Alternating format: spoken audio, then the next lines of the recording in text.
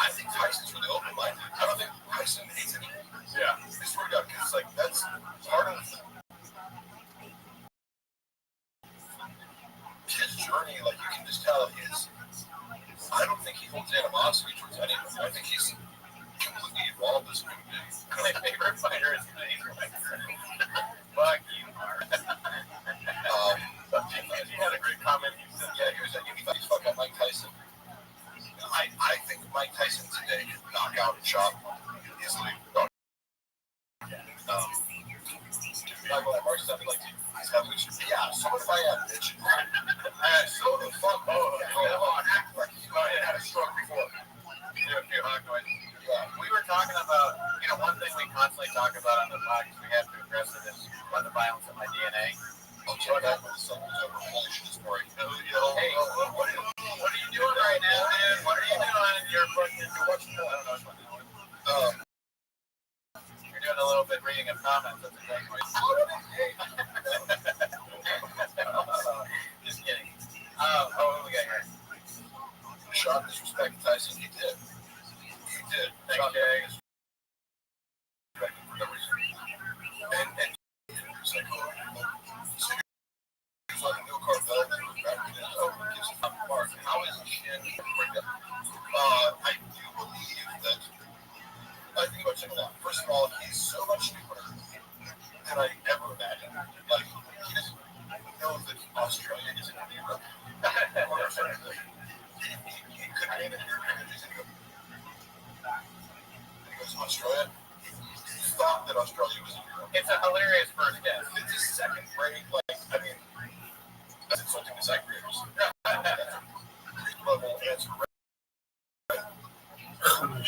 Sean has a bunch of issues with Shen involving what he doesn't do. He works like he doesn't really offer anything creative. He doesn't think it's a box. However, green culture. I don't know if you know the bit, but there's a bit, and I don't really, it's not really a bit.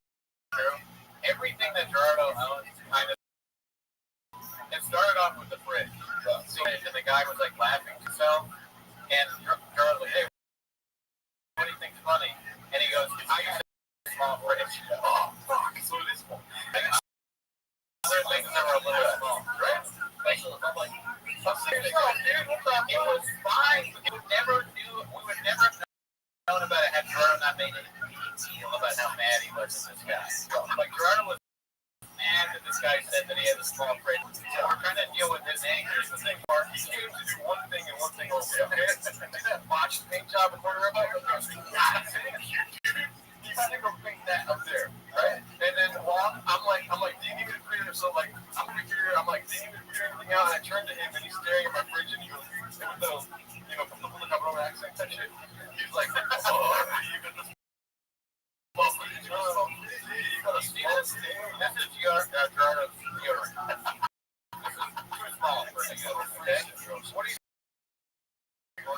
Gerardo's fridge, yes, I have.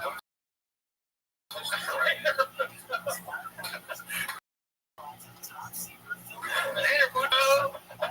What a fucking idiot. Mark, I don't need one right now, but we all Diet Cokes. And then if you want food, also at any time. Diet Coke make you nuts, dude. Yeah, I will drink a Diet Coke soon. I'm not going to try to throw up later so I don't have to.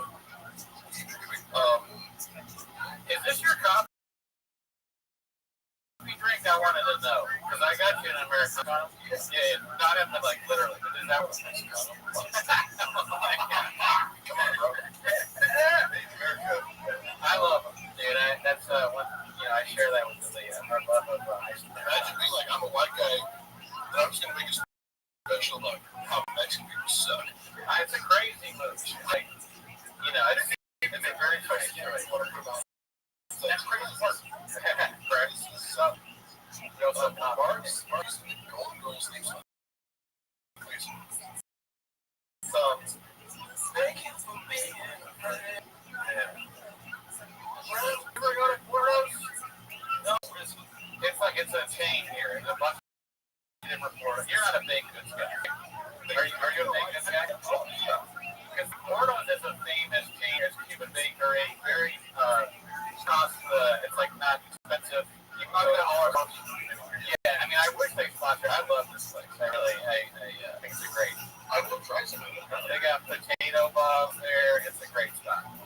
need to get a sponsor soon. I just marketing Brett offered shit, anything monetarily thoughts. I did not. So I thought about it. I offered a zero. Whereas, we're for corporation. Right. We'll just be like, oh, here's $15,000. If there's no fucking way that Brendan offered anybody. So wait, I'm sorry, did you say he moved on his own and didn't have to pay?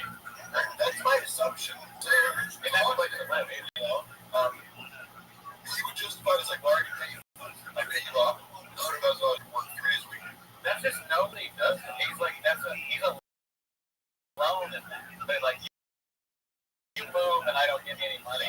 Because I'm not X on steroids. Do I look like a gay black dude? Yeah.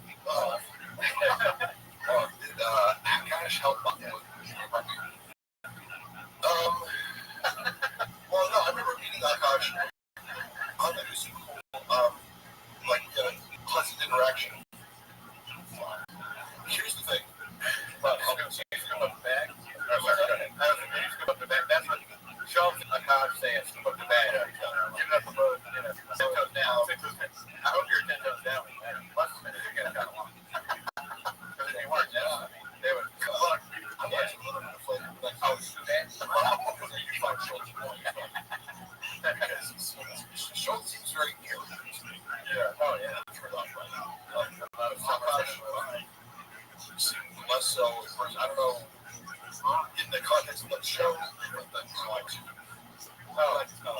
Bud Easy, Bud Easy is one of our big fans there. He's a great guy, never met him.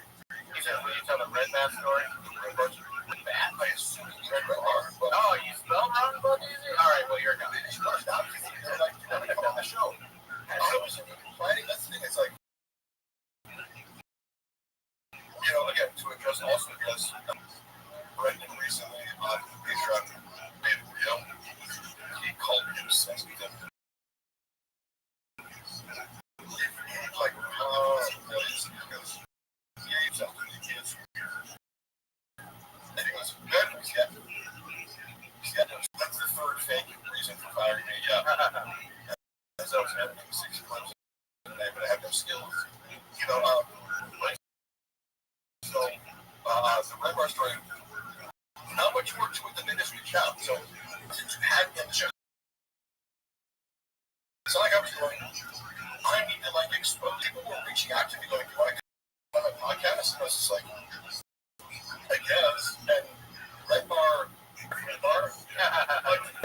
didn't know what to do. It was just one of these things. It's like the forbidden clothes.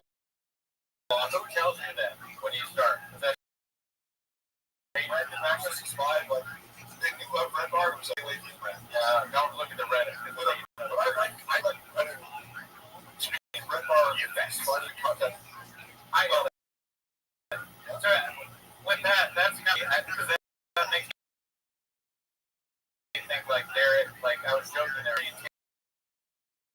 Of some kind where you start at Bitcoin and they're like, you think that thanks for joining the team. It's like, got you. You're not going to get paid. One thing they say is true, but I treat it like the boogeyman. Yeah. I swear to God, I've never done it. Can't even say it. It's like all of them. Yeah. Really? No, I swear to God. Okay. Do something. Because we have to be like that. Oh, yeah. We love Red Bar.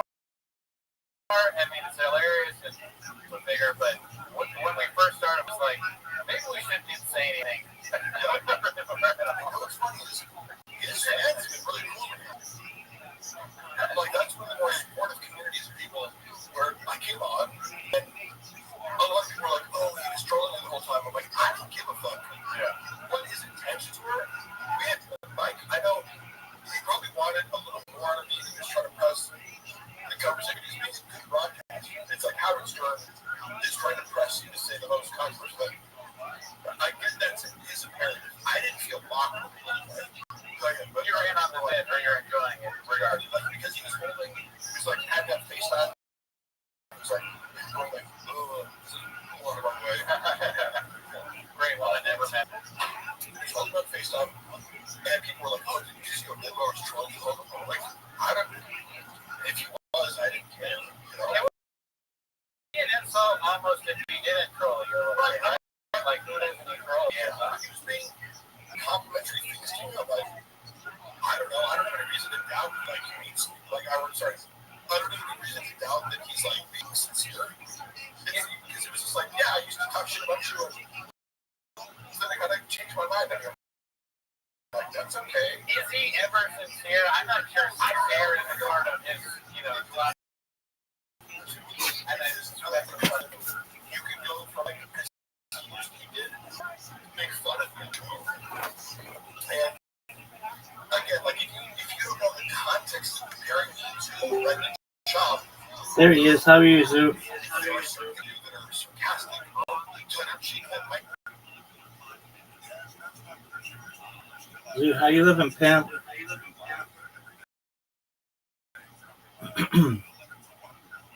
Remember that time I asked you how you were doing? And then you were just silent?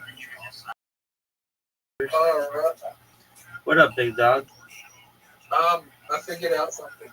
What'd you figure out, big man?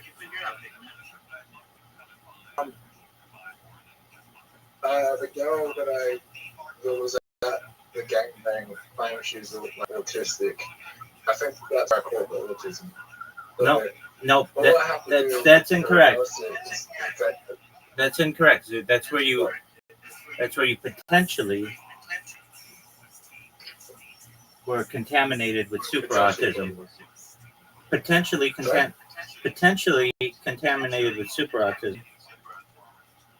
Yeah, that's where I caught it. Right. So I have a feeling I gotta infect. I feel like if you infect people, autism's an STI, and you just go on track, and then you're cured. Like a zombie? Yeah.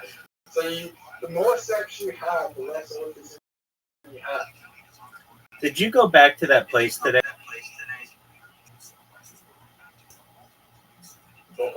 The adult bookstore or whatever? Adult cinema, where I call autism? The super autism, potentially.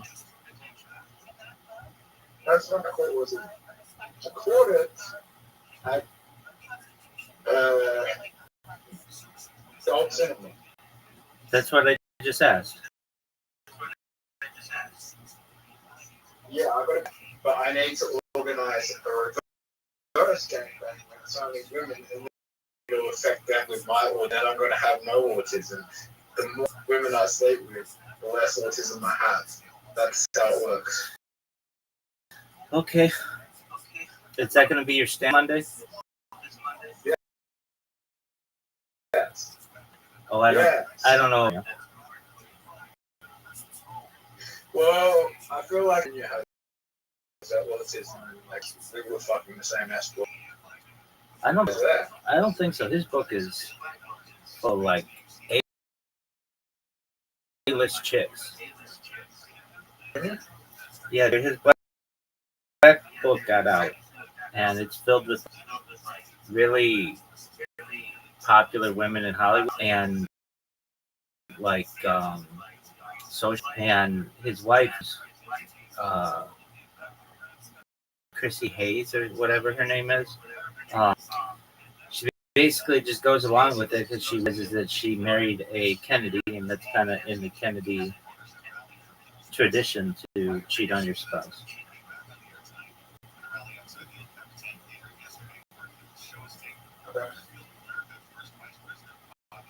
Word, dog. So what's good with you? I don't know about that, but have you been taking your acetaminophen? Why not? Because I don't have it yet.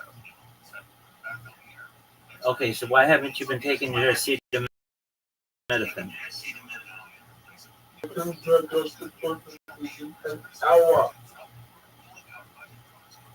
What are you saying, Pimp?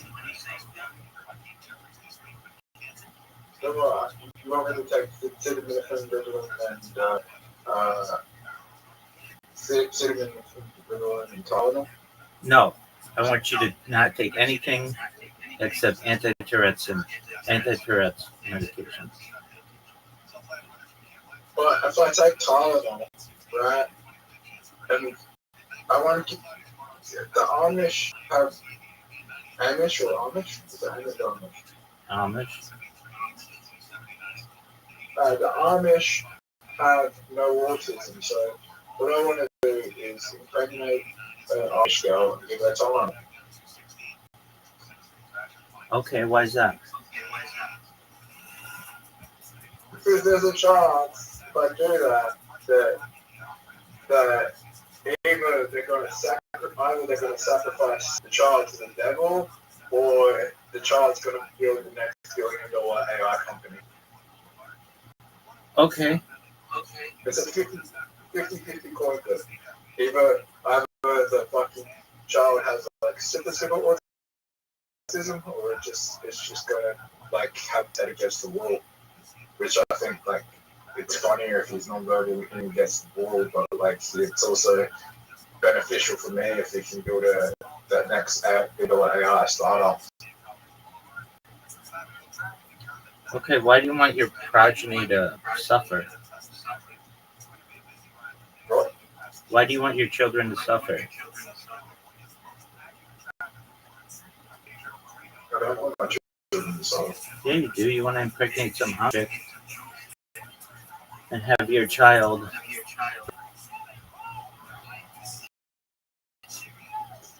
Because the autism. Yeah, I understand. Take an Amish person and send them to that adult video store and then develop super autism. Develop autism. They don't even get autism, they get super autism.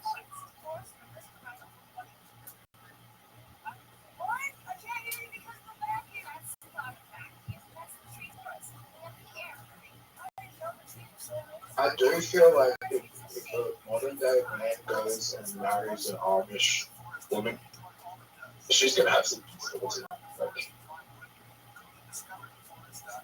Yeah, but what about mega autism? I feel like everyone has some symptom with autism. It's just a cultural like way of brought up, like the things that they're putting on TV and movies and all that. Like we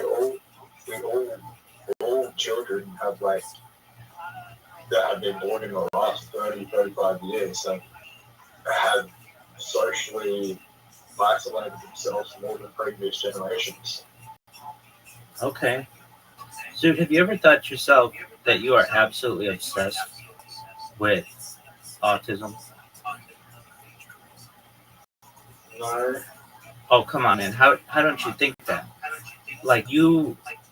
They just blind as fuck it is. No one fucking knows what it is. So it's funny. It's not necessarily funny, but you're obsessed with it. It's fucked. Well, that's one of the symptoms. That's one of the symptoms? Yeah. That's special interest. Okay. So... I want to make money. My special interest would just be fucking escorts all day. That would be a good fucking special interest to have. Okay. Well, that's cool. So what else is good? Did you go to the gym today? Rabbi, have you ever questioned if you had autism yourself? Never. When I was a kid, Never? When I was a kid, it was not a thing. No, never. I don't know what it is, but I know I'm like with the amount of people with whom I interact on the internet, I recognize that I am like the center point of normality. Basically, like no one is more normal than I am. I've just come to this conclusion. The only thing that I do that's different is I stream my life. That's it. Now, some people may say, well, that's super different, but I counter that by saying aside from pressing a few buttons on a computer every 12 hours, I live a relatively normal life. And has anyone ever like told you like you should go get diagnosed or said that you have it or asked you if you have it? Not in real life. On here? Oh, dog, people ask me all the time stuff that is irrelevant. Not in here, not in the Discord.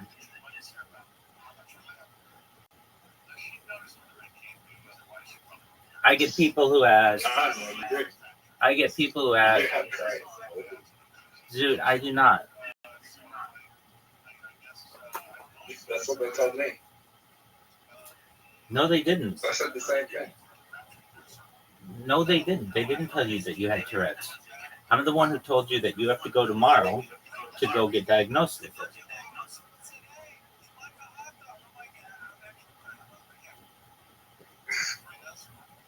Once you get diagnosed with it, you won't get diagnosed with it tomorrow. They'll give you a referral to a place in the upcoming month or so where you can get diagnosed with it.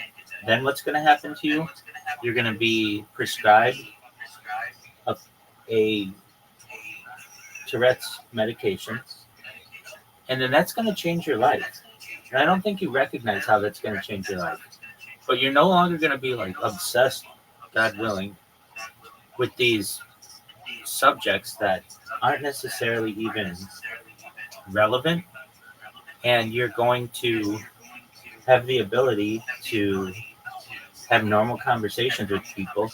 You're not going to burst out with awkward discussions. You're going to be able to have normal interactions with people. And then I think most of all, it'll just keep your brain focused. So you won't be like your discussion of these. You discuss the same topics every night, and it's fine. But it at a certain point, I recognize how it would be unattractive to be with you long term if you were just only in the discussions of like you only discuss the things that you discuss. You need to have more variety. You need to be a more well-rounded person, and you're unable to do that mentally because you are focused on these things, and I get that. But I think that these medications are going to be able to alter your behavior to the point where you are able to focus on other things. And what do I mean by that? A job. No, when people talk about things that just don't interest me, I'm just like, fuck this, I don't want to be here. I understand. But like, you were trying to find a job for like 10 seconds. And then you've never been able to refocus on that again.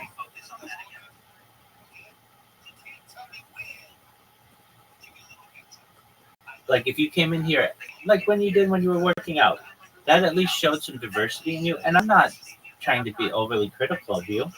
I'm just saying that like every single day, if you came in here 7 days a week, 5 to 7 days, the first thing out of your mouth is some kind of mental health issue.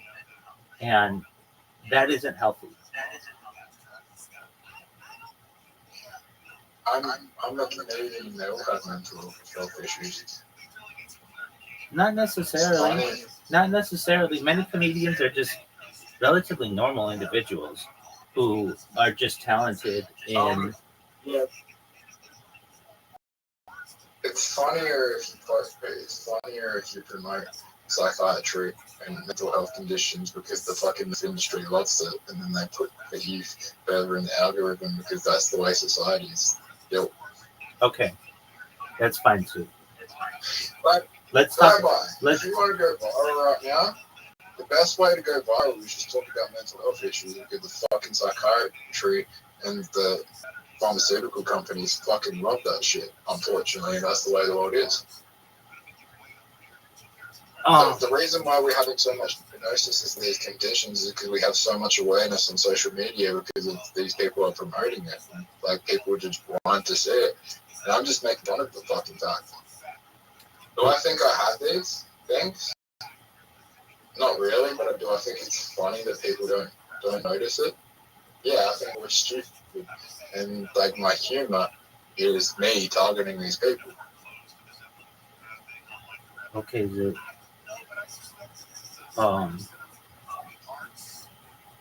If that's how you feel, then no one can take that away from you. I understand. What I want to do is I want to be funny, promote all these things you're doing stand up, fucking flip the switch on the fucking mental health industry. I'm gonna fucking diagnose myself with everything and then put it into stand up, and then they're gonna boost me in the algorithm, and then I'm gonna fucking flip the switch, and then people will see the world how I see it. Okay, Zoot. That's how you work. That's fine. Zoot, that's enough mental health discussion. Talk about something else. Okay. What else do you want to talk about?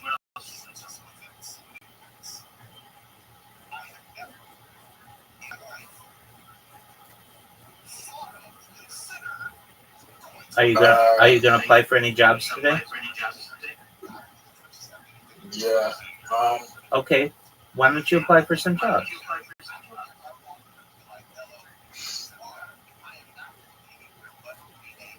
I'm gonna travel. Okay, where are you gonna travel? Melbourne, Sydney. I'm gonna do stand up in Melbourne and Sydney. Okay. Did you talk with your cousin who is already a stand-up comedian and ask them for advice?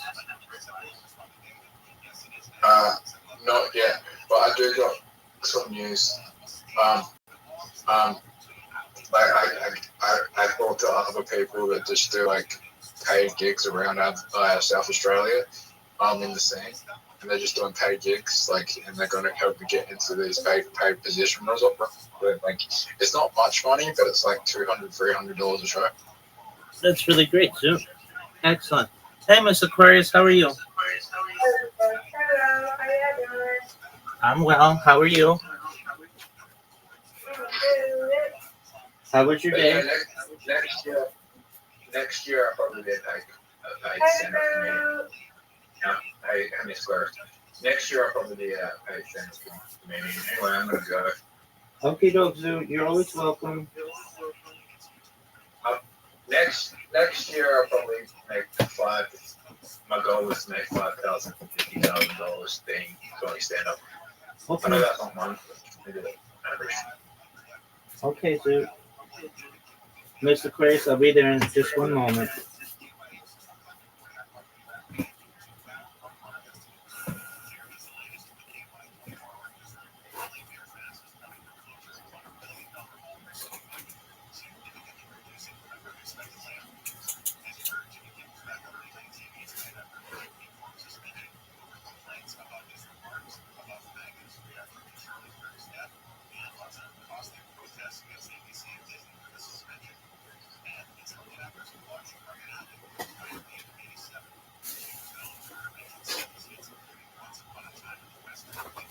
All right. All right, I'm ready. Go to sleep. Yes, ma'am.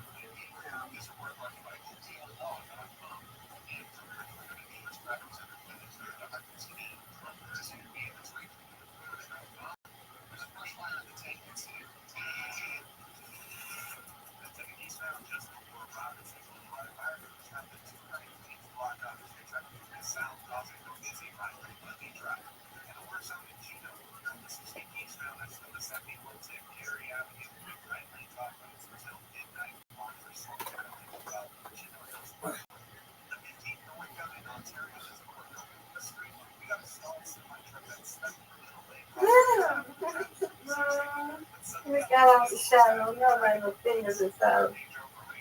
Come on. There we go. Bye.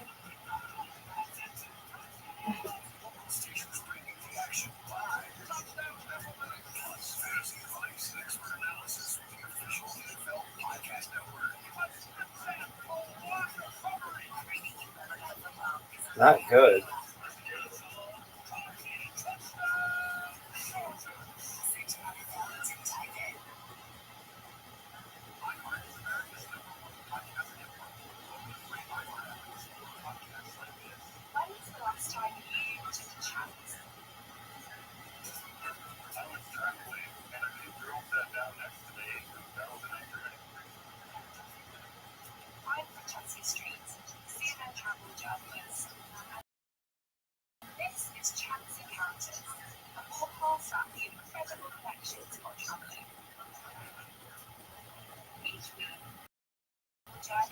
Are you serious?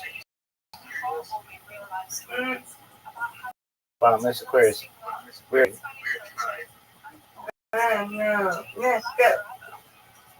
Hey. Not anymore, Not Miss time, no Aquarius. lunch. That's right, high five. Strike. I tried.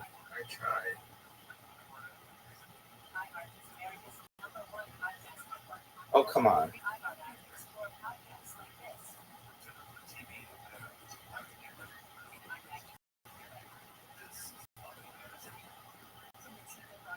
Oh, that's a big score.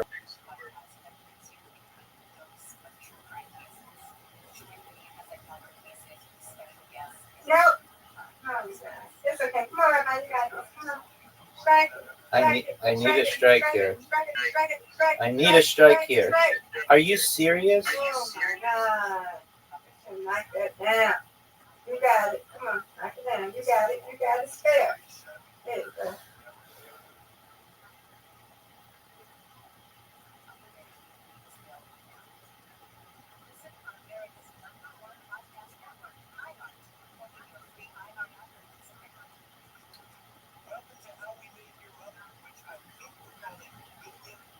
You got it. Come on, Rabbi. Comeback time. Yep. Strike it. Oh, come on. Yay. Stick. Yay.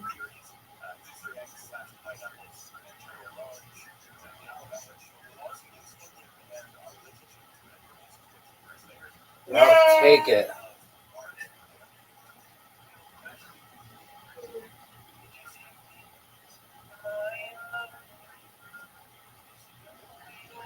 You win that, man. I win you in Miss Aquarius. All right, your turn. Yes, yes.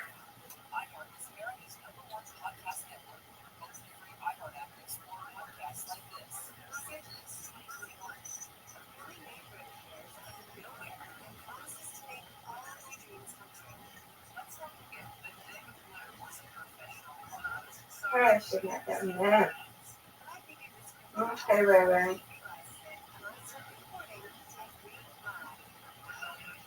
Oh, no.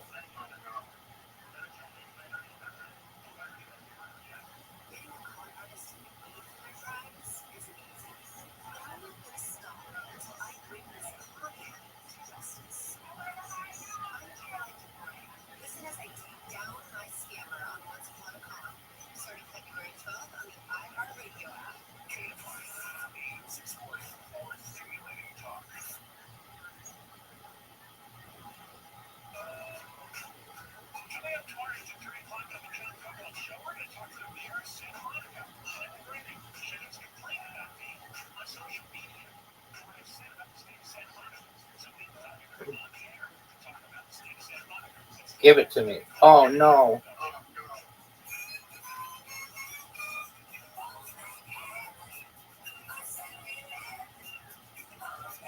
Yes, go now.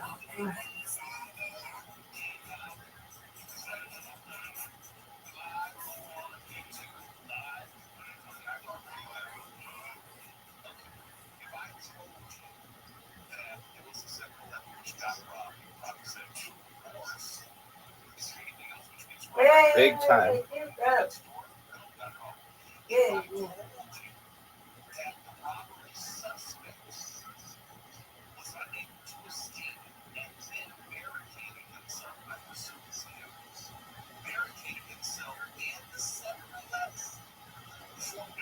Nope. Okay. Come on, Rabbi. Maybe tomorrow.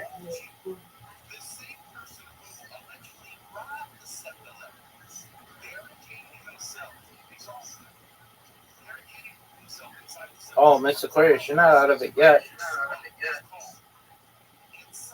No. That.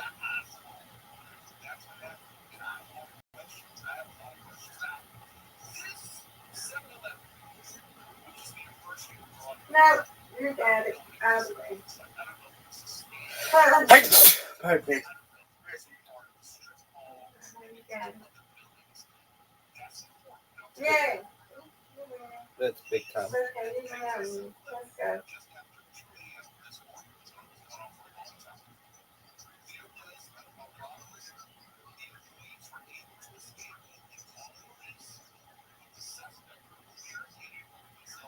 Let's go. You win out. When you win, Miss Aquarius, undefeated in bowling, undefeated in friendship. Good job. Thank you.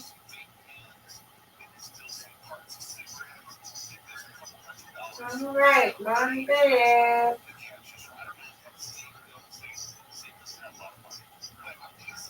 Sweet dreams, I'll Miss see you in the Aquarius. morning, okay, guys? God willing.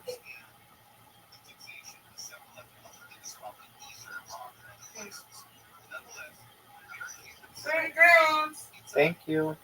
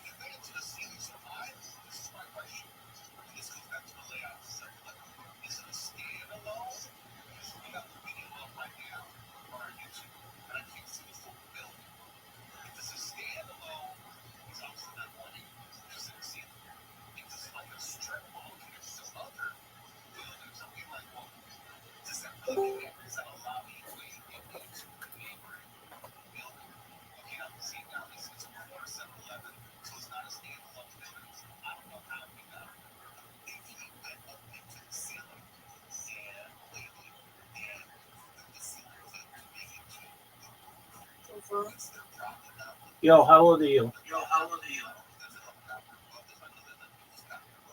6, 7. How old are you? 6, 7. How old are you?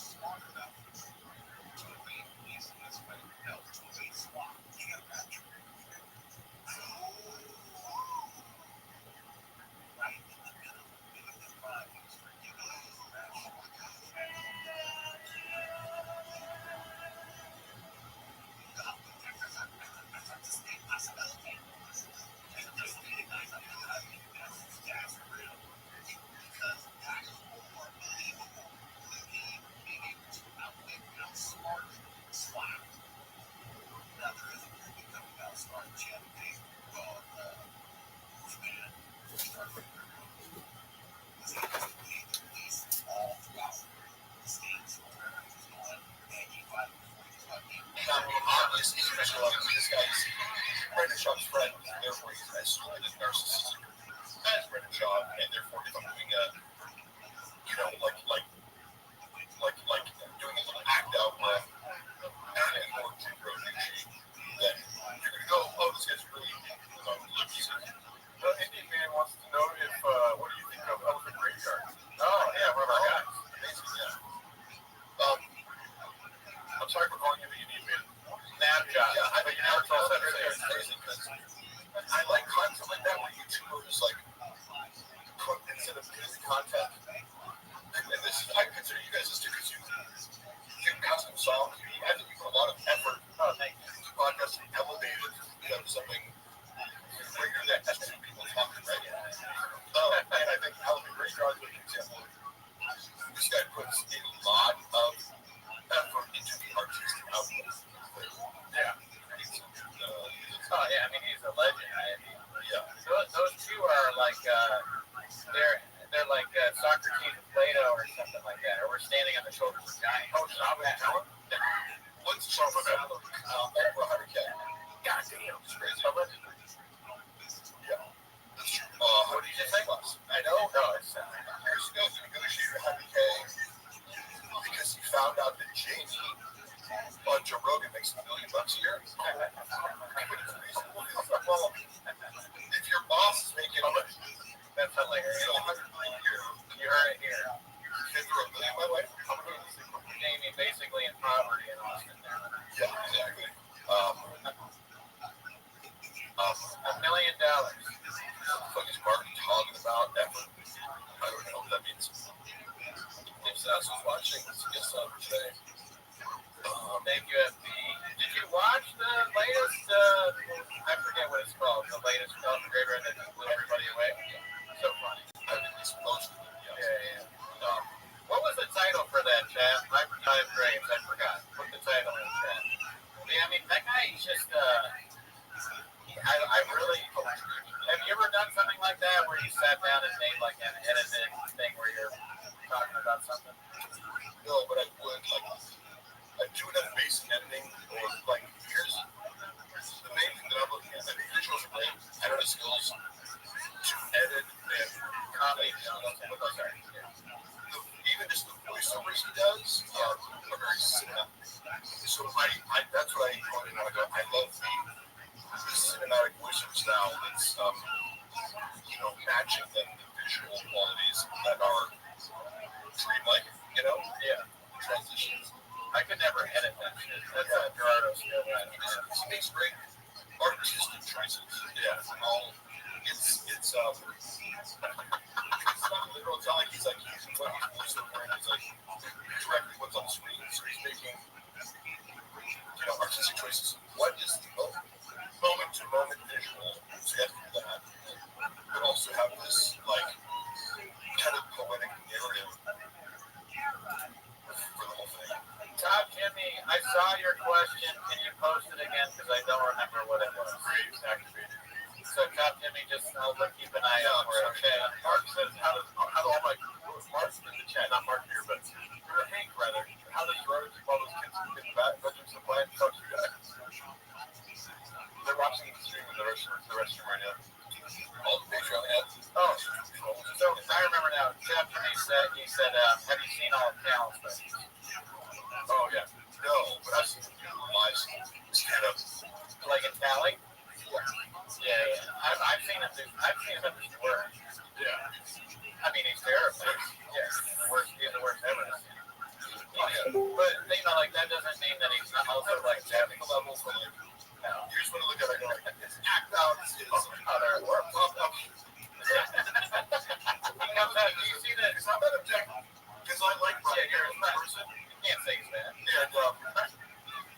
And I like at least when people use different, like I appreciate physical comedy or doing something. It's like he's making choices. Yo, how are you? I go, he's Living the dream, dog. How'd you find out about me? Oh, okay, very cool. What's good in your neck of the woods? Not much. Just chilling. How's that been? Chilling. How has just chilling been? Been good. Just been gaming a little bit. Played Rothschild. Okay, how's that? The MMO. Pretty fun. Okay, So I was gonna ask you about the Tree of Life. okay, from Kabbalah. Yeah. All right, I was gonna ask Havens it, but he didn't know how to explain it. yeah, I'm probably not the best rabbi to ask that to, and the reason why is I'm not yet 40, so Kabbalah is not something that I've been fully versed on. That's something that we normally, as Orthodox Jews, wait till we're 40 years old to be able to study in depth. So I would advise you to seek your local Orthodox rabbi who's at least 40 years old and has had children. Yeah, there's a couple around here. Very well. Probably talk to. I usually talk to Havens. Okay. He's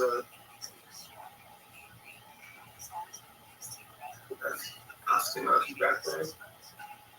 Very well. What else is good in your world? What have you been up to recently? Yeah, man, I've just been working and grinding. And how is Not it? much. Just working, grinding, investing, Okay. staying focused.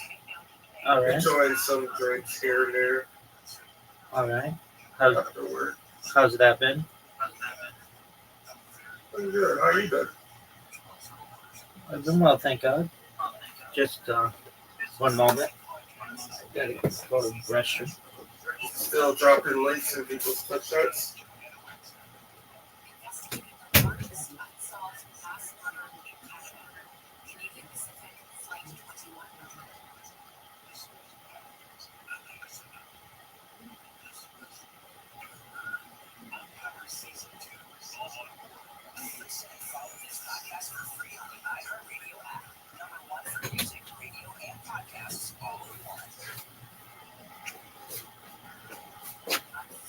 Yo, big dog. Apologies. Yeah, I'm still dropping links. Still dropping links Yeah, in Twitch chats. I'm doing what I can. Yeah, I'm redoing my bots to maybe see if I can improve them.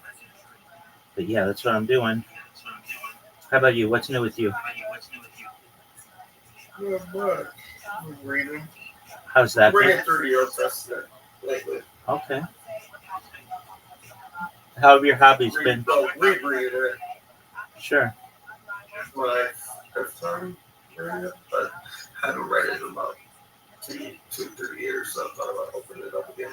There you go. And do a full read rather than doing like scriptures. And I'm just gonna read the full thing again.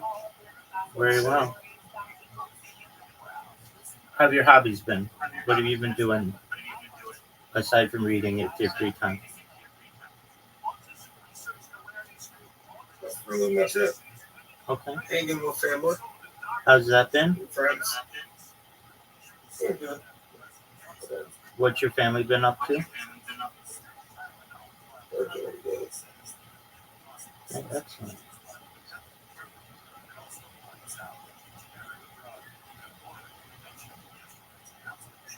Apologies, I'm not more fun. I'm just focused on doing this right now. You're good, man. Excellent. Yeah.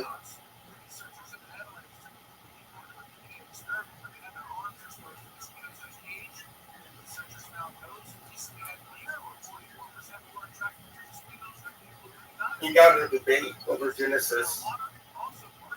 I will bless those who bless you, and whoever curses you, I will curse.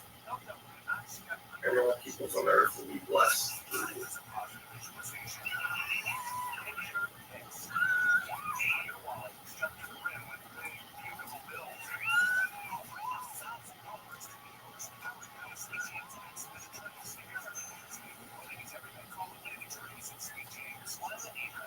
He said, was that in relation to Israel, or was that in relation to people?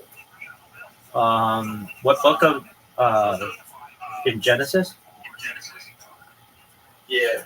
Well, it's technically the nation of Israel hasn't been uh, fully, Established, right? fully unified, but we are to assume that that is based on Israel today.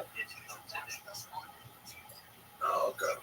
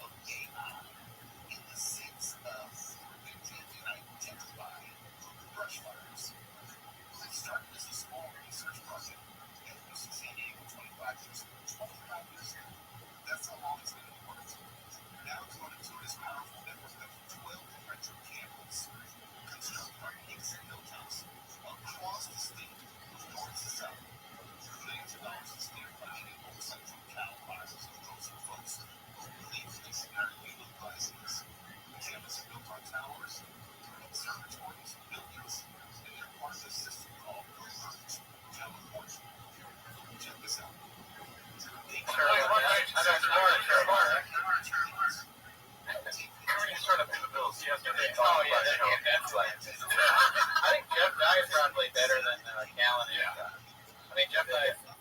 But to be fair, because I want comedy should just be an instinct action. This just make me laugh about that's the only thing. Right. Whether you like it or not. That's the thing though, because like now when I watch Brian Job, I laugh like almost every time. But I don't laugh. I don't even laugh when Callan does the hawk duck thing, which I love. I love it. Unironically, I love the bit. But yeah. Like an amazing song. My son. Yeah.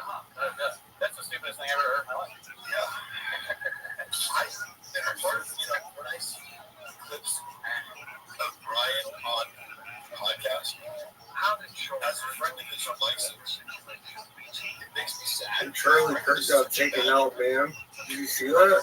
Yeah, it's very sad. Like, he doesn't understand the basics of comedy or improv, just acting, so it's like, Better memorial. sometimes he gets it, like, Correct. But it looked pretty strange. Callan down way more than he should. Callan is very good as a committed partner for two people. Him and Chris D'Elia have their chemistry. Because he allows Chris D'Elia to make him the victim of the comedy. Yeah, and we're like, wait, that's not fair. And Chris D'Elia goes to him. Keep it going. Keep it going. You really hit on two things that happen in our show. One is, okay, I'm going to start with Brian and then I'll do the D'Elia thing. So Brian, when we're watching Brian and Shop, Brian will go into one of his bits, and granted, it's not funny. What's it? Oh, so it's a smart. Does Papa have any incriminating info on you? Fuck no. He has no idea what I have. He has no fucking clue. You know that movie, The Dark Knight Rises, when Catwoman, played by what's her face, like leans in, well, it's like there's a storm coming. That's what I think of when I think of what's coming for Shab. I have to keep this under wraps because part of it is when okay, so to put it out on YouTube would be detrimental to my financial life. But it's like he doesn't even know what's coming, and he's too stupid to realize I have everything, Right. He shows nothing. Yeah, he should. If I were an investigator to go to Luana's house, and Luana, owns a private investigator. No, she is. Well, I mean, she's trying to be like, and she knew more about, she did, Luana is skilled at hitting men. So, but also, she played it very, savvy, and I applaud her for that. She was able to get the fact that Brendan Schaub was this guy's employer out of him. When you're not supposed to do that, it's right ridiculous. And I have, and it's on my phone, but I can show the guy's card. I can show the letter he wrote, and put to apartment door, not realizing I was living there at the time. Idiot. Yeah. So he's operating on expression. And I remember when I called him, he was like, "What's this guy doing out there? Like, did you serve me with some papers or something?" And I was like, "No, let go," because I was no crazy. I say, "Go look at what he wrote. He wrote this note, put a number on there. He's so many areas, but his comment was tough. He's from investigator. He didn't say Sean. She talks to him. She knows what he's expecting. He goes, "Are you here because?" And she's like, "What for?" I said, "Well, I can't really say." I go, "Oh, is it Brendan Schaub? And does it have to do with a bouquet of flowers that someone sent to his house?" And he's like, "We got an art." And he's like, "Oh, okay, you know what this is about." And he's like, "Let me tell you the girl story. You know, one of these girls that he was having a long affair with. Who's smarter than the rest. She has like an MBA. Just more accomplished professional and somebody who you should cross. Like, she fucked around with the wrong girl. A lot of these girls even dates are idiots, but this girl, after he crossed the line with her, you know, having lied with her the last time, she sent a bouquet of flowers to Joanna, you know, saying, just outing him for having non-relationships. The note started off with, "This is not working." So, it's true, it wasn't Mark. However, they gave him just enough of a thing to go, "Joanna, obviously it's Mark because it says this is not Mark." Yeah. And then he invented an entire story whereby I somehow went to his house with a bouquet of flowers and a note and hopped over his bed. Like, it was, I'm like, "You have security cam footage. Like, I've been in your house. The whole thing is covered by, you know, 8 different cameras." And he said to another side piece, "Hey, did you talk to Mark recently?" I said, "No, what's up?" He came by the house and was there. He's messing with my kids. Just, "No way." And he said, "Yeah, I get the police involved." Like, I'm on the phone with them right now. I'm like, "Oh, okay." The police, yeah, sounds good, bro. The security cam footage of a, you know, worker from Joanna's favorite florist and livery, you know. I just wonder how he gas him on that, because, like, he's like, "Oh,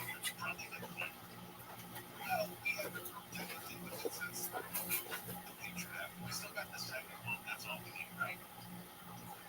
And so, this MPM that like this it's on wheels with weight. Well, that there's significant various levels of quality. Yeah, you can talk about problems going down the street. Yeah, maps and street level view and everything. You think it's only being used for GPS purposes? It's for entertainment purposes. There's a lot of people who really post for funny pictures on there. It is funny, but whenever you're back into that degree, there are alternative and other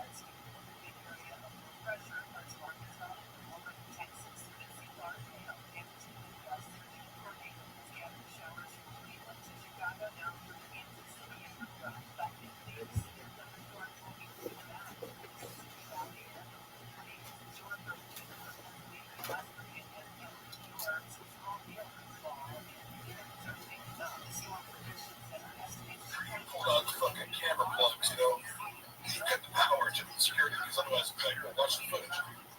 Verify any situation. It was just one of the more hilarious things where I go, this to gaslight his wife and family in the craziest way possible. So I get hired an investigator. Yeah. You know, whatever. He doesn't that's why he lost the lawsuit. It's like, imagine running judge your life, and you have to rely on him to tell you the truth about what's going on. You're fucked. Yeah, I mean, being a lawyer is like being anything. It's going to be like that. We have another one if you want to know. Let's go right off that. So go ahead. This bit is amazing. I just tried the first time having a coffee cake from Bordeaux. Surprising, I know. Cinnamon coffee cake. Wow. Listen, I would fuck my way in the room on this. I'll be in those. Yeah. Yeah, that's not good. No, that's just the rule. Well, your job is sweet. Hey, if somebody runs fucking your campaign against me to try to ruin my life and make me unemployable or lies publicly about the reason he fired me to make it look like he wasn't a fucking idiot for a temper tantrum because it takes back a few hours, I can do whatever the fuck I want for the rest of my life. I got nothing to do with you or you. This is what the fuck I do, Mariah did it.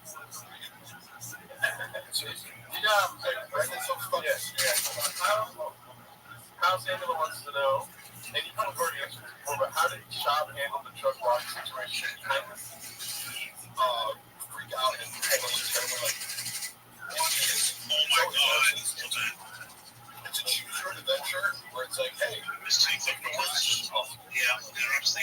I was the funny part is always, you know, if I'm tagged in a video with a red judge handler, how could I be someone's handler who doesn't listen to any other human? That's facts. If you're given the best advice ever, it's like, hey, what you're about to do, like Joe Rogan said, someone to say, what are you going to do? No, don't do that.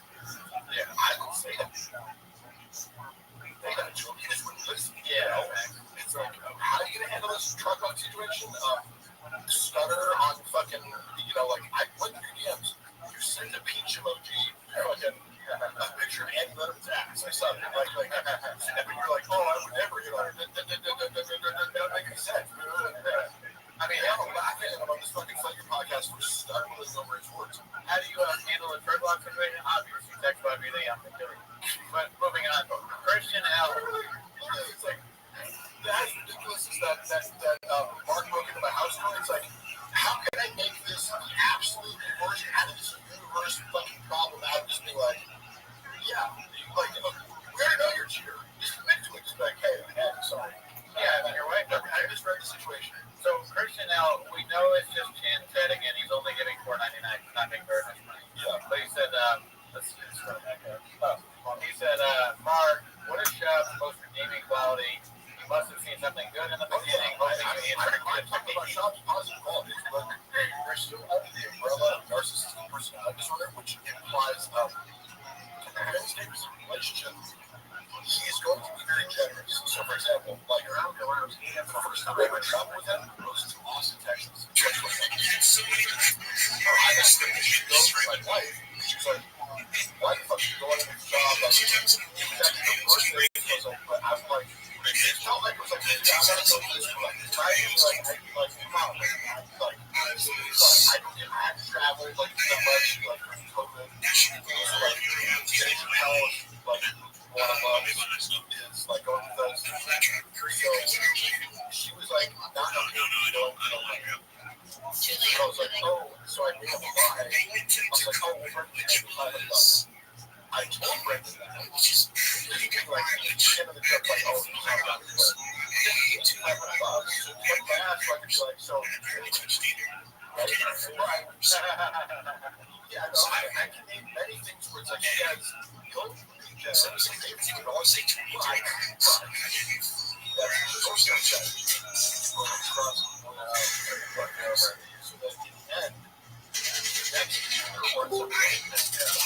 Yo, what up, Only Solid? Yo,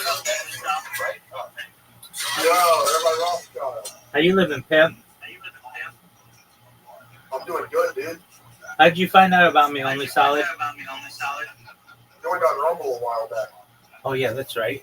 How you living? Yeah, what's good? I'm calling you to ask a question. Go for it, big man. What is the significance behind the number 33? Yeah, this is a great question. At its base, it's the number of vertebrae that we have in our spine. So, if you have a body, if you have a, That has to do with like reincarnation stuff, right? well, there is an aspect of this, like basically in our coccyx, which some people define the spine as having 33 bones. Other people describe it as having 34 bones. And that last bone in the tail is thought when in the days of Mashiach that will be used to be able to revivify the dead. And that's just tradition. If you know the science behind it, it is something that basically is the strongest bone in our body. I shouldn't say strongest, but the one that decayed the last. So we call it the loose bone, Luz. And just tradition says that fire can't burn it, water can't dissolve it, no hammer can crush it. That's tradition. Can it be crushed? Yeah, all of those things can. But nevertheless, that's tradition. And then it's taught that Hashem or God will use that bone as the seed from which the body will be reconstructed during the revivification of the dead. So we say it's the last bone in the spine at the coccyx. If you know where that is, it's like your tailbone. And its name comes from Luz. It means almond. It's also a city in the Bible. Basically, that's associated with continuity and immortality. Interesting. Yeah. Now, if you really do decompose a body and count the amount of bones in like vertebrae, again, I was more thinking that I know the Freemasons do a lot with the number 33. yeah. I mean, I'm a Freemason as well, and it's used a lot within Masonry. It's the highest level of Scottish Rite Freemasonry. It symbolizes illumination. It has a lot to do within geometry as well. So most geometric patterns, at least in the simple form, use like 90 degrees, but 33 degrees is really important because it's actually 33.333333333 in ad infinitum, but basically like forever. And so you can't ever really get there. You can attempt to, but you're never going to get the whole amount of the number. And basically, when you're breaking things up in easy pieces, let's say we have just a piece of bread. It's pretty easy to cut it in half. That's generally like 180 degrees. And then a cross cut to make 90 degrees. But if we have three people, then we have to make it 33.333333, and it's very difficult to do accurately. And basically, like when dealing with these types of numbers, if you have one or two people, it's pretty easy to break something up evenly. 4 people it is, but 3 people is pretty difficult. And so there's a lot of interest in the fact that when you're separating something into threes, it's actually technically impossible to do accurately. Yeah, I kind of noticed that with just like fractions in school.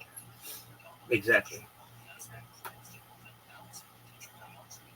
Well, Rabbi Rothschild, that's my question of the day. Excellent. I will see you probably tomorrow. Thank you. Absolutely. Anytime, my friend. Great question. Bye-bye. Bye.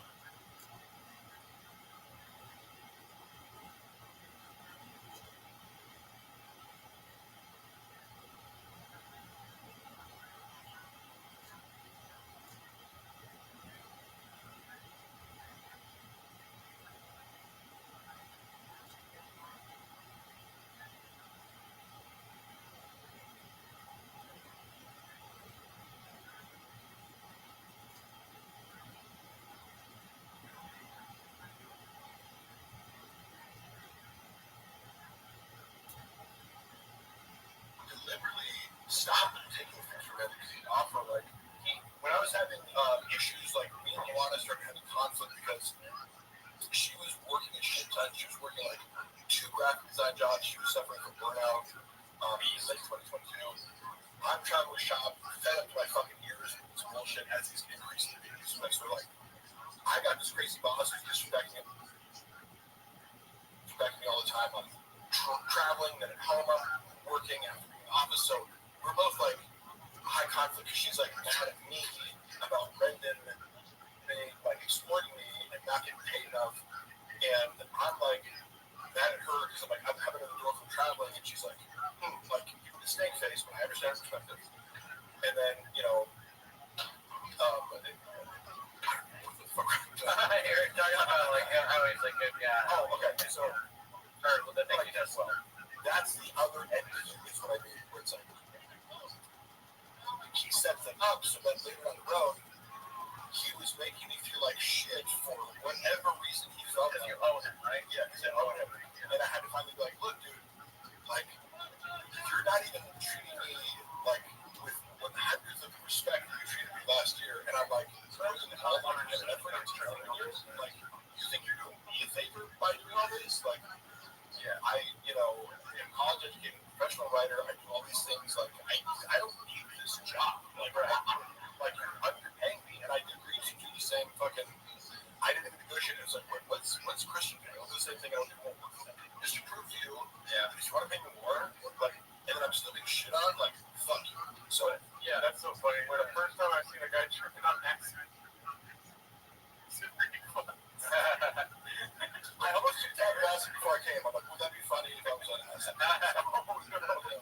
Yeah, like with Shab, what I've learned from Shab, because he does have good qualities, is like, number one, he's helped me a lot. Like, I wasn't really that into my son's baseball team. And then, like, I wasn't a Shab, I was like, you know what, I should be like a baseball dad. And then we got going up the umpire. Yeah, my son, Denver, has gotten a lot better at swing and the pitch, and he never, like, loses to a fat guy anymore, like a fat kid. So we got rid of that. Like, if a fat kid is playing, he's always better than a fat kid. I didn't like him until I got my own truck. Yeah. Oh, yeah. Like, you know, hey, I was ready. I was fucking by one of the baseball parents. It was so fucking funny. Because now I got this constant identity shifting of like, now I'm a baseball dad. And this is my kids in my life. After cheating on their mother publicly for, a decade. Like, it's hilarious. And then here, all of a sudden, this story is like, oh, Shop's also, as he's everything, portrays himself as like this beast of quarterback. I'm trying to push up. Then you're the other side of the coin, like, oh, so from a third party perspective, Shop's like chili dogs, so, he's like, Oh, man. Fuck. Man, a baseball? I didn't see it. Yeah. Oh, man. Watch his football highlights in Colorado. Like, yeah, I mean, they used to talk to you the NFL, and I can say this, I watched myself play football on video 1,000 times. I did it for school. Yeah. I used to love to do the difference between high school and colleges. Watching practice from one-on-one drills and scrimmage footage, and you see guys one by one. Right? It's humiliating when you fuck up. It's like, as a freshman, I'm like, I don't know how to do it. Coaches were feeding me with a great, like, you're learning how to do it. So, but I look at John and I go, I know what he looks like. I'm not saying, like, I had great, good moments for me. I knew, like, when I was performing well, and it gives me an appreciation for, like, NFL caliber. Like, you have no idea until you see yourself play football on camera. Like, these fucking 300-pound D linemen, it's like, these humans shouldn't be able to go fast. And watching Sean, I'm like, oh, he looks like a D3 player. You know what I mean? Like, he's not good. Yeah, I haven't seen good highlights. Jay, thank you, Jay, how does Shop feel about ear ratings? Good question, because that's kind of nuanced one. The falls under the umbrella of Shop hates everyone. He feels is socially beneath them. However, he did negotiate on Eric's behalf not against, but like, when he was being brought into the King of the Sting situation, apparently, according to Shop, which I take with a grain of salt, but I think Theo was kind of like, more difficult for him to kind of be an equal partner in this like dynamic or something like that, where it's like, these are inviting him on as a guest, and I'm like, oh, for you this much change per week. He's kind of like, hey man, like if I'm gonna keep myself available, it's totally fair. It's like, am I gonna call or am I gonna be part of this thing? He's asking very fair questions. Sean advocated for him to be a more fairly paid kind of person in this kind of thing. I think Theo was kind of going, I don't want that, but also but part of this pie was the fact that King of this thing is what it is because of Theo Vaughn. Sure, Theo Vaughn is the drama. Theo Vaun does a solo podcast, gets a million hits. So obviously, in a business sense, you can listen to what's your value in this, what you add.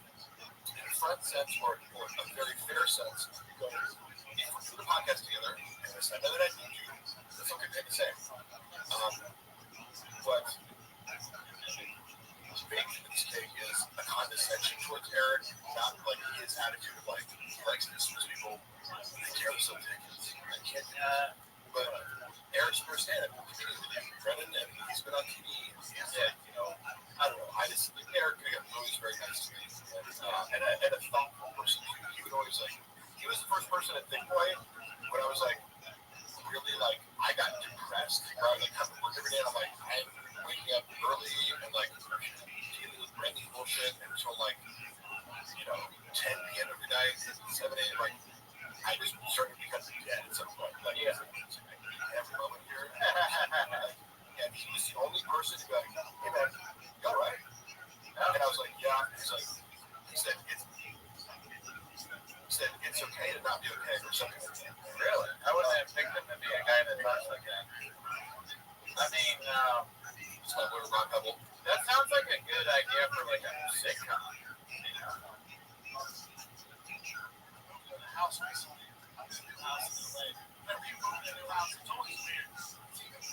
Oh, hey Rob, you're on a live stream right now. Are you okay with that? Oh, sure, yeah. I mean, I'm doing a live stream. There's a lot of people watching actually for this 10 minutes of shop thing. Well, funny enough, this is my late Richard Rob Pebble. Hey Rob. He's about to destroy Brendan's job. Oh, actually, no, he's not. He's totally incompetent and doesn't do anything. Rob, we're actually having an important discovery. I was going to share a concept with you. Yes. So, part of this last week we got going on, and I want you to get out of yourself, and I have another story. All the resources stuff. Of course. So what I want you to do is process and watch and think about how do we scale this? Where do you scale this, right? Yes. Just figure out the pieces, which just like yours, and you're the guinea pig. Yeah. You guys are doing this in a career like me, and your marketing team is pretty exciting. I'm a lawyer, usually I'm the most crazy Robert calls, right? When I get you guys, then all your seats together because I'm going to hear a guy that makes you all set. Yes. Thank you. Love you. Robert Pebble, attorney at law. All right. Good luck, Rob. Yes, Rob is I went to college with him. He's literally one of the smartest people I know. Right. I was if I get 10% of what he's saying, I'm lucky. But he's just better than Chuck Williams. Right. Motion to dismiss. Yeah. That's it. So you went to college with this guy? Yeah, we both played football to go to college, but I would consider Rob, if he had 150, 160 IQ, I wouldn't be surprised if he's extremely intelligent and specifically organizational systems. I remember when he was 20 years old, he's a gym bro. So we connected with lifting at 20 years old, and so he was a freshman. I was a senior. We connected over just lifting, and he was because I had this policy if you ask me if I'm on juice, I'll tell you. If you don't, I'm I got it. And he was oh, if you want a cycle, I'm yeah. And so I was you're the first person with the audacity to ask me politely, Yeah. He's very correct. And when you step into that deposition room, you want to look at because you're going to be imposing your presence on people. Rob is really, it's deceptive because what I like about him is he's a Jack Hansen gym bro, but also he's an autistic spot with organizational systems. So remember when he was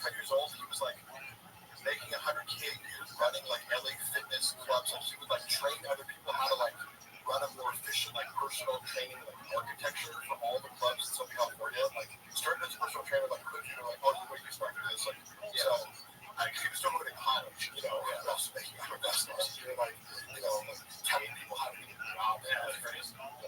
You didn't get your lunch by the 5th hour. But 4 hours out of something to break, dude.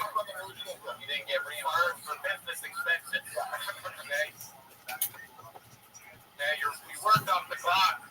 And it's also very moral. So you don't meet a lot of lawyers, like, yeah, because some of these guys, whoever's representing shops, obviously, you realize this guy's an idiot, pathological liar, who has no case. It's kind of like whoever's representing Blake Lively, Ryan Reynolds, you're like, you know, this person has no case whatsoever, and then you can charge these clients millions of dollars and drop this process, but you know you don't lose, right? But Rob Pebble is It's a good, actually, you know what, now that that's a good advertisement. I mean, he's a lawyer doing wage and hour stuff in California, so they go find clients, hit up Rob Pebble. yeah, you have a case, or you're misrepresenting something, hopefully. Up to 50,000 cars out of date. WeWantCars.com. Where to next? He fired me the other day. Trying to sue Gerardo. Had to borrow some, not enough bag up. But we fixed that problem, didn't we? You don't want to drink a Diet Coke, what happens? He's a lawyer doing whatever he wants to go wrong. No, seriously, Rob is one of the best labor attorneys in the state. There you go. It's hard. It's a hard concept for people to understand that you can have muscles and also be good at a job. But it turns out Actually, it helps. It helps. Muscles help everything. Yeah. So Mark is Rob, the sharpest tool in the shed. I know literally what his words are playing on. He's designing a service, like an AI-based platform that he invented and like programmed that essentially does the job of people. So sorry to all paralegals out there, but Rob is designing a product to sell to law firms that like automates all these different things. Right. And I'm doing an AI platform that watches shop content too. That will also be part of our Patreon. Yes. And Mark has Brendan tossed on the ground. I know that's a big. Of course, thank you, Jeff. He's not conscientious, you know, so he's the type of person who just throw trash on the ground and expects most to pick it up. So, of course, that's my dad. Oh, no, I was just thinking of the James. I love the creative. Yeah, that was a great fire. Anything else? Any questions? Bob, when you guys played Sega NHL PA Hockey 93, this should be the exact same perspective. Well, I love that because I love that movie and I love that game. You've seen Swingers, right? One of the greatest. Oh, yeah. I played that hockey. Did you ever play that game, the hockey game on was it Super Nintendo? Yeah, No, I don't think so. Dude, that game was the best. All you had to do was you go around the goal and then you click and then you can get a goal every time. And then you could also fight Super Mario. Super Mario is on there. That was a good game on there. I fell off of video games because I realized, like, so my older brother is you know, I'm happy to recognize, like, my place first intellect is like somebody like Rob is so much smarter than me. Or my brother Derek is like an applied mathematics PhD. So like I've met real smart people. It's also funny when people like pass themselves off in LA. So I'm smart. I'm like, have you met smart people? I go to Austin, Texas. Yeah, dude, that's where the Phil philosopher is. Yeah. And I'm like, honestly, you can't be really smart, but it's like if you get a room full of PhD, like applied math, computers and PhDs in this room, it's like it's gonna be an odd bunch. You know, right? Their IQs are off the chart. Yeah, they won't stand at all compared to Jody Cook with Diaz and Bert Kreischer, dude. Shirt off. You know, PhD. I never heard. And it's funny, Bert Kreischer, he's pitching out because he's very nice to me. So I gotta say, like, I'm not gonna try to trash him, but sure, he doesn't seem to be good at being fun. Oh no, his stand-up is But also, like, he's taking Chipotle see like 2 more years with him. So it's like, I don't mean to hit on him, but you're right. He does use people. That's true. It is. People that can help him for a little bit. Yeah, that's pretty. I'll say the machine. I enjoyed the movie. I might watch it. That exists. Never see that saying on this guy like. I don't know. There was another question that we didn't answer from the fan funding. What is the estimated time of Shab's downfall? Yeah, that's what I was looking for before.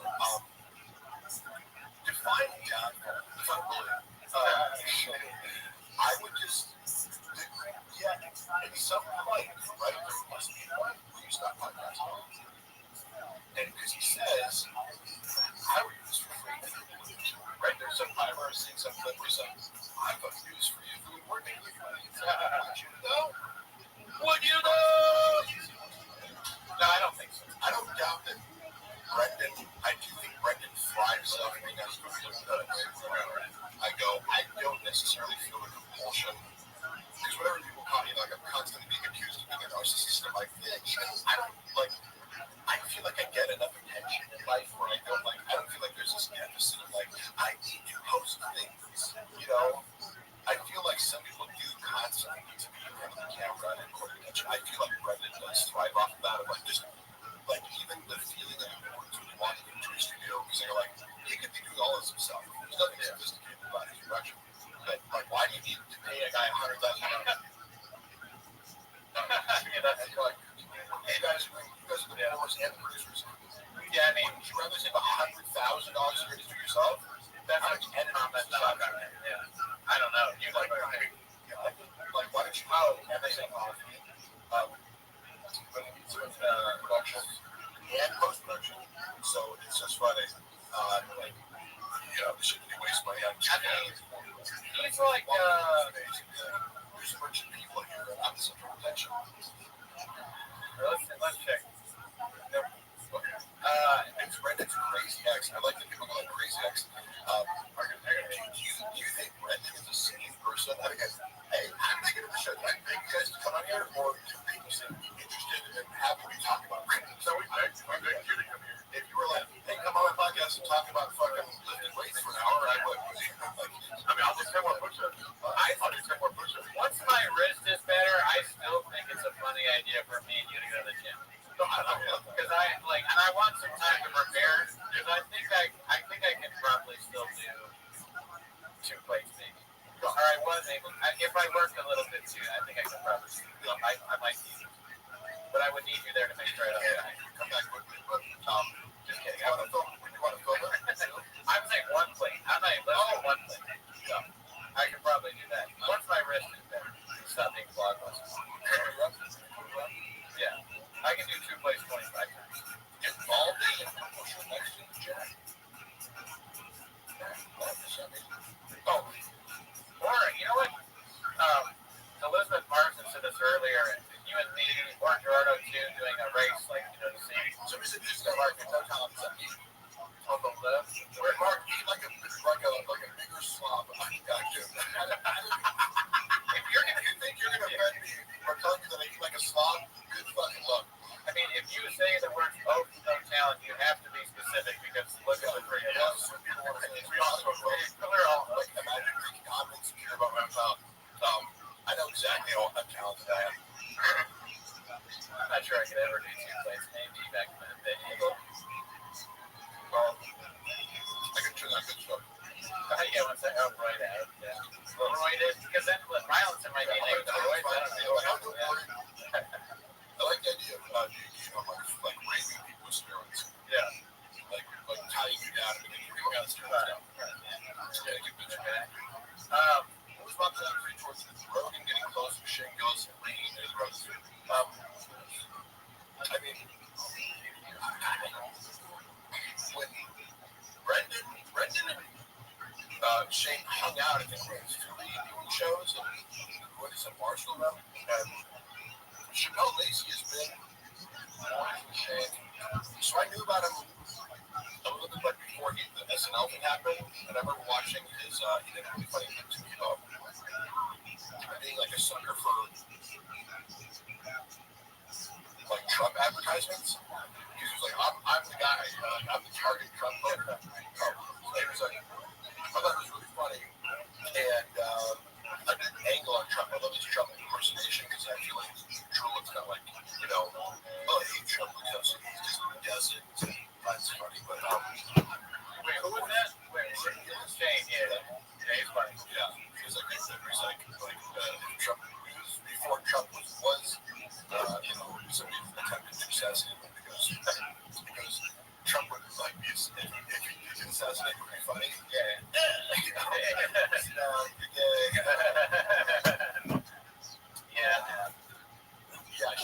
I'm sure that Brendan resents the shit out of Shane Gillis. Here's what I've said this before. My take on Shane Gillis versus Brendan Schaub is, you know, Brendan Schaub is like cosplaying as a blue collar guy, like Chubbs and blue collar and this and that. Like Shane Gillis is like actually that, like where he's like kind of he's actually kind of a history nerd. He went to us, but he actually played college football, like was an lineman. His level of self-awareness and his level of like he owns 2 pairs of pants and a couple pairs of white dogs. This is such a hard concept for Brendan to rationalize. He used to look at me and be like, "Oh, you don't care about materialistic shit?" I'm like, yeah, because I'm not rich. Like, I don't like. Why would I buy expensive shit trying to look like wealthy? I'm not, But it was like, I saw his mind. It was like, oh, like how did God totally obsessed with material wealth? Shop girl for sure takes up to LOL. Yeah, that's kind of funny to me because it looks like it's maybe his girlfriend's profile and he's commenting from that and clarifying that it's him. Yeah. Barney said, I don't know. Who is it? Whenever you use me, you'll get spoiler alert. I'm looking at people raping people. Hey, don't clip that. You're taking it out of context. This is a bit, because I always tell people, oh yeah, for sure. I'm like, yeah, you want to take juice one, if I do it for you, and you don't know, and you're just thinking that, when you're taking steroids, or if you know about it, 100% yeah. I don't even know what you're saying. Mark used to work with Gypsy Money. Listen to him. Dude, Shab and Snaz, bro. I cannot give any updates on Snaz right now, but holy fuck. Oh, no. Holy fuck. Okay, I have been instructed to not say what I know about this for the time being, but Jesus Christ. Jesus Christ. That's all I have to say. Do you have a favorite joke from the Gringo Puppy? I'll actually try to answer. Yeah. Okay, I thought you were going to. I don't know where the special versus I've heard it sometimes like 4 hours and it comes out in 26 minutes, but I thought the worst joke was his he would end with like getting a rifle to kill the cougar at the end. Okay, yeah. I was like, as a cat lover, like, why would you just want to murder a mountain lion? It's closer. Yeah, I was like disgusted. Yeah. Like I'm kind of low-key like when people hate animals and just like, yeah, I want to get really quick to go kill a mountain lion that hasn't done anything to my I get it if it attacks your animals or something, you're a farmer, it's like I get it. But if you're just like a guy like thinks mountain lions are just dangerous to like you're in the fucking this is where the cougars live, I thought it was weird, he was very not funny and he kept making that because I don't know if you've seen it. Oh yeah, now like this callback, swept their toes on this big sorry about that. I was like, this is so ridiculously not funny. And I hate humor that involves references to having yeah. Same way it's like, when a guy's bragging about having a big dick, it's like there's something going on there. Either you have a small dick or you like dicks or like whatever. It makes me uncomfortable because I'm like, what is this fascination? I made a prediction the other day on the podcast that honestly, Shab would make it so far and whether he is a masculine or yes. Oh, for sure. He would be like a huge influencer in the gay space. Like, here's some interesting things. Like, Derek posting and Jim right.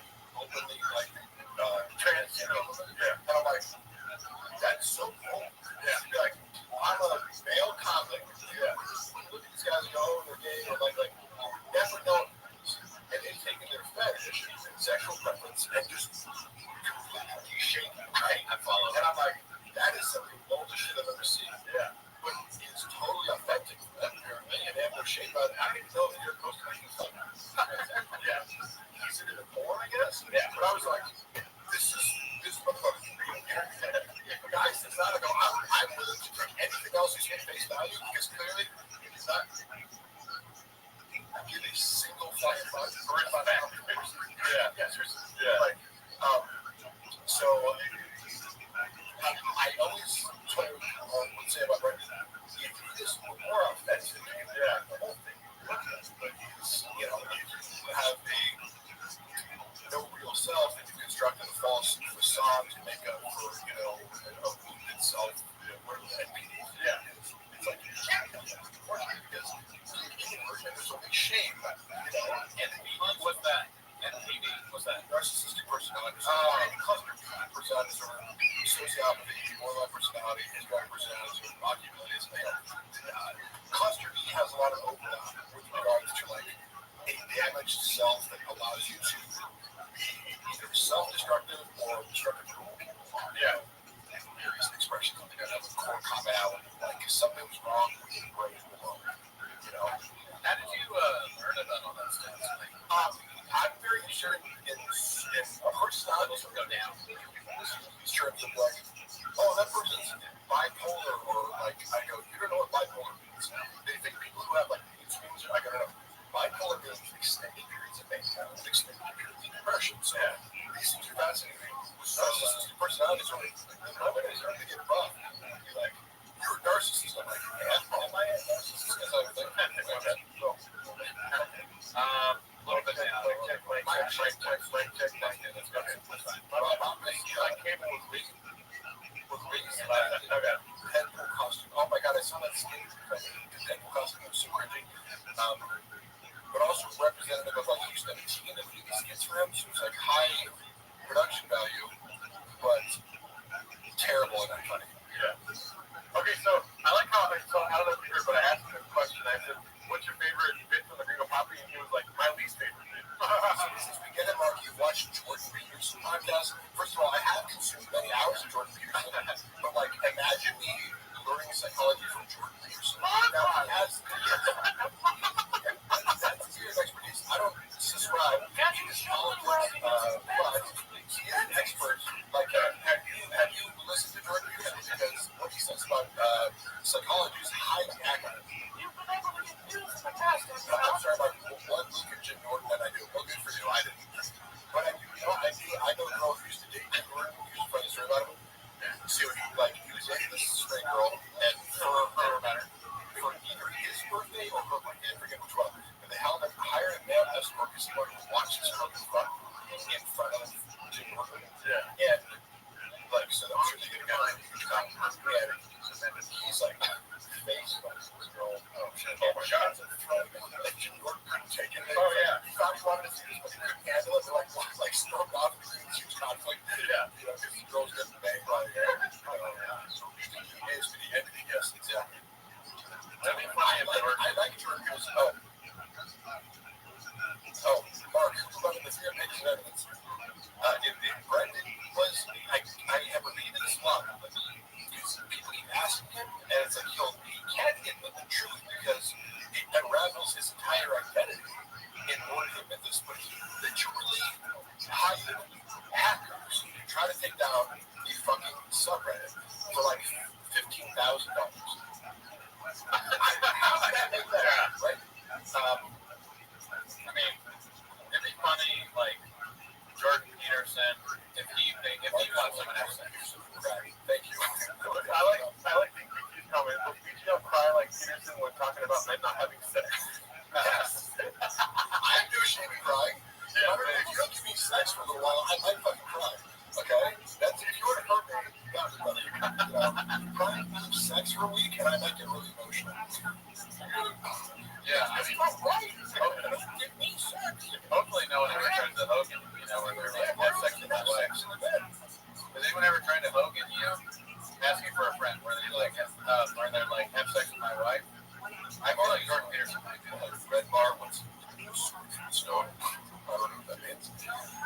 Steamrolling slide. I'm sorry, if I'm steamrolling. No, you're good. I'm sorry. We got 24 hours. That's a long time. We don't realize how long we're doing the podcast. 24 hours. I thought it would be like 2 people in the marijuana. Yeah. Hungry. I didn't take. I took the microdose of mushrooms before it came. Coffee, fucking energy drink. I drank one in the rain, yeah.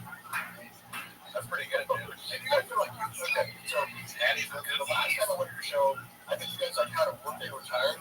Like, I took a workout before I came. It took 2 months to get me going. Yeah. But I was, open head. podcast talking, way too much. I want you to talk to Jordan Peters. I would love that. That would be so fun. You can probably figure that out, right? I would like to talk to him. Jim Jeffries, and this is a rare moment for people pundit. Jim Jeffries asked him a kind of gotcha question, and normally pundits is very defensive because he made a point say, "So would you say that this?" And Jordan Peters goes, "Yeah, you're right." I was like, "What?" Yeah. Jordan Peters is that he was wrong about something, so I respect him for that because he thought about the question. I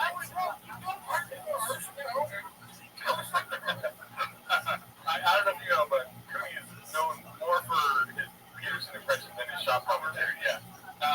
I do the Peterson impression on the show a bunch, and people request it, but I'm not convinced it's any good. Oh yeah, I've been doing it.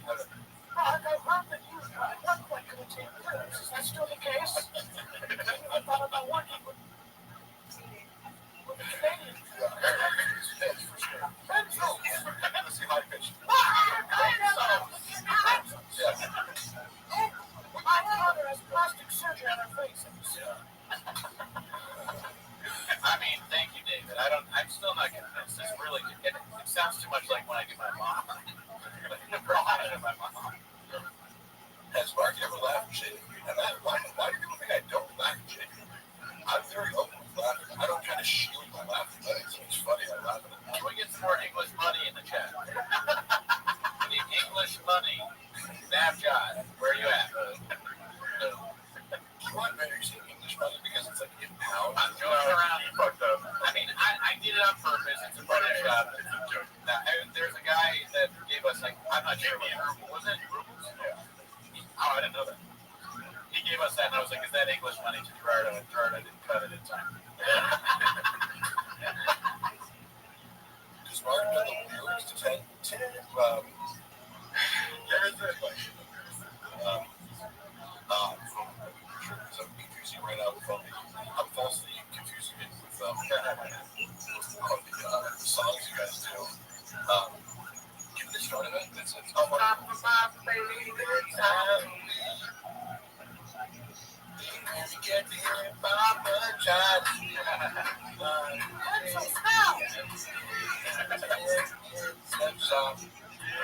Thank you. Oh man, Dagestan, never heard of it. Always some Miguel and Miguel have a race with the trip. Do you know Miguel? No, probably not. Miguel, he's our friend that used to do the show. He hates the show now. He sounds fast. He sounds fast. Oh, he hates the show? He hates the show. He hates our fans because they're making fun of him a lot. Probably because that's what fans are saying. Yeah. What do people expect? To go on a live stream and actually make fun of? Yeah, take that one. Yeah. As far as I hear, everyone's like, look how this markets. You guys strawberry?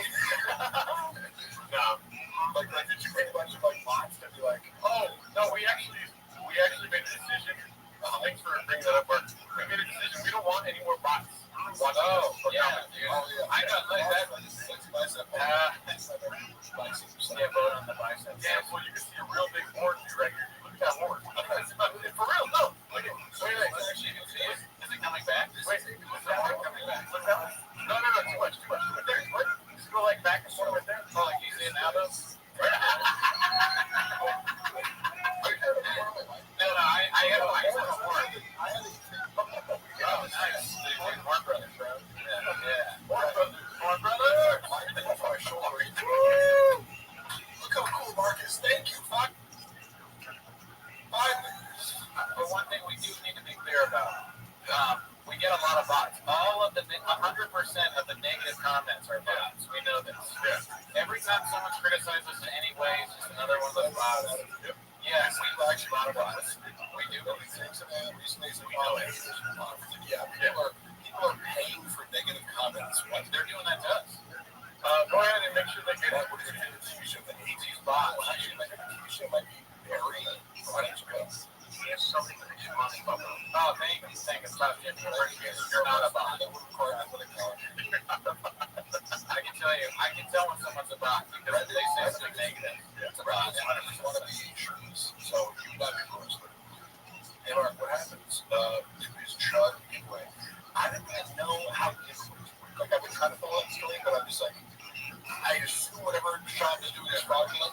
Like, obviously, but that's my presumption is, if you tell me that it looks fraudulent, you know more about different ways than I do. I believe because why would Sean do anything that doesn't benefit him financially, or involve some sort of misrepresentation of reality in order to benefit him? The only giveaways I do are facts. Mark, I saw Brendan Busy on your visually, and the creative director at the time pulled him aside. Was like, I have one request. Could you just not miss the scene? And Brendan, I think, agreed. What is the usual thing to ask for? I would never ask for that because I just assume they're gonna miss the scene. That's like, why would you ask about that? It's like, if someone comes to your house, it makes sense for them to visit the sink and they have to visit.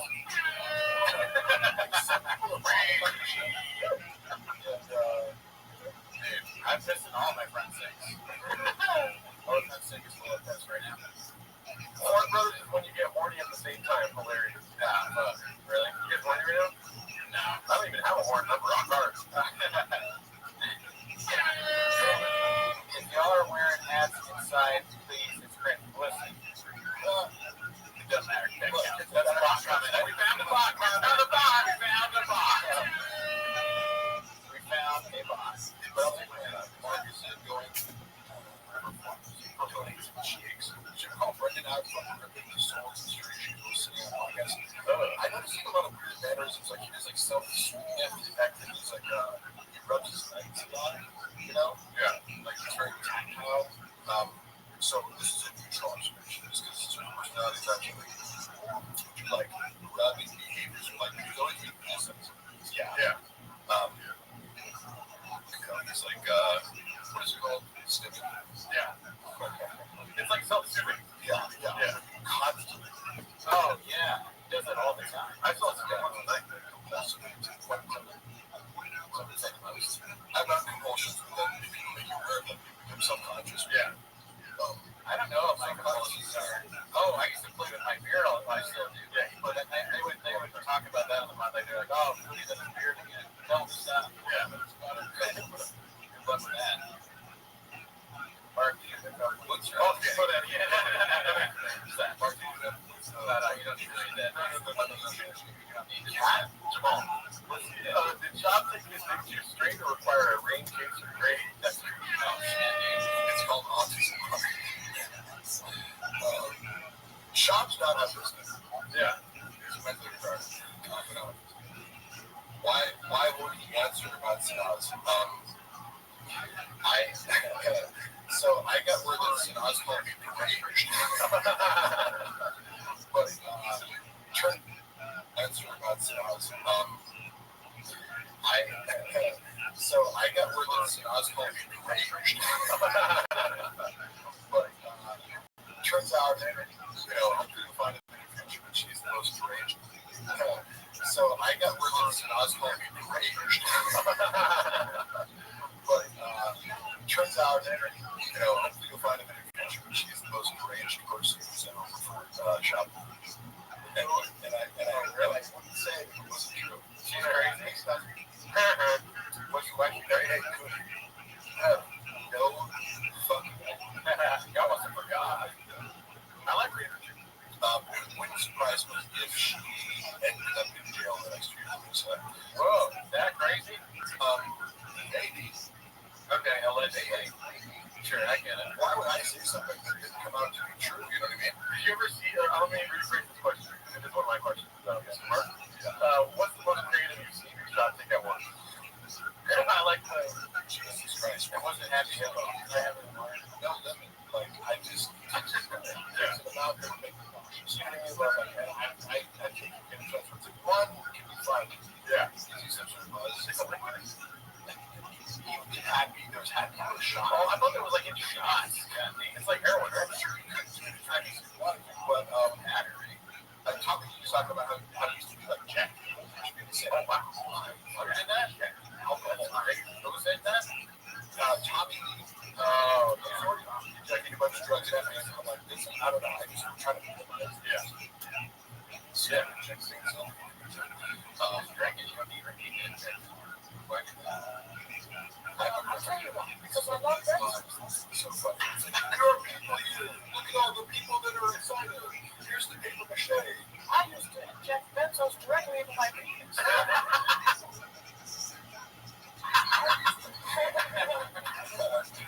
Oh my God! Like, that's not even when it was really bad.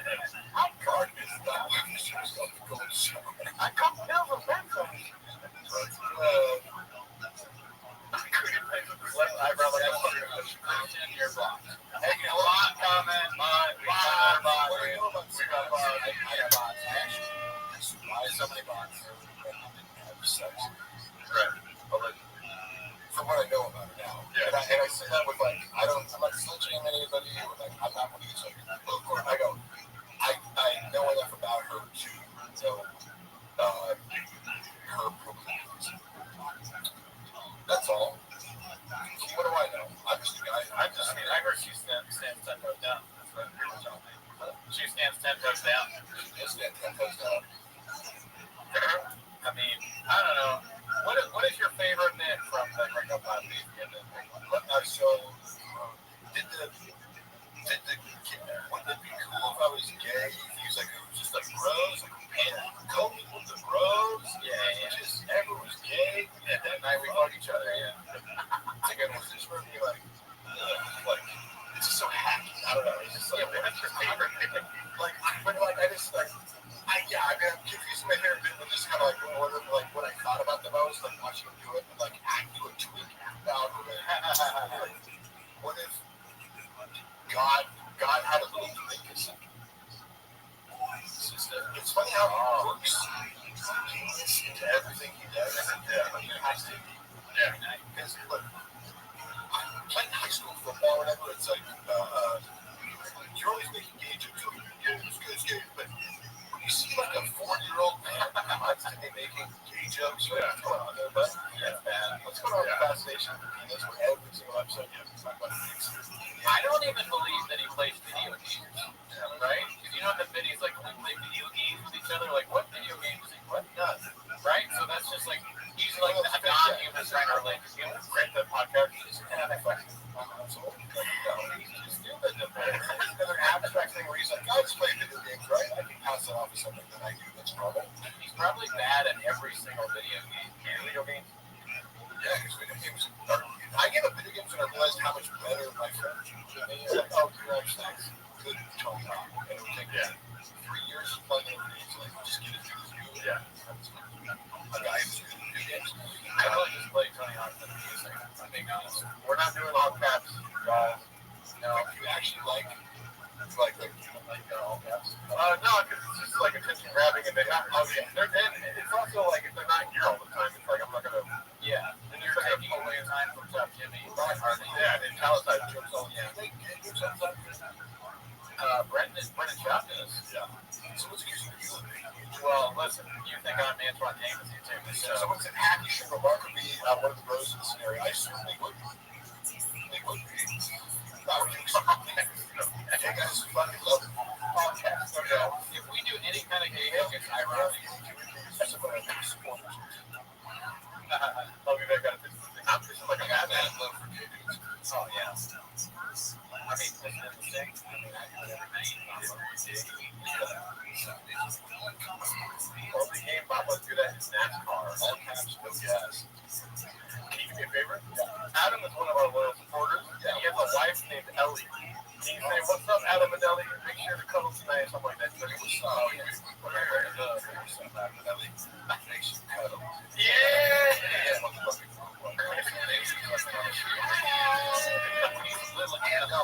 Dude, if Ellie is not turned on by that, then I don't know what's up to do, Adam.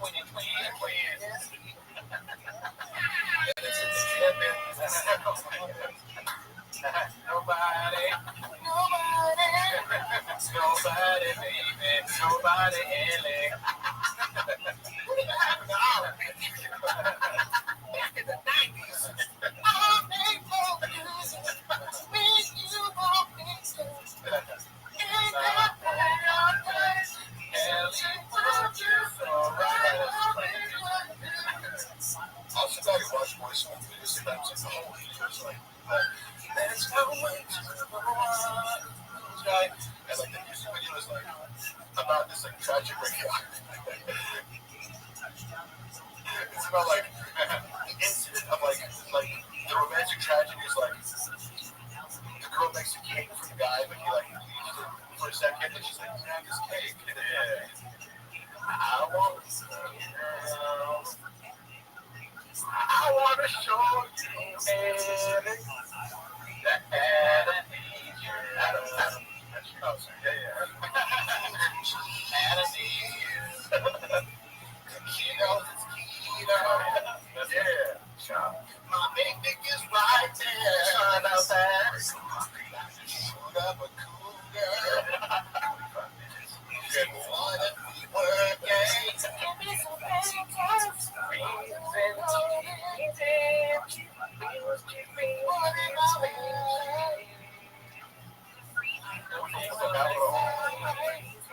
Oh, Ellie's in here, dude. What the fuck?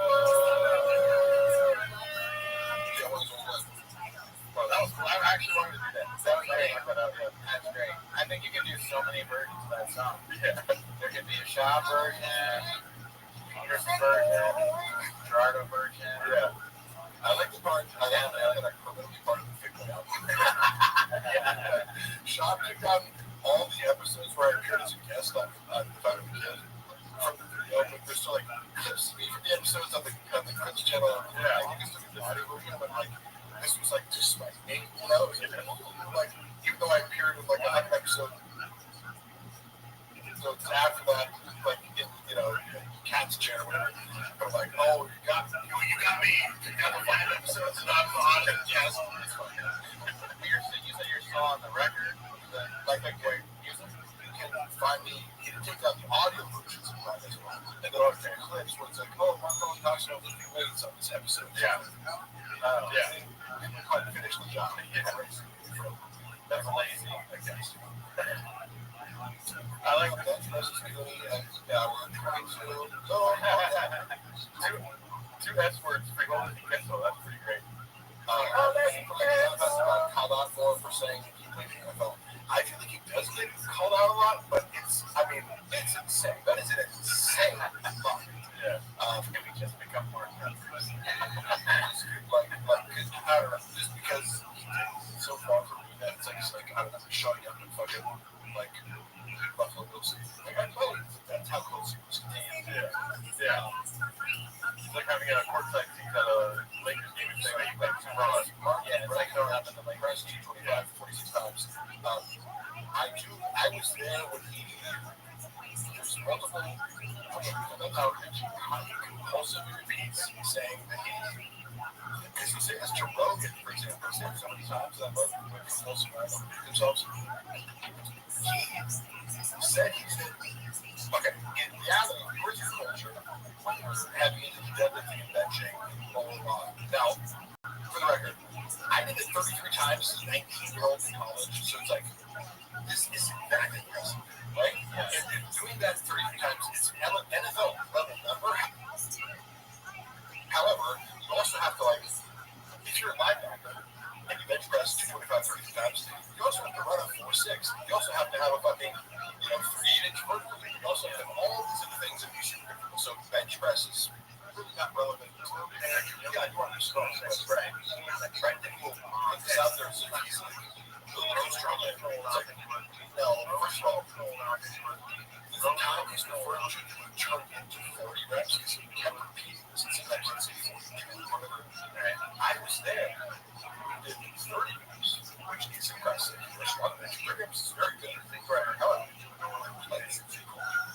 and I have photographic evidence of this. They don't weigh 45 pounds. Everybody knows that. There's calibrated plates for powerlifting that are colored and they're from, Amico or whatever. There's certain brands of powerlifting plates that are calibrated to exactly what.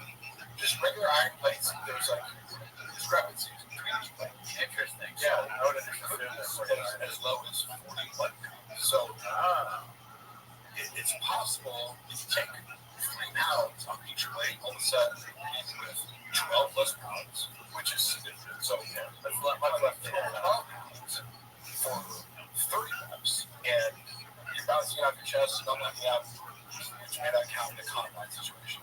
And then lying about it and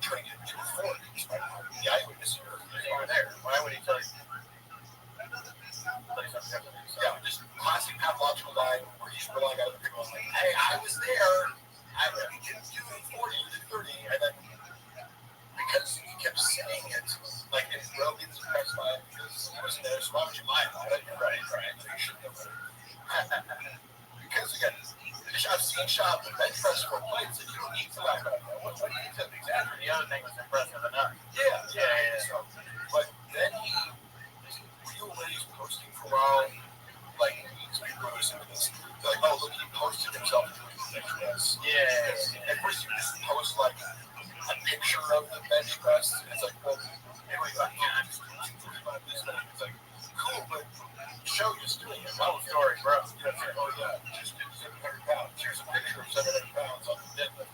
Yeah. Why don't you just focus on this?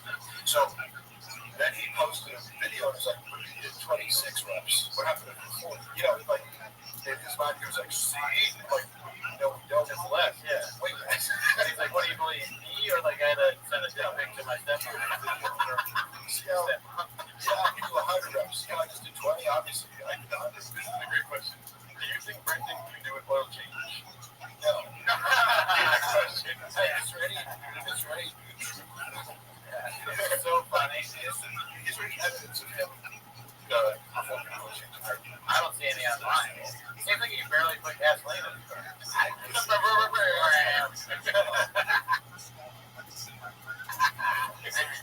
That's the Diet Coke talking. 6'5", bench press 225, doesn't count. Yeah. I think, okay, so what that count then was really funny because we were looking, and I think I maybe present this video when I was doing current events, but I showed a video, and maybe it was Ryan's opener. Yeah, is this really tough guy. Oh, yeah, that guy. He's a cool guy.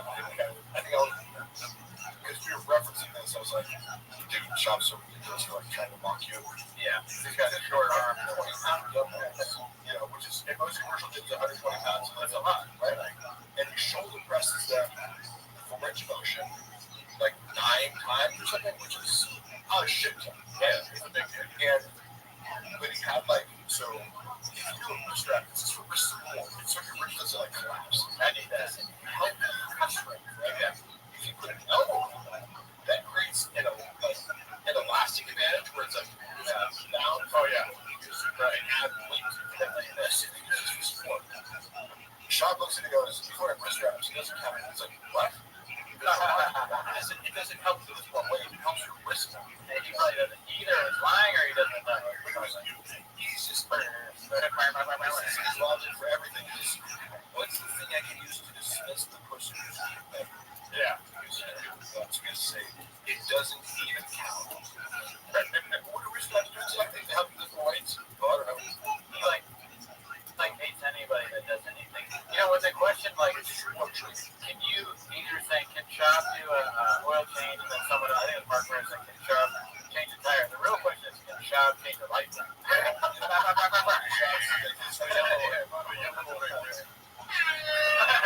How many shops does it take to screw a light bulb? Shop is deaf watching what's president. The funny thing is, Shop is just starting to watch. He's a man who's scared of, he's scared of comments. Yeah, I mean, so you know, he really doesn't read comments? He's scared. Yeah. Like, I read them because I go, give me something to argue. This is fun for me. Yeah. Like, I read them compulsively looking for conflict. I just learned a long time ago that you can never, ever read, even in the live streaming, I haven't read a single one of these things coming out. Baseball dead letter, what did you guys think about what happened to Bamba's dog, Donnie, and he guessed it? Donald Trump's dog. Oh, no, they don't put that dog off. I don't know. Probably it's not solo fun. You know what is weird as I'm looking over all this stuff? Big dog. Feeding dogs, I had this video on my phone when I lost my cat in late 2021, early 2022. My cat went missing for 8 days. Like, and a lot of torn up about it. I thought the cat was dead. Like, you have to accept if a cat goes missing, you're like, you have to accept. I remember that, yeah. And I said to him privately, Kim and Chappelle video, like, of us, we just found the cat. And you're sleepless, like, you haven't slept in years. The cat, you have to stand at night, like, take shifts, like, it fucks with you mentally so much. And I'm super into my animals, so it's like, this is all you can think about. Sure, I sent it to him going like this, Chappelle, like, we found, our cat Spider, and it's a video of him coming in being ravenous because for 3 days. It was like raining, it was cold, it was like the coldest day in fucking, January, like ever. So he got lost, we were super real. And you hear like Luana's like talking to her mom, like in the background, and they were both kind of crying, like, and I'm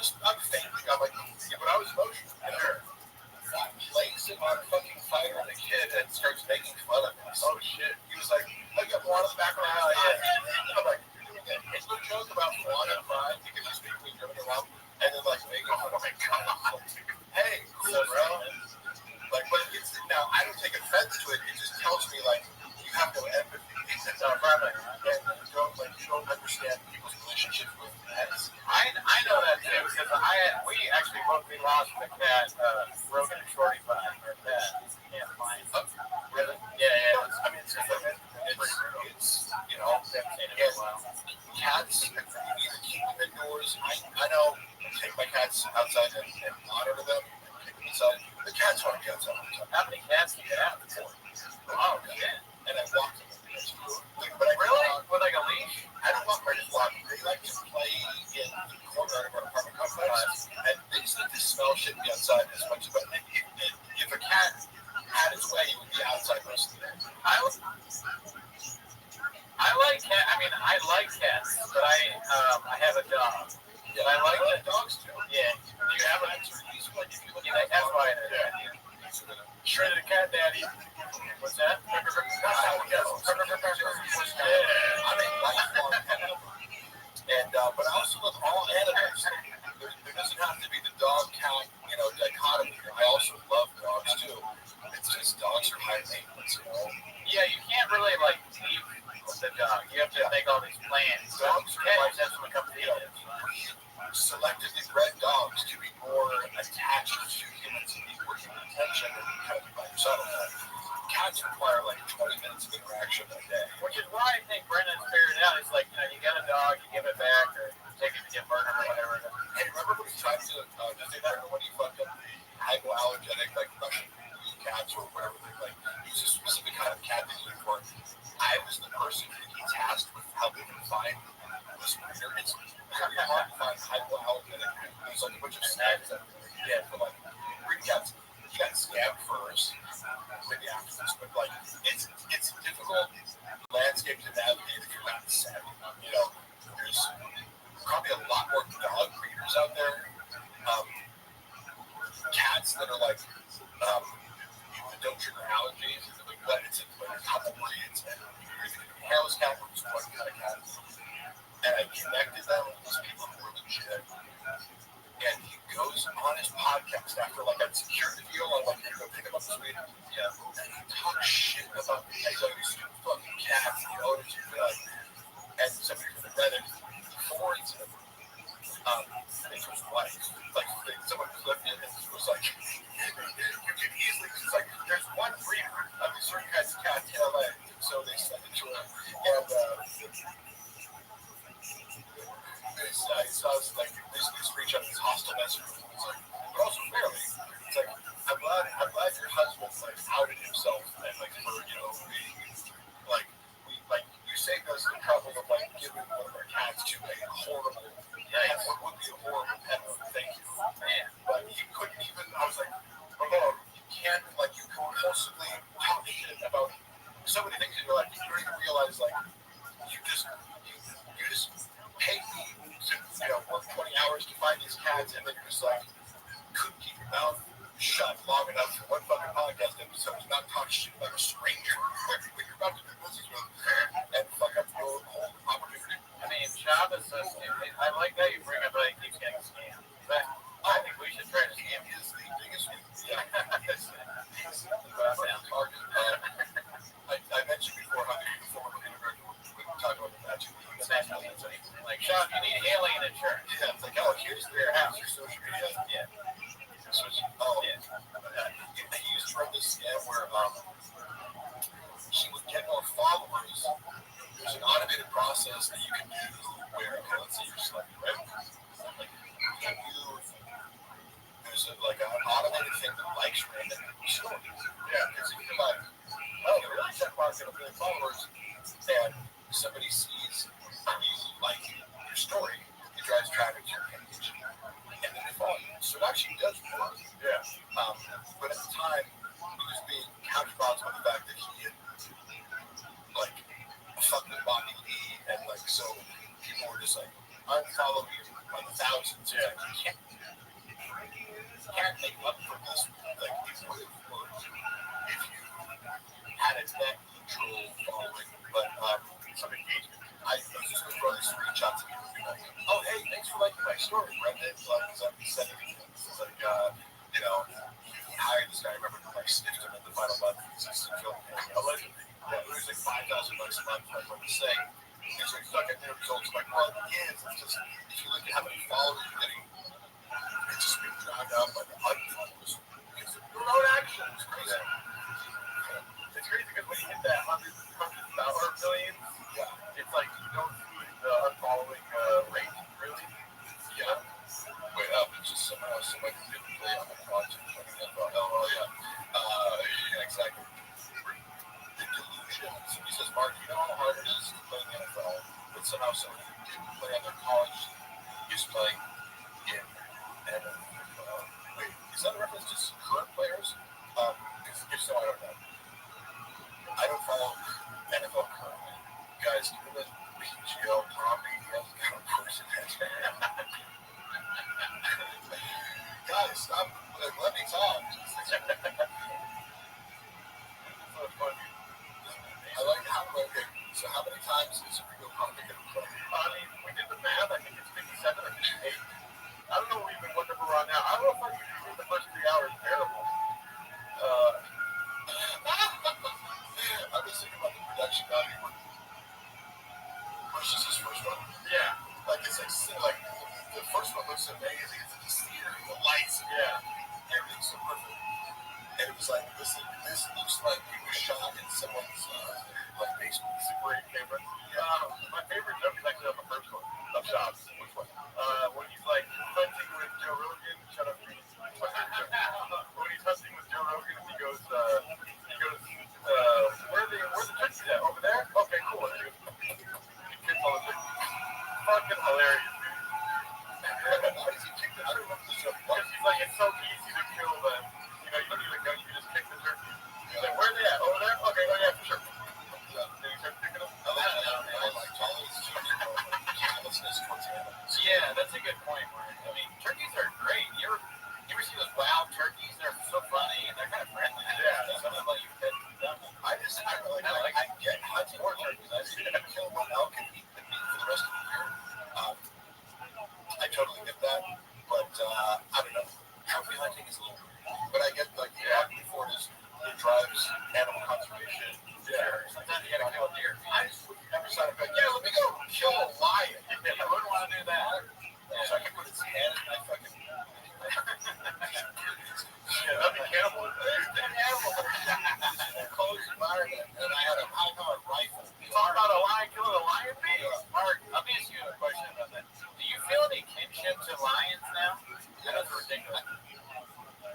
You've always had? I remember as a child, I saw this guy, an article about a guy that he like somehow had a pet lion, but there was some like he might have been South Africa, like he lived in a place where there would be more like an actual lion in the wild. Yeah. But he like befriended a large cat, and there are all these people who just kind of get it up and they like this that one thing South African guy like. He kind of has his like lions, and he also has hyenas. Those other things. You can own a tiger and develop a friendship. Tigers are much more solo, like they get nature. They have their own territory. They go solo, but lions are highly social. They're the most social people, right? So I've always thought it'd be so cool if I could have a cat, you know, because they act just like regular cats, just. Yeah. You know, and instead of like, oh, like scratch my arm, it's like, yeah, you know. This question I wanted to ask you next second. I think you got lost in the sauce here. Where are you on whether it's different to come up with that? You're not enough, man. This is the lead. It was a great question. Oh, here we go. This is it right here. Do you think Brendan has ever read an entire book without pictures? No. Such a quick now. He only reads picture books. He hasn't read like Hemingway or Jane Austen experience. Do you guys remember, like, not real, and never, how do I say this? Very smart, and he was also nice, and I was one of the guys with that, but I have little 2 10 years later. Indirectly, most, you know, when he was on the food truck diaries when I was with there, he was very gracious to me. I also get that he seems to have told some ridiculous sociopathic lies that I'm like, what the fuck? Like, again, isn't it enough to be a Green Beret who, like, was was a great MMA fighter. You have to like convince, you know, that you didn't have eyes for like, and no one's checking that for you and be like, hey, bad idea, buddy. You know, what was your upbringing like? There's this tension. Did you have a bad childhood with the peanut bites? He gets him and he's like, yeah, I was in Glendale the other day and I was just shooting all these other because he was looking at it. It's funny watching Khaled try to explain. His shop always has this like monster of like, no, I got it. So okay, look, Kennedy's good guy. And Khaled's like, no, precisely what the argument is whether or not you get the wrong Star Wars scene. Yes. Shit that I don't know. Khaled researched into it. They had an understanding of like why it's a big deal to like even go from the star to something with the belt. You know, but and he actually looked into it and said, yeah, he's a good guy. Like, dude, we're not fucking. You have to be. This is very nuanced to make. Yeah. Military people are talking about the technicalities of metals and things like that. And it's in that world is very important to be highly specific and not misrepresent yourself. Well, that's the thing about that world is that you're not Superman, but you're gonna find out you're Batman. You know what I mean? What the fuck is that? Because I was like, you know? What? I like that sometimes the physical color, like because we're just watching the physical component of this, you know. Yeah. But like what he perceives as like this is gonna go up and like that, you know. Well, I'm glad that we have a line in here with the gate. It's weird. His name is Gerbaldo Adderdown. I'm just like.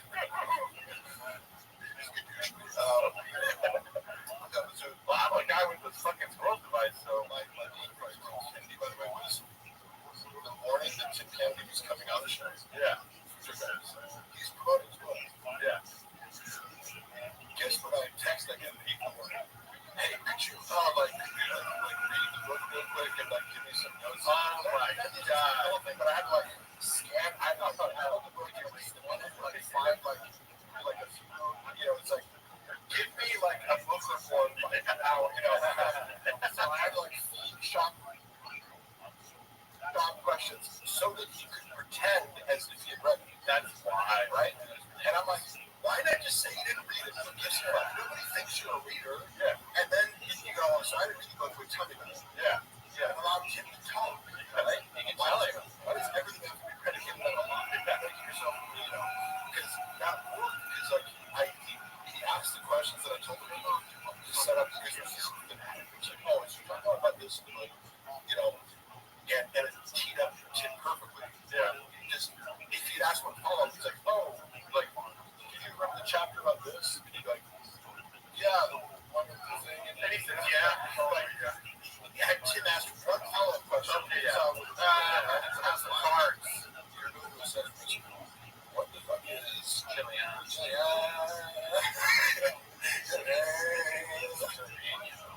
What the fuck is Wingus Big Big? He's back. I gotta speak with Tim Kennedy out here. Tim Kennedy ever been killed by him? Mark, after that video of everyone congratulating him for his video popping special, or did Chin actually come up with that on his own unprompted? It was planned unprompted. Here's, let me say this. What kind of person would you anticipate? Like, it's almost like, oh my god, you're kind of surprised with it. It's like, yeah, I don't want that, you know? Like, don't give me an emotional thing. Right. I'm recording a podcast. Yeah, exactly. So, reach out to make the crowd. Like, it's telling of what the environment necessitates. Like, Chin's anticipating that this is something that needs to happen. That Brendan, if it didn't happen, would feel insulted. Yeah. He needs to have some sort of self-congratulatory, emotional, like, celebration of his like, thank you for the Academy. Yeah. Yeah. Put out a 26-minute video on YouTube. 20 talking about, you know? And it's got bumpers, too, so it's like 23. And like had this one some award, like oh you won the Mark Twain Award or whatever, like some thing or the Hancock Award for comedy. Like it's not an accomplishment to host a video. Yeah. So I don't get what the like premise is. So congratulations on uploading a video. And but we also celebrated when we hit 1 million views. Yeah. So but he bought 300,000. Oh shit! He bought views on the Gringo Bobby? Yes. Oh wow! I heard it from so he didn't even see that. It was like because he felt in his mind that getting to 1 million views would like it's a benchmark. Everyone wrong. Yeah. It's fixated on like it needs to be this, it needs to like be a certain thing. Speaking of being fixated, I don't expect you to watch all of our shows, but we have this idea that Sean hates us, right? So if you can do me a favor, because we've articulated our views on this, right? And so and it's been asked one time for chat.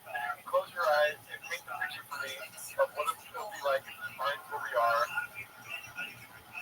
and how you would potentially hurt us. Yes, closure. So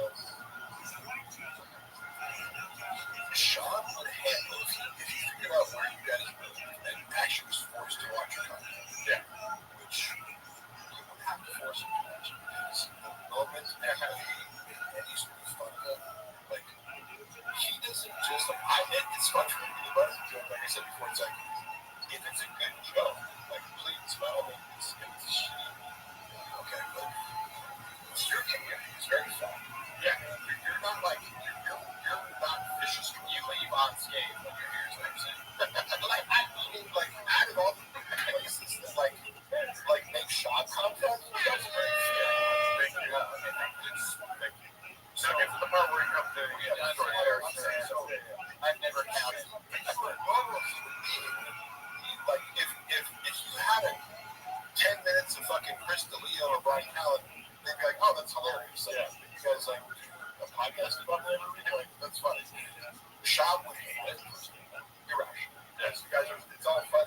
Even though we love you. Yeah, like, yeah, we're like, it's all good spirit. He would hate me the moment that he discovered that he was the butt of a joke by Keith.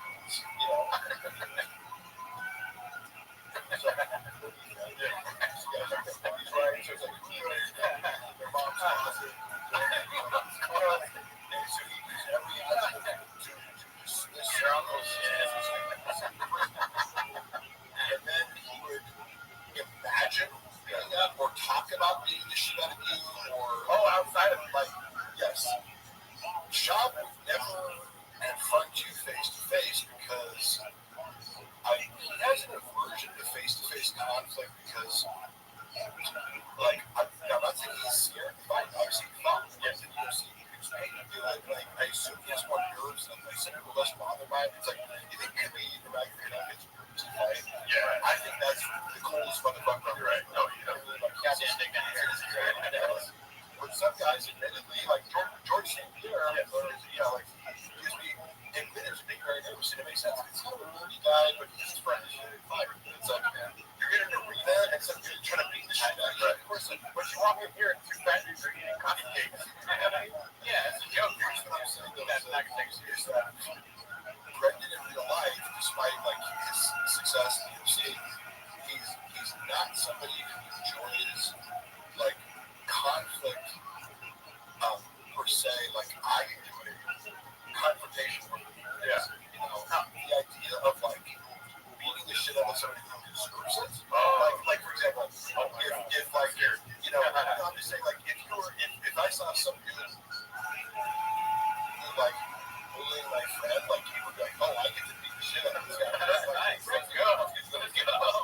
Right? No, but that's predicated on the idea of a moral compass. Yeah. Right? Where you're right. Damn, you're fucking smart, Mark.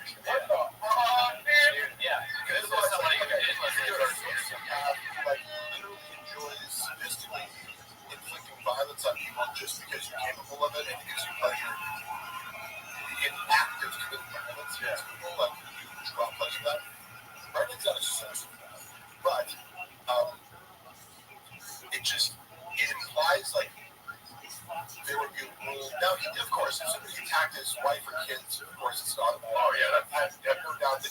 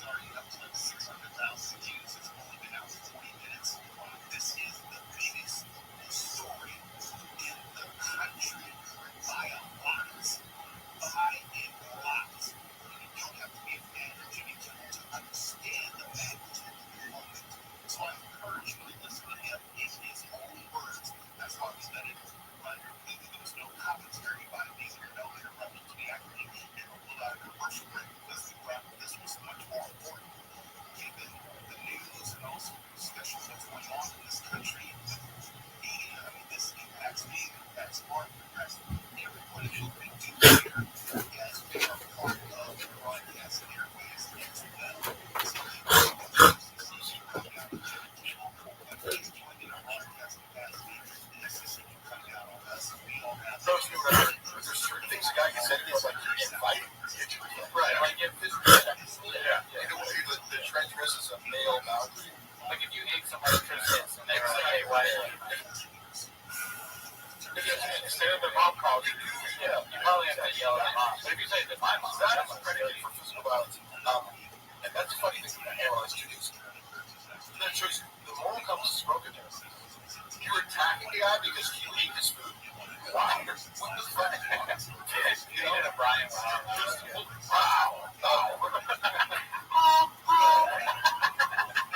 In his mind, he's the hero of that story. He doesn't realize he's like, oh no.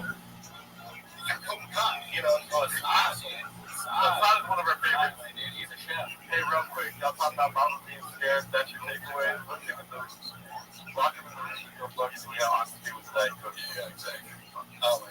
I'm just telling you, like, why would I lie about my perception of Brendan?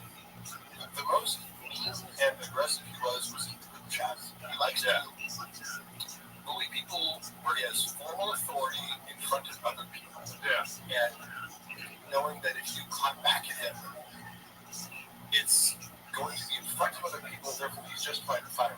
Yeah. I would be far more aggressive. Like, I would say things to him in text message that he's probably never heard before from the point. But it's just be like coldly, like, you're wrong. Like, I'm sorry, Brendan. I'm diplomatic. I'm like, let me analyze this right now and tell you why you're incorrect. Here.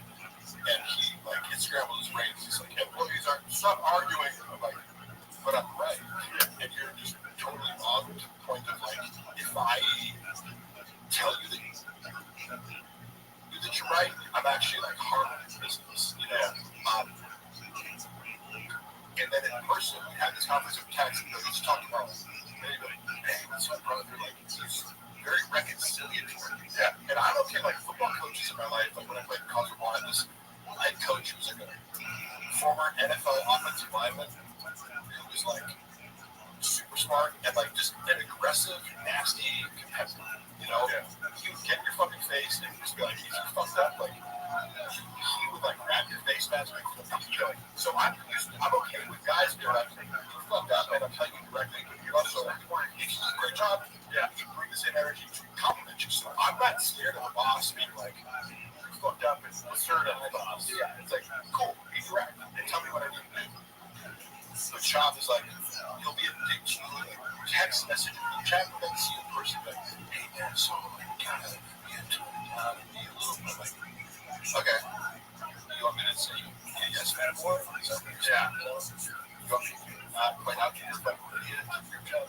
You want me to tell you what we people have? Yeah. You know, you're very diplomatic. I mean, we're more on your side now where we don't think you'll actually do this. But we used to have two big red chairs. Only for the sole reason that we could dance around them while we tried to choke us out. Yeah, we were thinking the chairs could maybe give us some time. They hold it right in front of us and you try and get us. That's the last line of defense. But then Bobby Lee told us that we don't have to worry about that.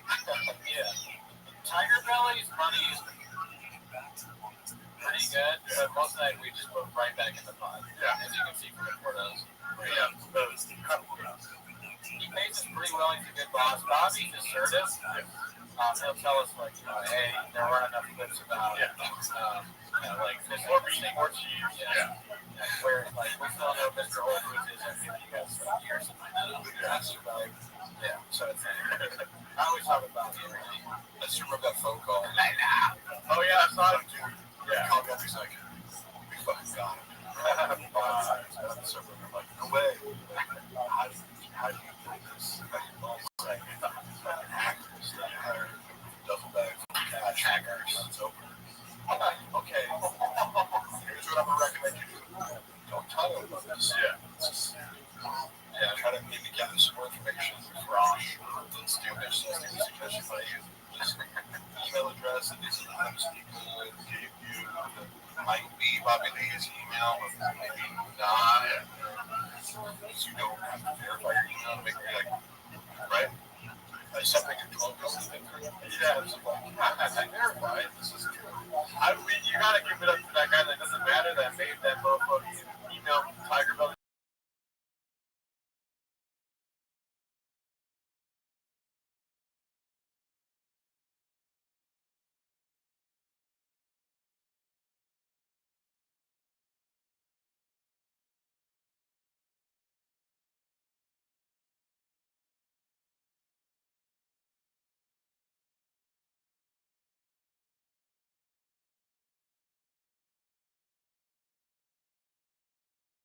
I wrestled at heavyweight in high school. A lot of guys, I don't see like, do you think I'm scared of being punched in the face? Yeah. I've been in more street fights and we're like, I'm just not like, do you think engaging in physical violence with guys roughly my size scares me?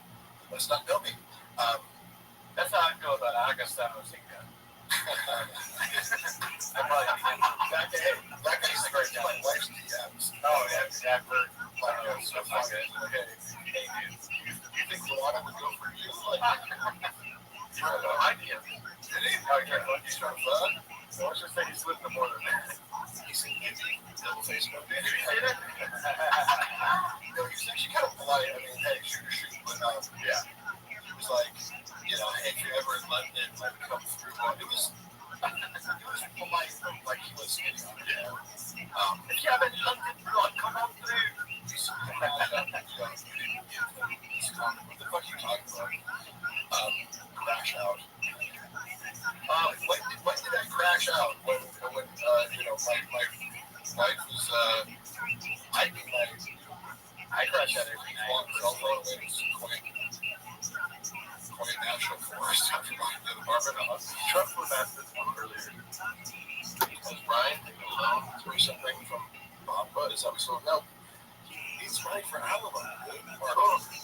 Right for streaking. How much alcohol is running? A lot. Because I remember keeping track of this, and I remember I'm looking for some photos that I had on my phone that I think shop show at 9 a.m. Yeah. That fucking large stuff. Yeah. Like at 9 in the morning, and then he just keep drinking. You can't see this face, you know, where it's loaded. It's like, well, you're drinking whiskey all the time. Chicked up with the chin up. And then he would do, I'm already trying to calculate how much whiskey you're drinking based on like, so we take a large, like a glass of big comedy clubs, reserve like a Diet Coke in. Yeah. With whiskey and ice. And I was trying to do like 6 shots and fill us up with ice. You know, one of those. So like he was drinking at least 12 shots of whiskey at night over the course of 2 shows. And then little as the group. I was like, he was at least drinking 30 drinks of whiskey a weekend. Oh my god. And then go to Monday. So I mean, Is that alcoholism? Yeah, like, I don't know what the definition of, but I don't know if it is or not, but this motherfucker had tolerance. Yeah. Which part of the act is like sipping a giant glass of whiskey. Let's say he's finished with the shot. Okay. And for somebody who struggles to pronounce words, it's not a great plan. Yeah, everybody's sure he's having trouble. Because he's out drunk on top of it. What was that yellow thing he was drinking on the where he dips out of like a banana and drank that over in a weird thing? Oh, that was the shit. Oh, yeah.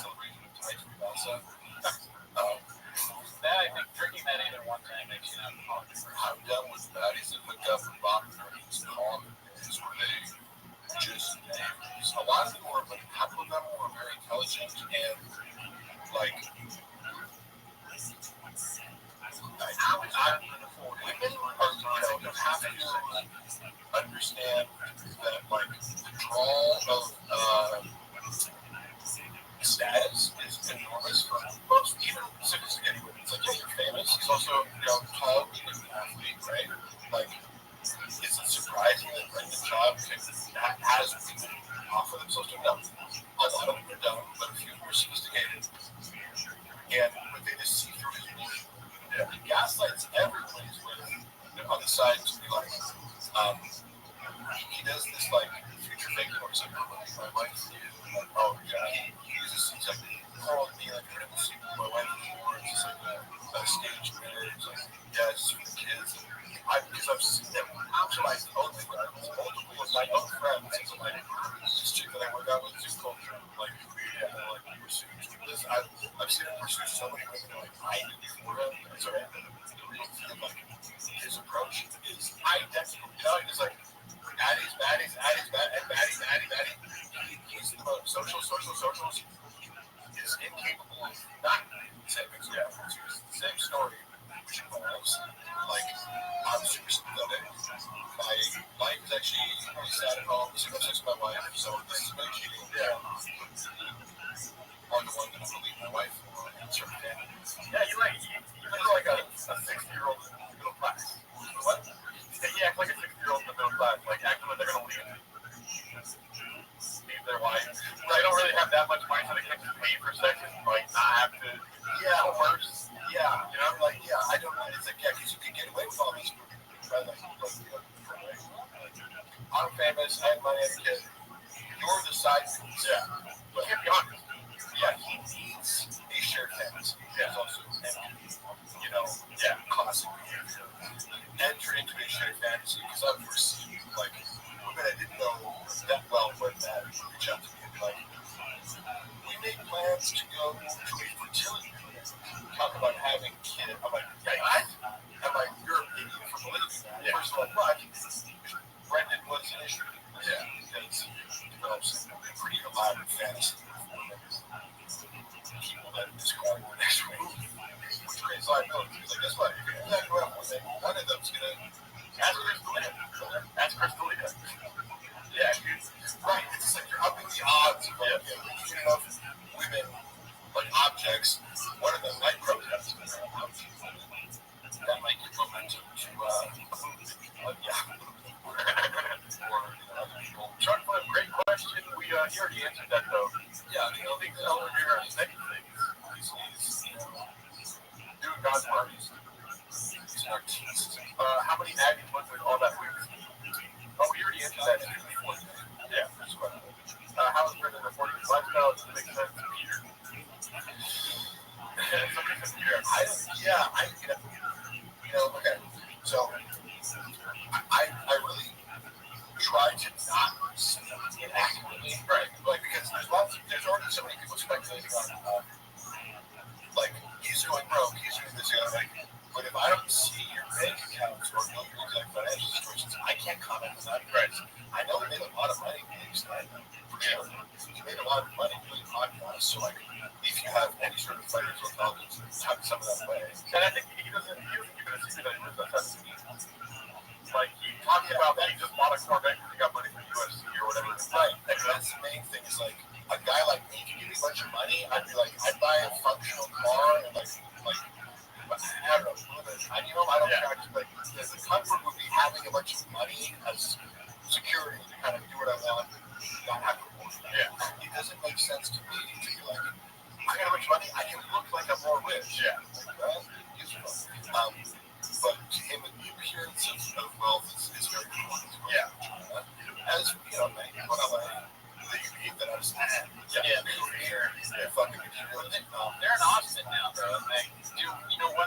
laughing about with that, with the expensive thing.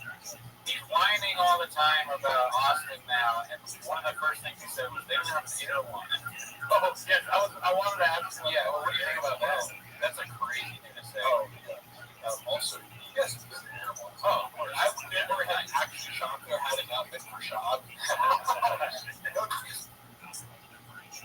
It's like I hate because I feel like I as a body builder, like you come here food and I eat steak and rice and chicken right now, right? Yeah. I don't eat cans of soup, right? So I'm already cooking for myself. So I'm like, wait, so this like $10 steak that I can get from Costco, right? I like the equivalent of that at Air One would be like $80 for fucking, I just remember going there and being like, wait, I bought a drink and like a plate of food that had like meat and a side dish, and it's like $40, for half, yeah, they're hot bar kids. And that food is very good, but it's like going to Air One is part of the whole like I'm rich, I can afford it. You like to be seated at Air One because everything's so expensive. It prices out all the produce. Yeah. Air One's like fucking Costco with a beach.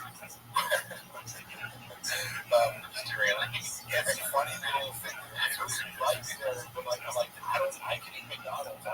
Shout out to CR Guitars, dude. What the fuck? CR Guitars. CR Guitars again and made our pizza. Oh, he's in Canada. He's great. He's a great follow on Instagram.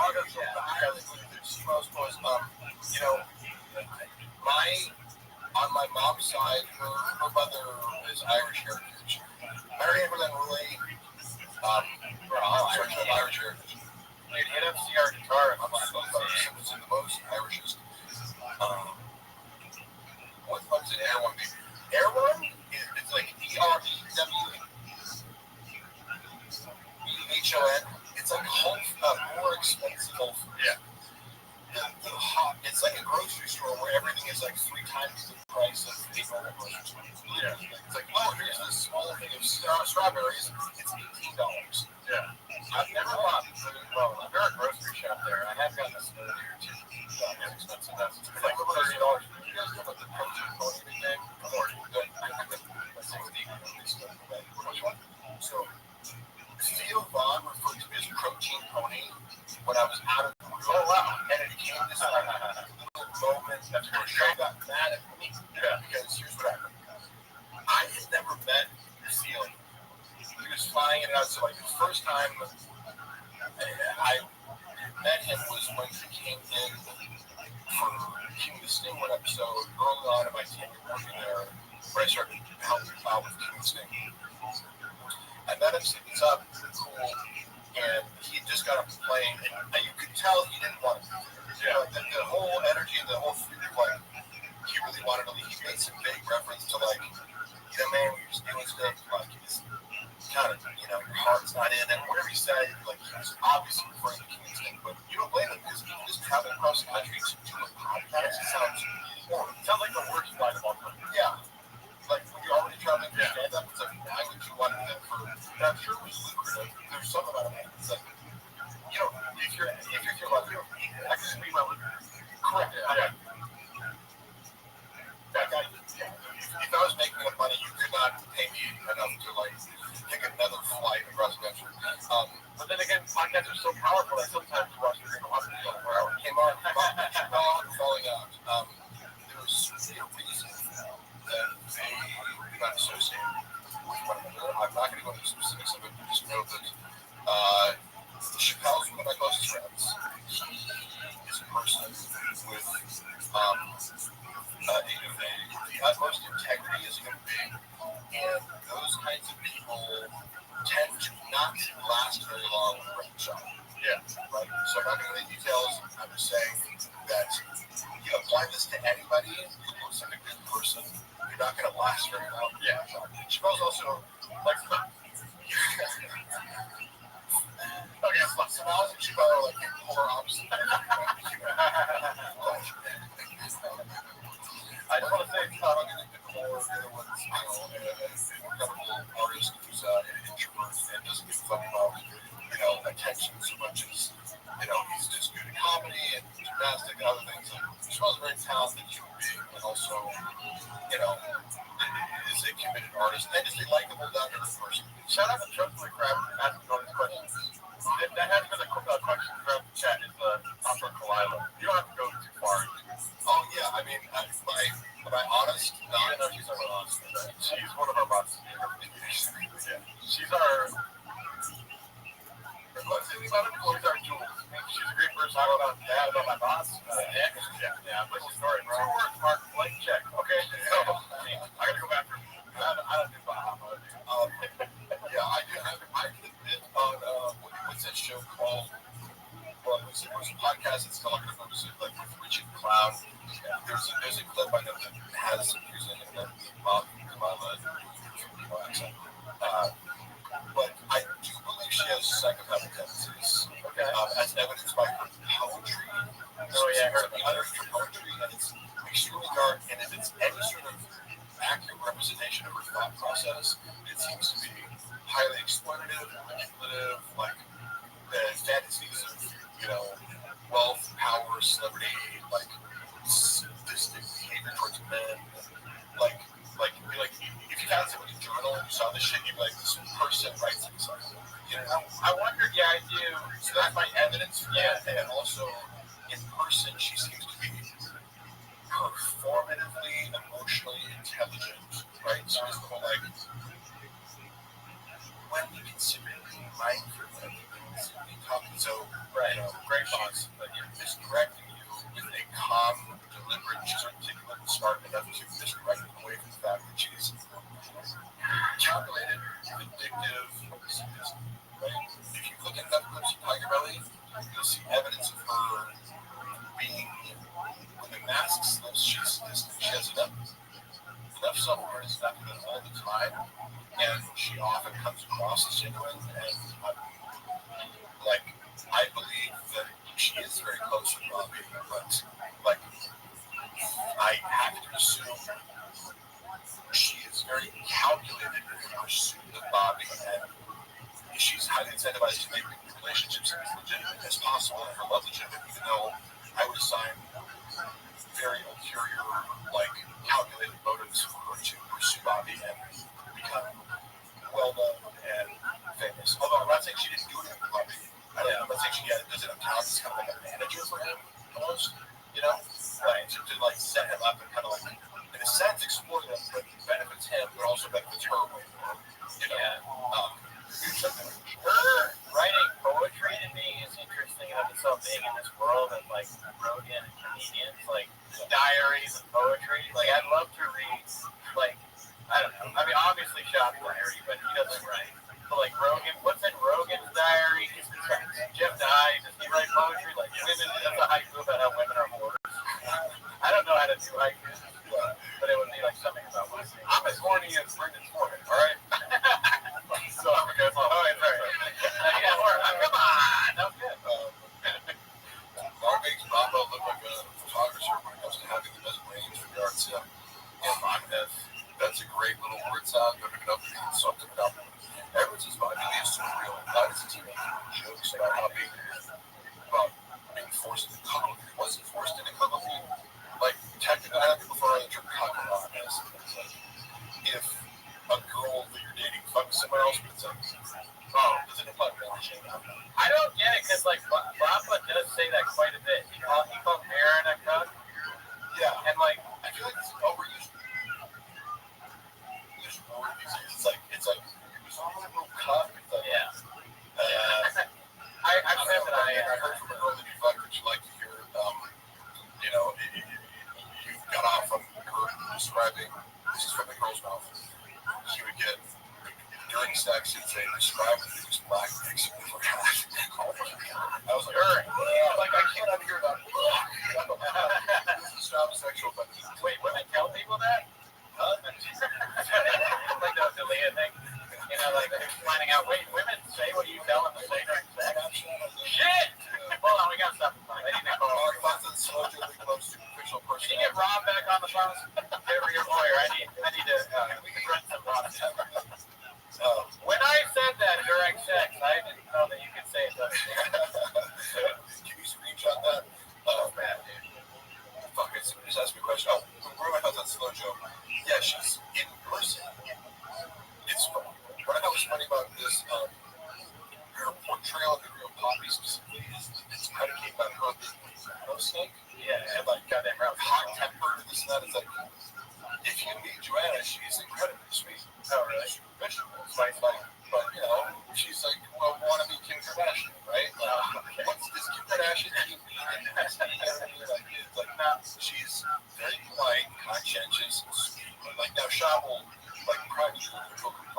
were like, I'll get into arguments, this, that. I'm like, well, yeah, like anybody who doesn't buy into your like stupid worldview that arguments with. Sure, I would imagine that she's like not accurately portrayed by Shop for sure. There's no way he's like describing her accurately.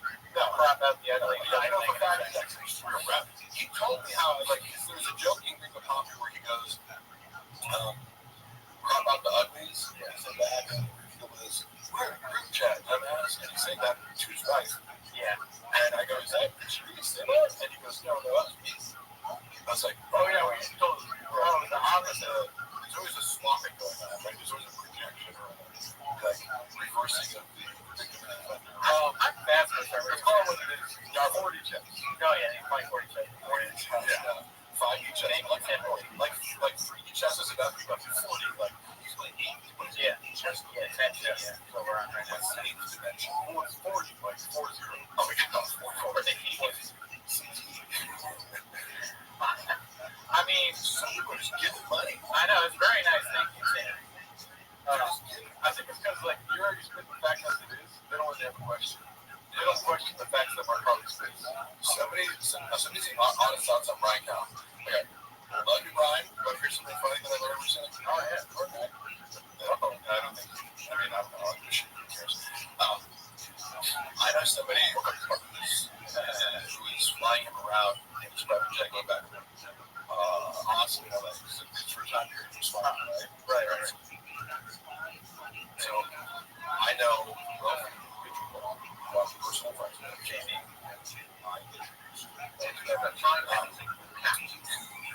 who's using, and Brian loves Richard. Brian's favorite people are Richard.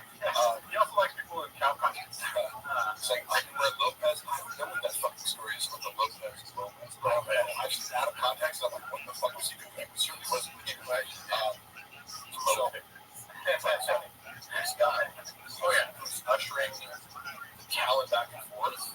He told me some stories about how he is the most ridiculously and astoundingly unpunctual person I've ever heard of.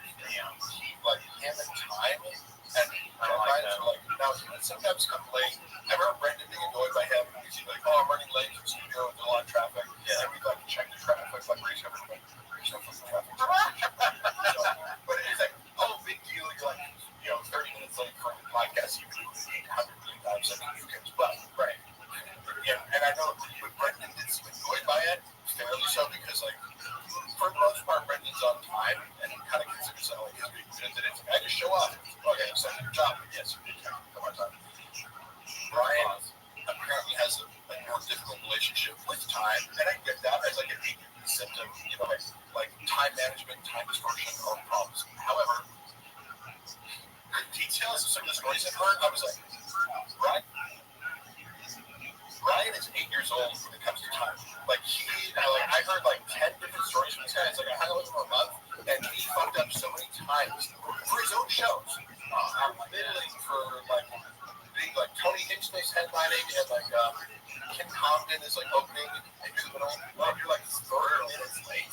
Like not even like you're supposed to just for the show. So like somebody has to come on and like kill. It was like not 2 minutes, whatever. Like that's it. So I'll just stand like. And it comes to 30 minutes. Right. I go home. I'm just out of luck with that. He was like, wait, up to dinner? Or you're like, oh, hey, let's meet for dinner at 7. And it's like, hey, I'm outside the restaurant. And they don't come till 9 p.m. or something like that. So many stories. I'm like, that is like, so it's a representation of, he's talked about it before, his entitlement. Remember he was like, I used to see myself as like one of the chosen ones. He's self-aware of his own entitlement. Doesn't mean fixes it. Sure, but he's references, so that's why I feel safe kind of like saying that. It's no secret. Like, when he feels entitled, just be late for shit. Or he'd be like, I'll come over at 6 or after dinner. And the guy would show up and it's like, I'm here at 6. He's like, oh, we're starting the grocery store. Getting the ingredients for the dinner, motherfucker? Like, what do you do? Like, why would you hurry up, David? Just forget about shit. Or just, like, it's just such a degree where he goes, I literally have to stop hanging out because he's like, so late. It's annoying. I really hate that shit. My friend Cutter Honier, he is a piece of shit. He's late to everything. He's a director. that. He's such an ass. Yeah. Wait, do you know people like that? That are just like all that? Well, no, that's not a show. But cut out your life. You can get away with it more status. You have like celebrities with like, you know, for example, I don't know if you follow like blindly, just about looking on Super Bowl. Hello, you hear a lot about like actors holding shit up on set, like The Rock and Vin Diesel, like they talk about how like Vin Diesel would like hold up like if your name is actor and you want to have a temper tantrum, there's not much you can do to like force Vin Diesel out of his trailer.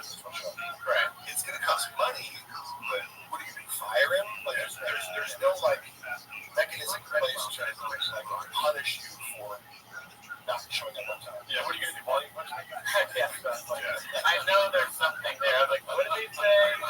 Thank God. 3 handlers so I figure it out. Trump wants to know Tony Hinchcliffe go. Oh yeah. Tony Hinchcliffe, did you guys say thoughts on Tony? Oh yeah. Go for it. He's there, really? Oh no, I'm like I don't want. He's absolutely horrendous. Yeah. He's another guy that was actually nice and kind of not a good guy when I met him, but his stand-up is just very bad. You said something that was very.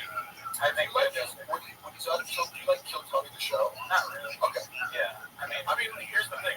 Kill Tony show is great, right? But he's only a partner by name. What I said the other day was that he's an open micer that got his way. Like the fantasies of an open micer, Tony Hinchcliffe for some reason can just achieve all of them. Yeah. And without really good talent.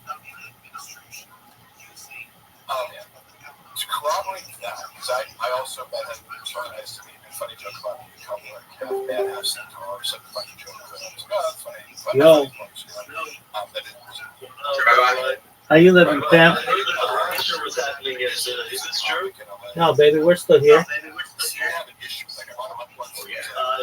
That fucking guy walks from the comedy store. What's good in your neck of the woods? I'm not good. I am just fixing some software. I know it sounds a lot. Who's this guy on the screen? It's a lecture. If I may ask, please remind me, how did you guys find out about me?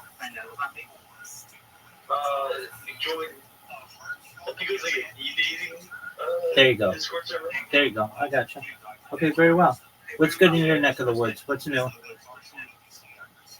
much. Honestly. Yeah, pretty good. Thankful that the rapture didn't happen yesterday, right? We're done. I got scared. I got real scared. No need to worry. Okay, excellent. Well, very well. Have you guys been playing any video games recently? Oh, yeah, we were just on Ready or Not. How was that? Pretty good, pretty good. Okay, excellent. What about you? I'm just preoccupied with this computer issue I'm trying to figure out. And so apologies if I'm not more lively, but I'm trying to figure this out. Excellent. Hey. So I gotta go. You do you, big dog. Sweet dreams, my friend. So apparently he does corrupt people. Honestly, People say that. People have said that about him a lot. I mean, the only interaction I've had with him is I did kill Tony once. He was nice to me on that. And then after the roast battle, he gave me some compliments. So, like, both times I was like, and he didn't need to be he could have slammed me because I bounced. So, both times I was like, all right, well, this guy's a nice guy. But that was before. So I do still feel bad about clowning him. But my thing is, I want to be as honest as possible. His stand-up is god-awful. We watched one shot, and you can't even find it online. And I have it down, right? I have seen him actually do that in person, the thing where he's like acting like a big deal.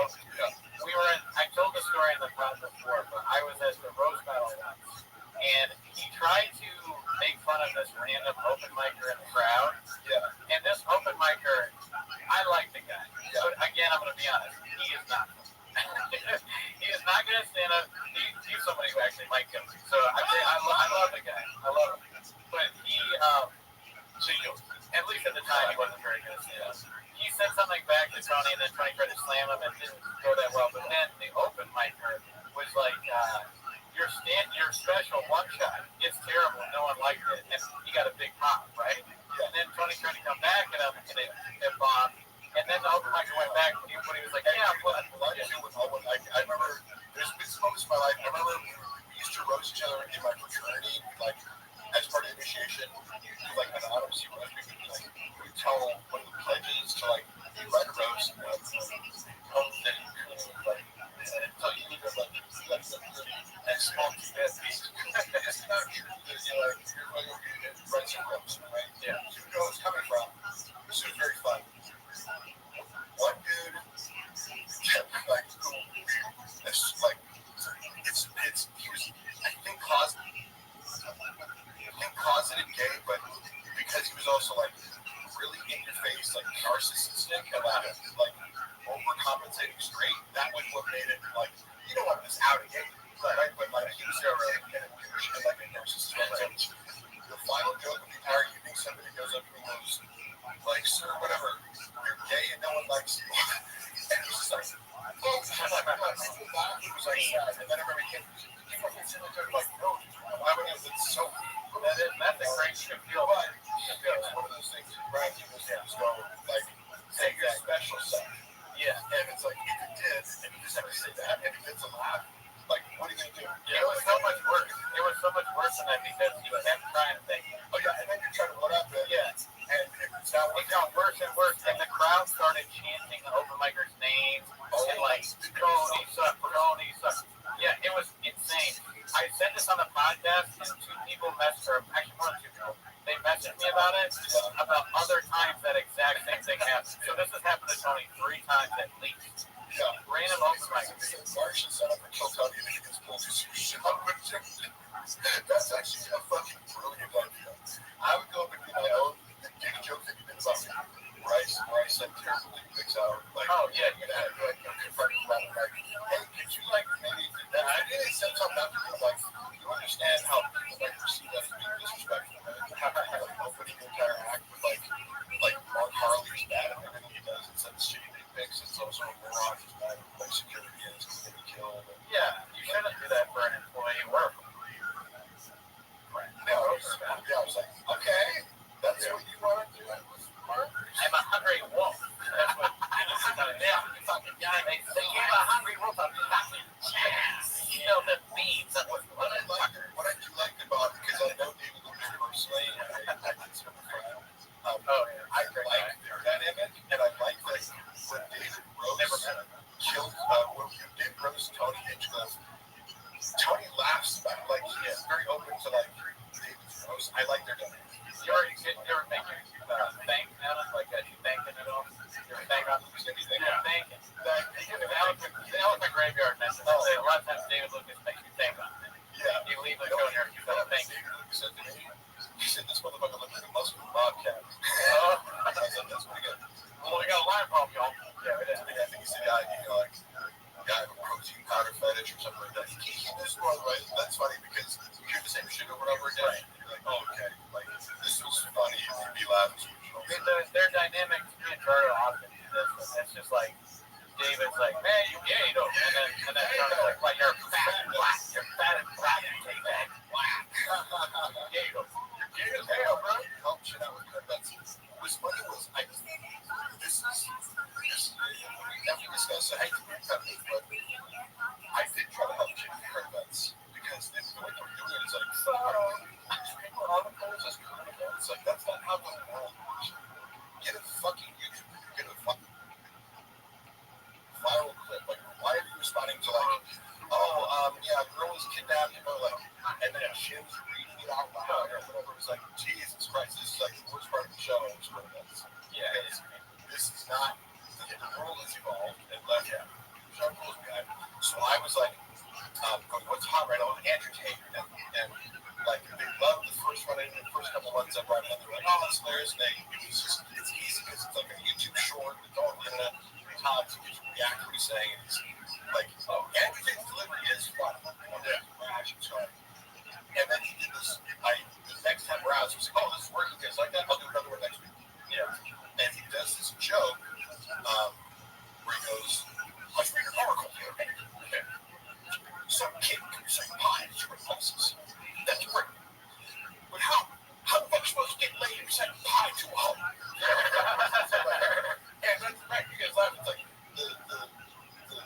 bitch, how you supposed to get laid in a club reciting pie to a hoe? And I was like, that's just funny. It's a funny delivery, and it's funny line. And also, Yeah, I did great on Twitter. Luke has a funny. Is that Luke? No, it's somebody. It's just he asked about interaction. the funniest joke is when he said Tony buys baby carrots just to suck on. I don't know. Yeah, he said it was the worst interaction you had as a Vegas. Oh, that's a good one. Fuck, there's no real bad interactions. I would say, food truck hours in Jamahal Hill was like high as fuck and super awkward, and like we were talking about skits before he like I was kind of like the liaison for food truck hours for the so like when they weren't involved in the shop, I was like tasked with like talking to them. Yeah. So I had a lot of great conversations with guys like Alexander Volkanovsky. They're super smart, and Michael Chandler's easy to talk to. Some of these guys are like really smart, easy to talk to. Jamal Hill like comes out the car like having just smoked a blunt and was like super like awkward and not gonna do something. Yeah. And it was like this is kind of weird because he's like high and like paranoid and like great. But before the episode shot, we were like, oh, I see you do like skits online. He was like voiceovers and this and that. We're talking skits and then like I asked him to like shoot a skit afterwards for like the Oak and Stone Clothing Company, and like, and by the way, a bunch of people have done this for me. I was like, oh, like, who's the, who's the like everything is? She's super gorgeous, the female commentator on UFC. Megan Kelly. No, what's her name? I know, shit. I hate Olivia. Lauren Sanko, yeah. Lauren Sanko is a Sarah designer. She's super gorgeous. Like, I was like, you see her, it's like, this woman is beyond gorgeous in person. And she, like, agreed to be like, this is like walk through, like, I'm doing Oak and Stone bitch, and she, like, walks by and says what's going on. Yeah. So, after a whole day's work, sometimes I'd ask a bit, hey, do you mind for 10 seconds if you do this thing for me? And after I'd already discussed comedy and saying, like, hey, this is a good idea, I'm like, oh, like, you come up to me and be like, I like that shirt, let me get it. And he, like, takes it off and he, like, points me to it. I was like, oh, would you mind if you and he got super awkward about it. Because I'm like, you can say no, that's not an issue. He's like, so like, what do you compensate me for? I'm like, oh, I don't really think, like, I can give you like this, like $150. And he like laughed at it. I was like, oh, I'm sorry. Like, he just kind of like humiliated me. When it's like, he's like, like, because I've asked him for like Volkanovsky. I was like, oh, do you mind taking a picture with this? Like, my buddy has something in the company. He's like, yeah, I just can't post this publicly. Secondhand, these guys are really. Most people are pretty cool. You're under no obligation to help me out. The way he did it, I was like, all right, like cool, like no big deal.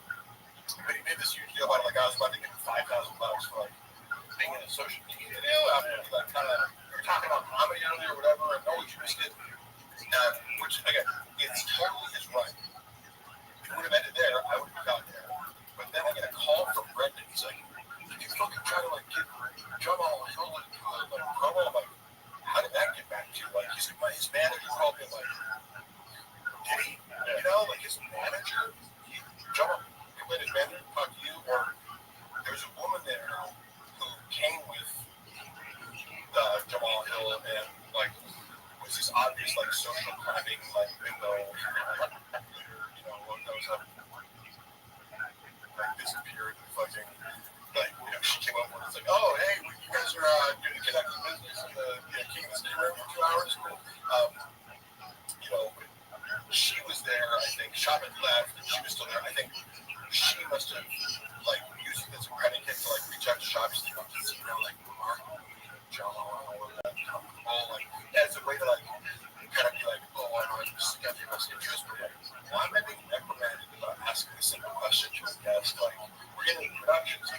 Yeah, he just didn't. Was he paid for this whole episode? Like, it was just because he had. I'm told everything said no, but Brent didn't even consider it. Like, this was the worst episode of like Food Trip Diaries ever, and I don't disagree. Yeah, and that again, he was another thing that left the salt in his mouth because it was like you're not going to think about it. Yeah, just because people who are bigger than you, like Laura Sanko, who went from he was fucking so cool, and she's like. Gonna be, bigger than I don't know. I just think she's way more busy on social media. Then Jamal Hill.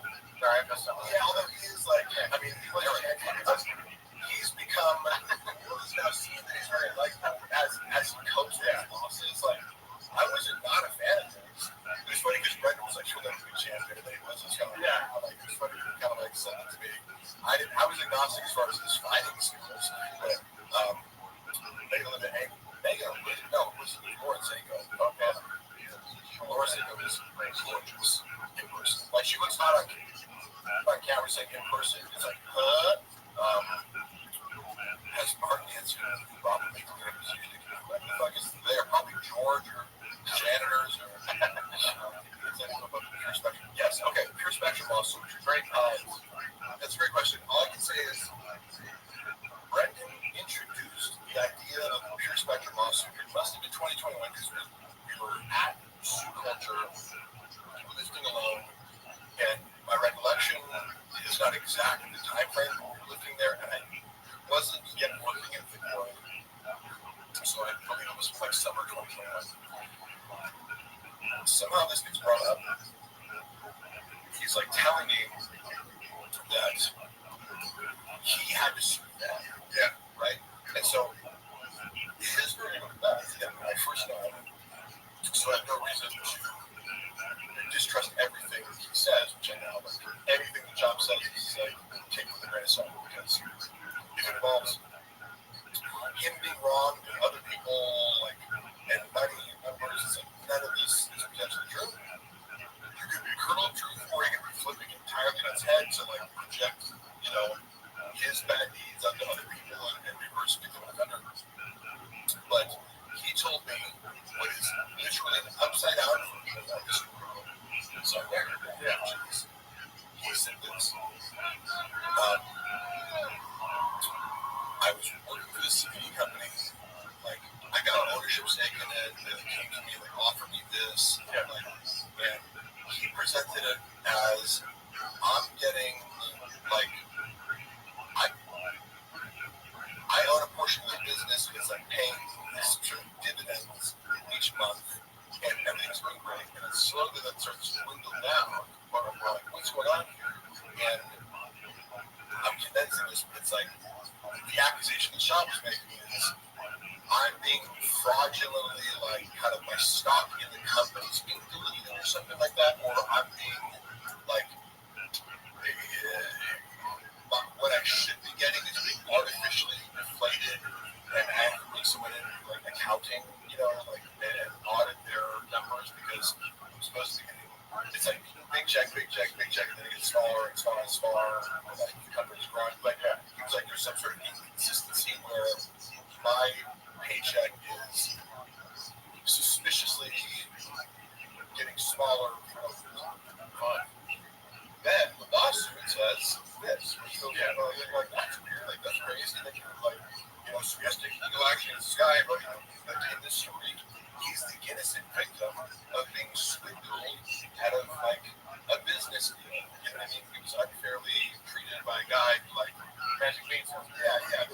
He's like, this guy came in and just fucked me over, and I'm like, I gotta sue him. But then you read the lawsuit, and it's like, I can corroborate what you can hear because I've seen it do the same thing elsewhere. And one way you're getting paid is a flat fee to do social media posts, right? In rainbow.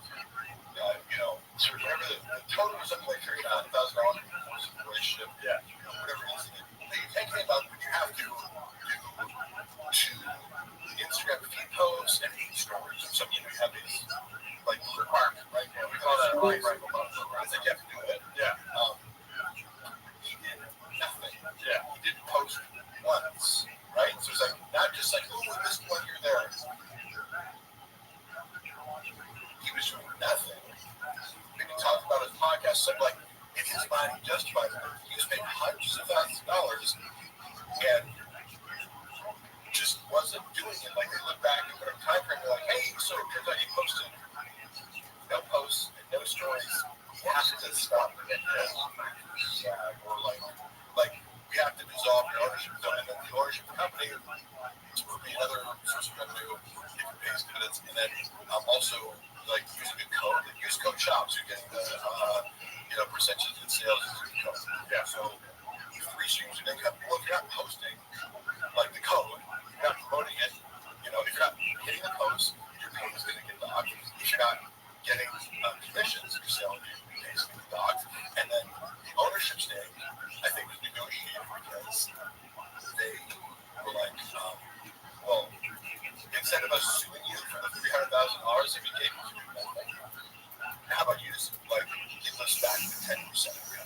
Yeah, and that's what the contention is whether or not you had the 10% ownership of this company. She claimed that you have in some sort of legal document that does or does not exist. This is the whole lawsuit over that. But it's alleged that you took $100,000 after dissolving his ownership stake to pretend he still had or claim legally that he still had ownership stake. Took 100K cash from these KGB guys in order to oust the CEO, like in a hostage takeover, because it's like it would be like, oh, these guys own 45%, ad shots 10%, now you have your stake and they can oust you. That's like to go, oh, that's kind of the opposite of what you told me. Which one's true? Wonder, yes, telling the truth. Yeah, you know. Sad, because at the end of the day, that whole CBD thing was about the kids. You know, giving CBD to kids for their type 1 diabetes. And I think he justified it. I know he justified it in some way. Probably him crying about it on a podcast once. It's like, I did the promotion. I talked about, CBD and how it cured my kids' seizures. Yeah, and I am God now, and give me $500 million. When I see a kid, I'm just like, I see wanting CBD, you know, like, and I do my jack. Not like he wants a magic, he wants a magic wand, and I give the kids all. Yeah, this guy's a real narcissist. Boys get tired. You know what? I'm autistic, bitch. Hey. No, I was going to ask her about the CBD thing too. We want to talk about CBD. You know what? If you have a problem with that, that's your problem. Why don't you like also, I love it. I like being if you allege being a narcissist, why don't you use the diagnostic criteria? Oh, you don't know what the fuck you're talking about? There's 9 of them. Keep you name them. Keep you going to theory. You go watch Sam Backman lecture on narcissistic personality disorder, borderline personality disorder. Oh, you almost. The poor guy. Yeah. That was where are my pencils? Yeah, dude, being a narcissist, you know fuck nothing about narcissism or any form of personality. Sounds like somebody not watching that. Oh, give me 1 second here. We got a guest. Oh shit. You got a motherfucker zooming in. Oh shit. Andy. Oh, I don't think he's there yet. Okay. Wait, let's not. Oh shit. Is that Brandon? What's Brandon? You got Brandon. Talk about Brandon. Another Brandon. What's up? Walsh? Dicey. Wait, you're okay. Okay, dude. You're mute. I'm chat. I'm gonna text him here. How about Disney Club Park? Yes, I am. Oh, there we go. What's up? What's up, Walsh? How can I hear him? Oh, are your headphones gonna fuck up or something? Oh yeah. No, your headphones. No, it's like just. You hear now? Like, hello. Can you hear? I'm watching the sauce. Go ahead. I can hear though. I can hear. With Brendan, we can hear you. It's just Mark can't hear you. Oh, okay. Yeah, you're good. Can you hear me? No, you mess with me a little bit. Dude, so Walsh, what's up, man? We've been watching the 24-hour Gringo Poppy with Mark Harley. Sorry.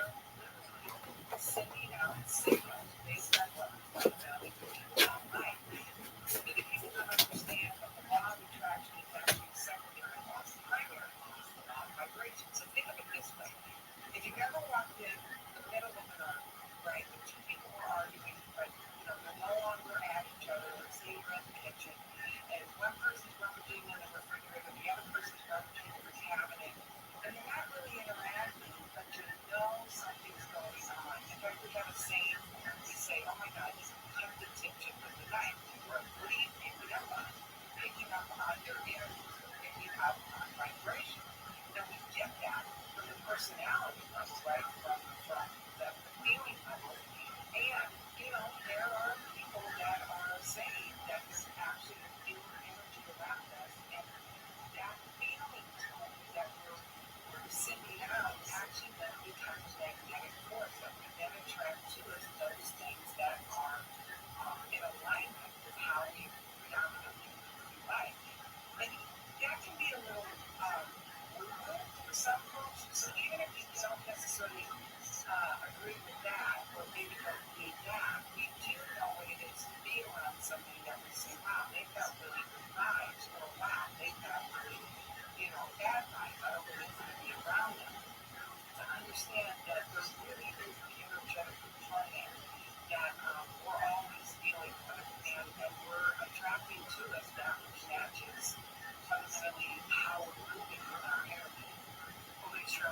Yesterday, Joseph Kellenberger is a professor, and he is an expert in positive thinking. And what he does is he goes to Las Vegas with a group of people, positive and negative, and does experiments with them. And he tells me almost all the time, the positive group comes back winners, the negative people come back losers. Now, does positive thinking have anything to do with the law of attraction? Well, I have not heard that study. I'm going to have to look it up. I love that.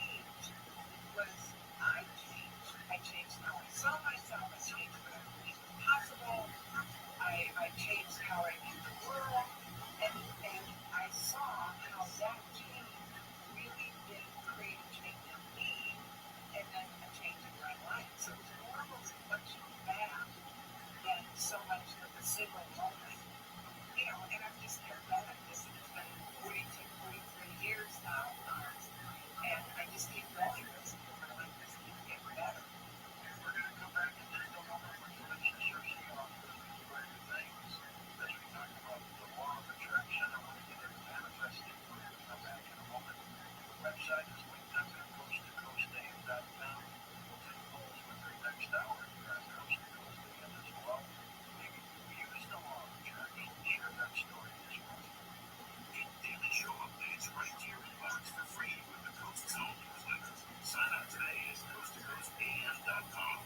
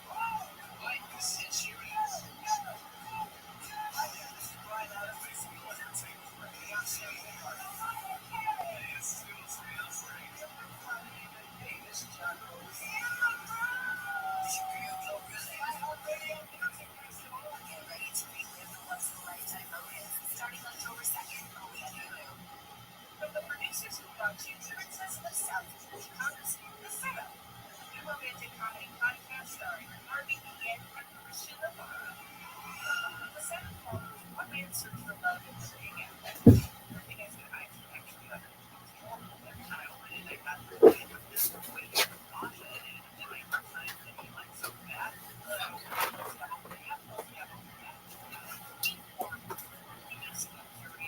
His true love, art, his biggest fear, everything.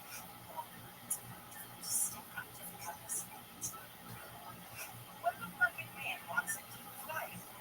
Well, he's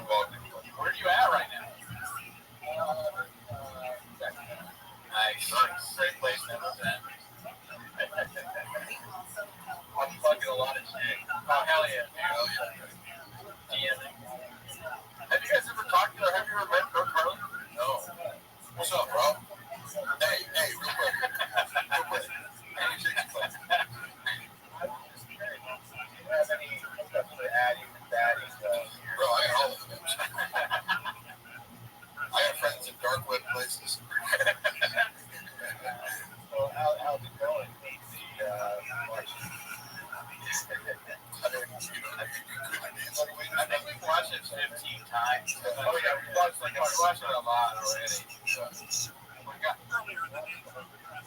really. Yeah, it is pretty long.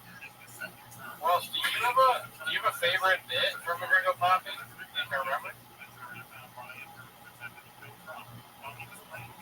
Oh, the Iowa.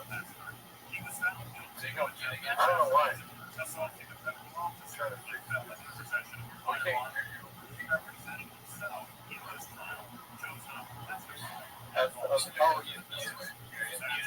Bob is on the years. When I was working with him, like, Rabbi was on so many substances every day. It's like, he's drunk, he's on credit, he's popping Adderall, he's like, nicotine. It's like,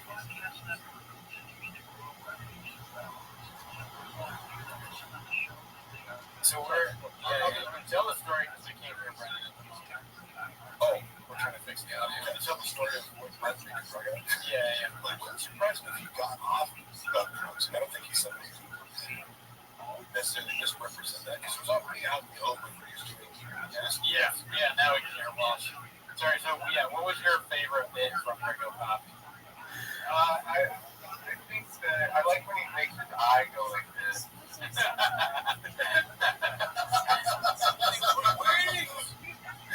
Yeah, the COVID stuff is good. You do stand up? Yeah. Oh yeah. That's all. Yeah, mostly I am the head coach for my son's team. I don't know how. That's fantastic. Is that why you're in Sacramento? You're doing some T-ball stuff there, Pete? Yeah, travel ball.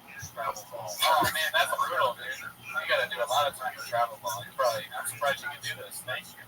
Well, it's funny. I mean, I texted you this week, but it's like it is weird, you know, like reading. I dip in and out of the Reddit. Sure. I feel like it is unhealthy. What? No. Get the fuck out of here. I do have the empathy where I'm like, God, can you imagine, like, put yourself in his shoes. Like, imagine you stumble across a Reddit board. You know, people are just picking apart every second. I feel like that because I didn't know what it was, and then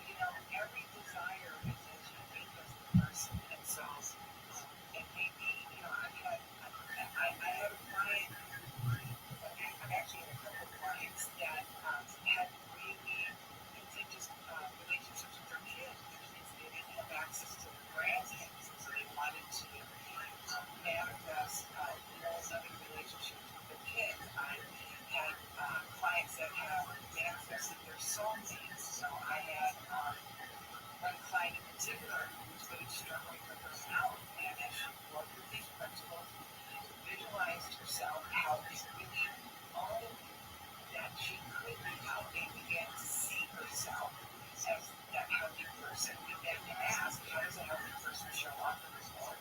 That's the one that blood pressure medication. I've had people that have built businesses. I had one woman that was just longing to write a book, and she just couldn't see herself as somebody who did that sort of thing. So when she let herself really define that desire, define that dream, that vision, and really began to identify as the woman who was able to write a book, she now has 4 books, and she's got full programs to go to books. And so this is the thing that I love about it, is that nobody in all of history will have the exact same dream, the exact same desire that we have. It's as unique as our thumbprint, and so it runs the gamut.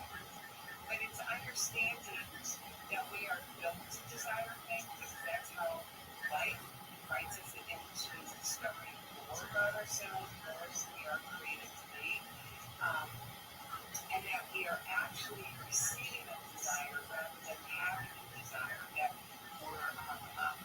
our desire is literally a gift, because it invites us into a whole new dimension of life for ourselves, a dimension of life and a dimension of ourselves. Is the law of attraction something that you're born with, or is it part of the universal law? I think it's a combination of both. That's a great question, George. Nobody's ever asked me that question before. I think it's like being born. Again, I'm going to use the example of gravity, right? That gravity is the universal law.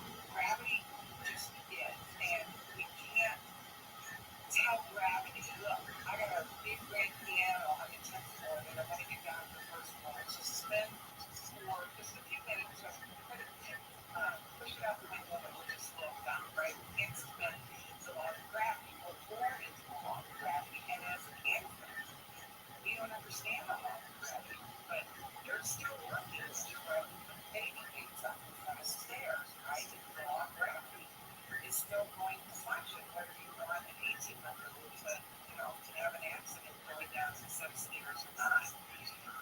The law of attraction, again, which is the secondary law, the primary law is the law of vibration, is the same thing. We're born into it, right? And infants, quite frankly, most adults don't really understand that this law is active. It's still working, whether we're aware of it or not. And so the mastery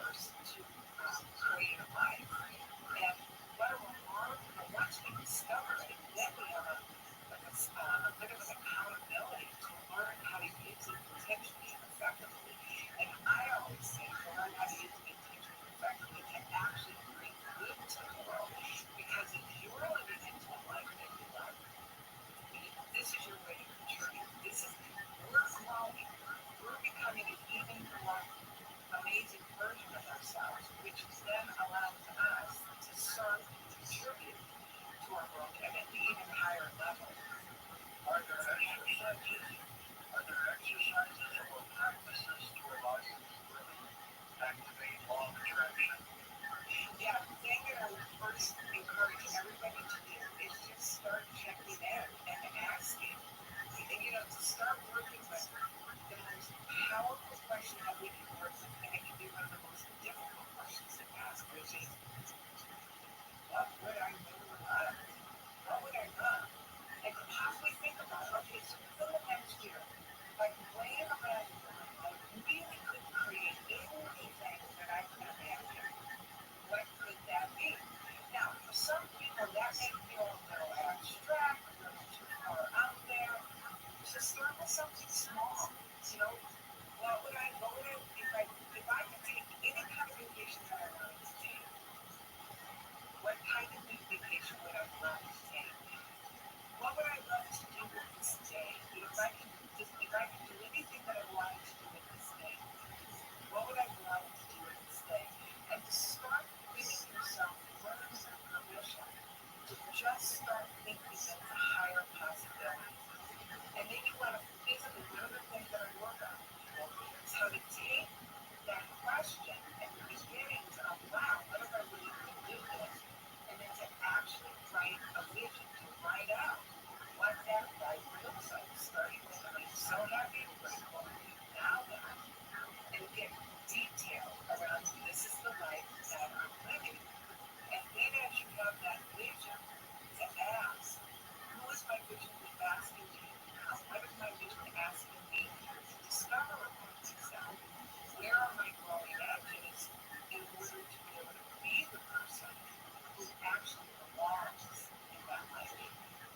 The thing about a dream, right? Not a big goal, but a dream. A dream is bigger than anything that you've ever done before. A dream is beyond what you've known for yourself. And so there's a part of you that's going to believe it, there's a part of you that's going to doubt it.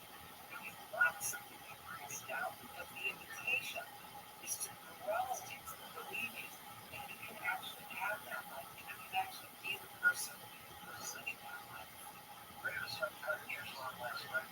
You're talking about dreams, matter of fact, how they affect you and stuff like that. The dreams tie into the law of attraction.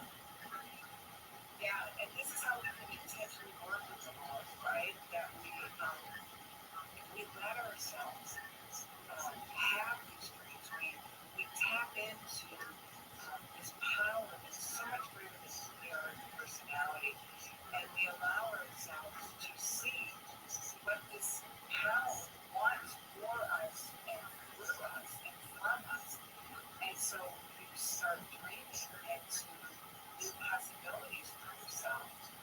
And then, as I'm sharing, you let it inform what you are coming to know about yourself, right? Because everybody has a habit, no matter how you see yourself. Everybody's got a habit for how much they do allow in life. The dream is the mechanism by which, a life force energy, creative power, invites you to raise your threshold, to raise your set point for how much good you will allow in your life, and for you to then grow into that person that lets that much more good come to you. So it's dreams are the mechanism by which you begin to intentionally work with the law of attraction. Where can it go wrong?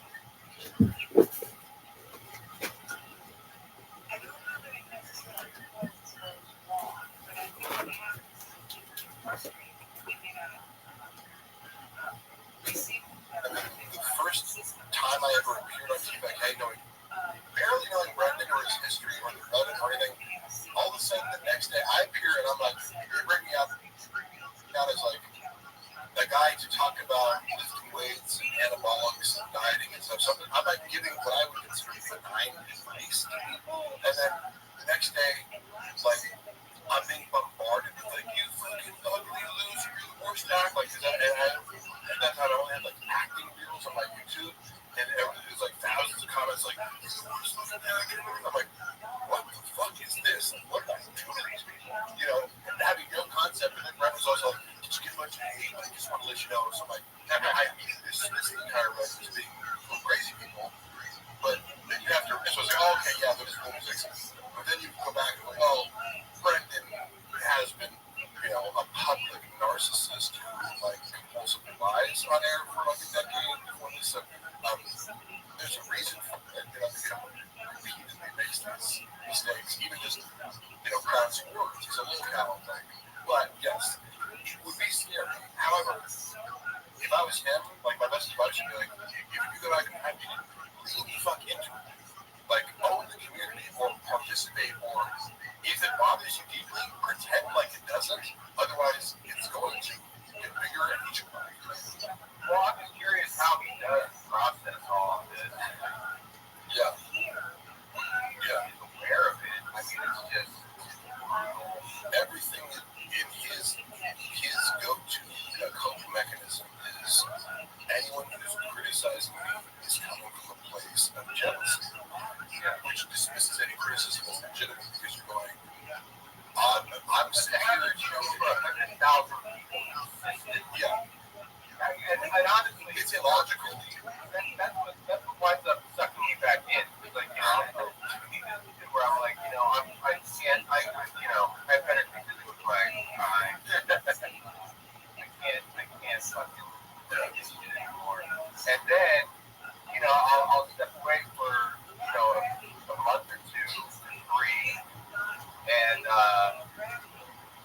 it'll just, it'll just be one of those things. Like late at night, I'm fucking, everybody's in bed, I go for sleep. My girlfriend thinks, my name's Brendan. I'm a failed comedian. I'm a failed podcaster. Sometimes it's like, whoa, the wife's name is Johanna. Is it really? Taco Bell. I mean, you can relate. That's part of what brings it. See, the thing about it, what I would say, you asked, how tough is it to be in Brendan's shoes? But if you're in Brendan's shoes, your feet are going to be wet, remember? He drinks out of his shoes, so you can't do that. But that's what sucks me back in, though, because it'll be late at night or whatever. For whatever reason, I'll be online, just fucking wasting time. I'm like, whatever. I'll click on I'll go see, because I can't use the T5K Reddit, so I don't even get any suggestions, so I don't even know. When you go on Reddit, because again, I think Reddit's amazing. For a lot of as a social media app, I don't know. But I'm away from it, and then I check the this for a second, and then it's like the guy. I mean, it's just nonstop hits. Like I'm like, what? One time when I laughed, and I came back, and it's when he got the fucking Chompy tattoo. Oh yeah. And I'm just like, yeah, it's goes down. As you're saying, he keeps on doing himself.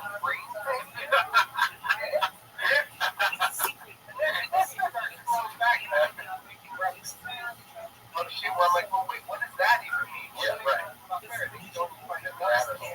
Yeah. I remember finding out Best Brains for the Arts.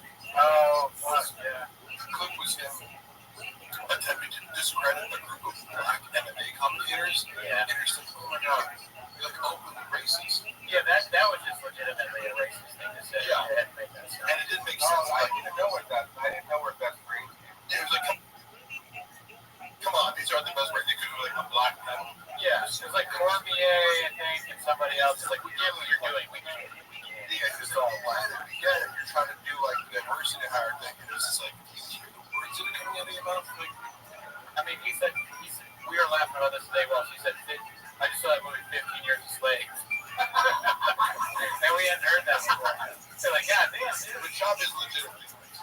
Oh, for Like, knowing you privately, I'm not going to say like the exact ways in which I feel comfortable saying. I don't believe it. Yeah, no way. I've seen various shades of racism expressed, like, depending on the circumstance. If we're completely alone and there's no one around, he's going to express racism in a certain way and more subtly in other ways, and it kind of slips out, even when he's on fucking camera and he knows everyone's watching him, he still can't help but be racist. But there's some sort of, I mean, there's symptoms of racists, right? But, like, I always feel like, I'm like, raised this way, like, is your dad racist? Because I get empathy for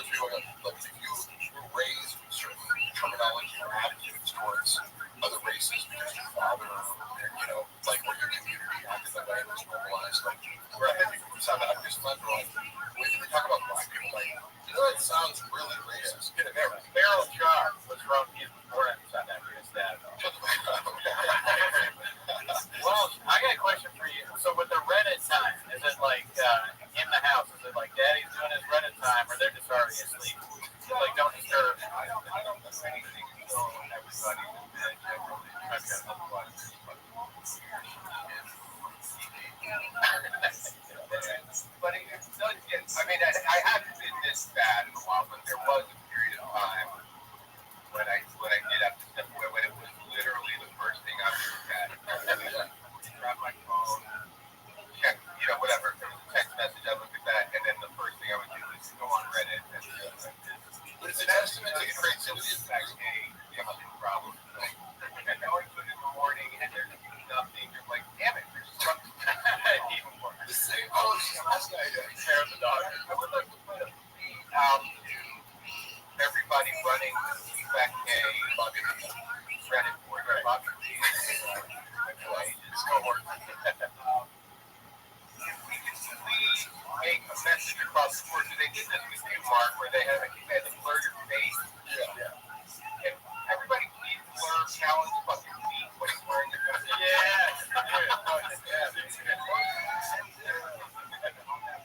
That cocksucker sitting Indian style, goddamn flop. Yeah, it's that's it, visual. Yeah. And he's like, is anything come on before? Big gay lion. Mandatory.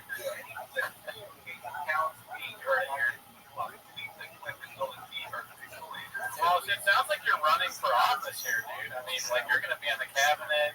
Brian Campbell, watch out. We got a new guy. Strong action. Skids and bits party, dude.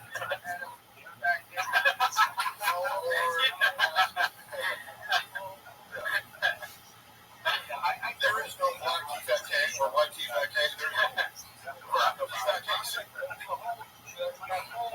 Everything about it is, I mean, I have a pretty loose grip on reality. And it really does kind of fuck with my reality where I'm like, I can't even understand how it's real. I don't understand how, like I said, like my podcast shit, all of us here are less successful than Sean. Yeah, That's true. Dude, have you seen my Ferrari, bro? I think I'm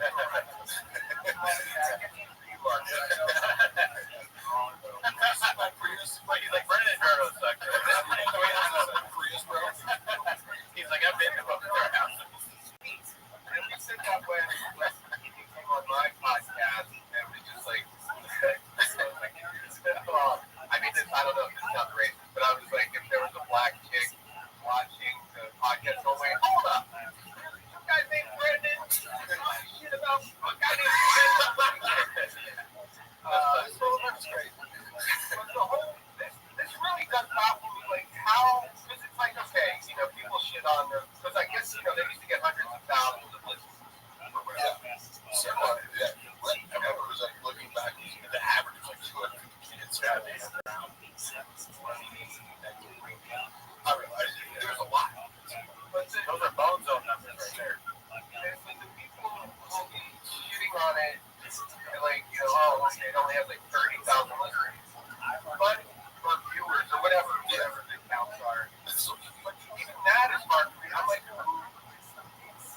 it really is confused. Like, what? I'm like,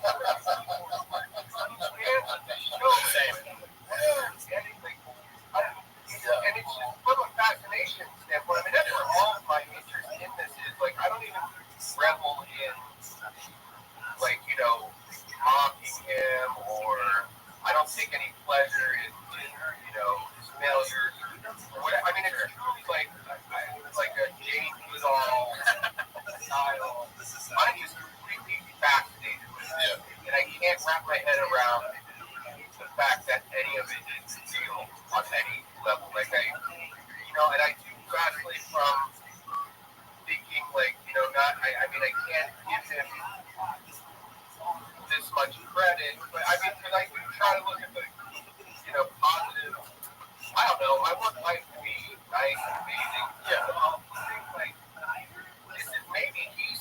kind of a genius. Like maybe this is a true like next level Andy Kaufman thing going on. And I agree. It's the only acceptable explanation, even though I know that it's not true. Yeah. Right. But that would be amazing. What if it is? He mascot, Tagliacci. We talked about this before, but I think it's fascinating too. And I think it's something that like is evergreen and keeps going. Because he has all these hits, like you said. And he is fascinating in a moronic way.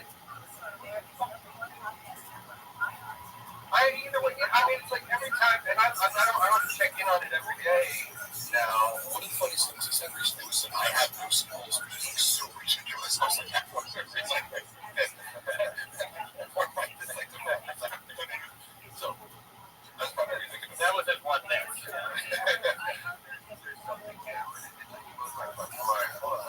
The new stuff that I remember, like, the last one was the moon thing. He said land moon thing. That was big. Yeah, even just, as I said, the malapropisms and dyslexia based. I don't know enough about dyslexia to say this, but it's the most innocent form of things because you're mocking somebody like a speech impediment, like some sort of what would you classify dyslexia? Like a learning disorder? Yeah. Right. So, but sometimes people stop and go, "Oh, that's not funny." It is funny, but it's like you could be like, "Don't be a bully," but it's like, wait.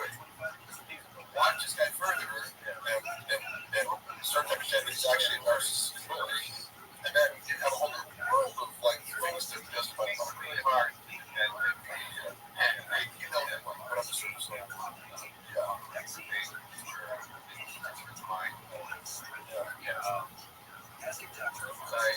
What else have you done recently? We got a poll in the chat. I just want to check in on the viewers, and I asked them because Ross was talking about the hair of the dog chicken chain in the morning. How long do you spend on chains? And the winner is 8 inches.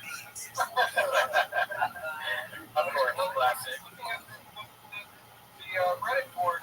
It's another thing that blows my fucking mind. Because like when he sees me, like if he is in fact looking at this, right? I feel like if he is any level of a human being, he would have to. Like this, if this was happening to me, I would just have to stop. Like, just make like it doesn't exist. Now, I don't know how I can cope with it.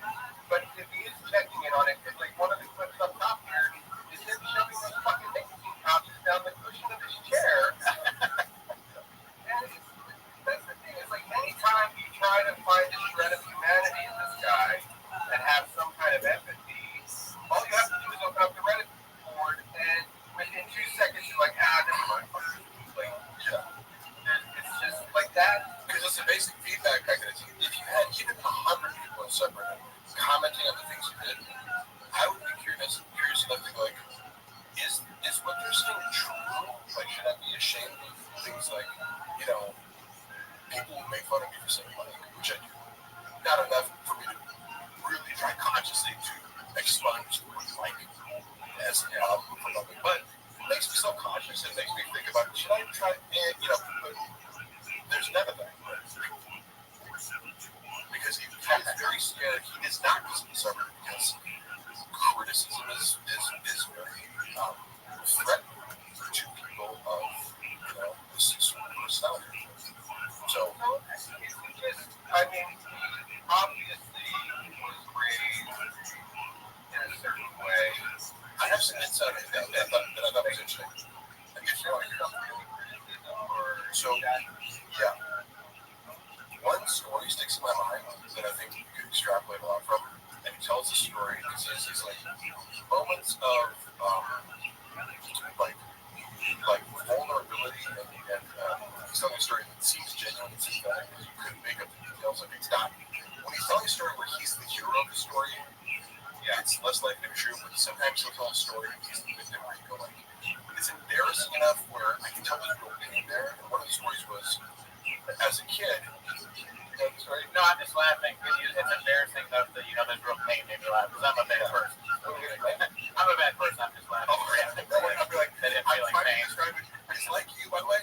People think I have animosity towards like, right? It's like, no, he owes me money and he's trying to scare me, and I that warfare kind of.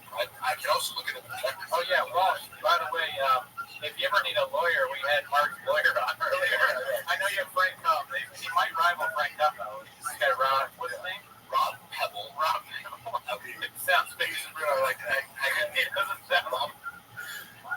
I'm like, oh, He would act like a good. Sean has no fucking idea. His name is Danny San Francisco. Sean is banking it, like, because I did a settlement conference that went totally sideways because they were like, oh, here's like, on paper you're owed $150,000. I'll offer you 2.5K. I was like, suck my fucking dick, bitch. Like, but my lawyer wasn't there.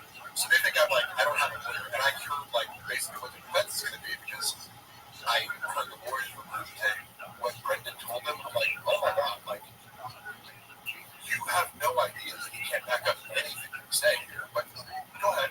I'm sorry, I derailed you. The story I was going to say is, as a child, let's say he was, I don't know, between 10 and 15 or something, starts off with saying, I used to love strawberry ice cream. And there's a gallon of Neapolitan ice cream. I would dig out all the strawberry ice cream. So, Oh yeah. fresh, like, hey,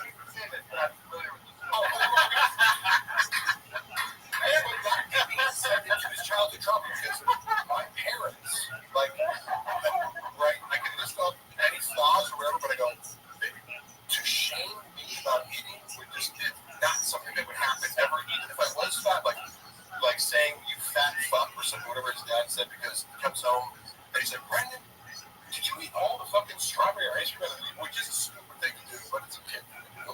But like, clearly, Brendan has always been self-absorbed. He's like, I know, I'll just eat all my dad's fucking ice cream. Like, eat this one part of the ice cream to myself. And my dad goes, and then just goes, did you know fucking strawberry ice cream?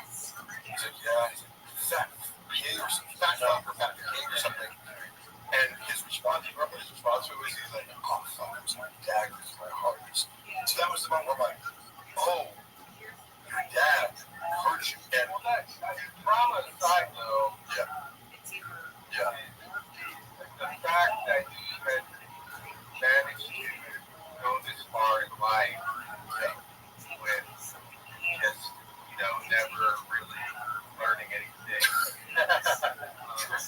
I mean, I assume his dad is pretty, like, his dad funds everything he does. Like, he doesn't, like, His dad made actual success.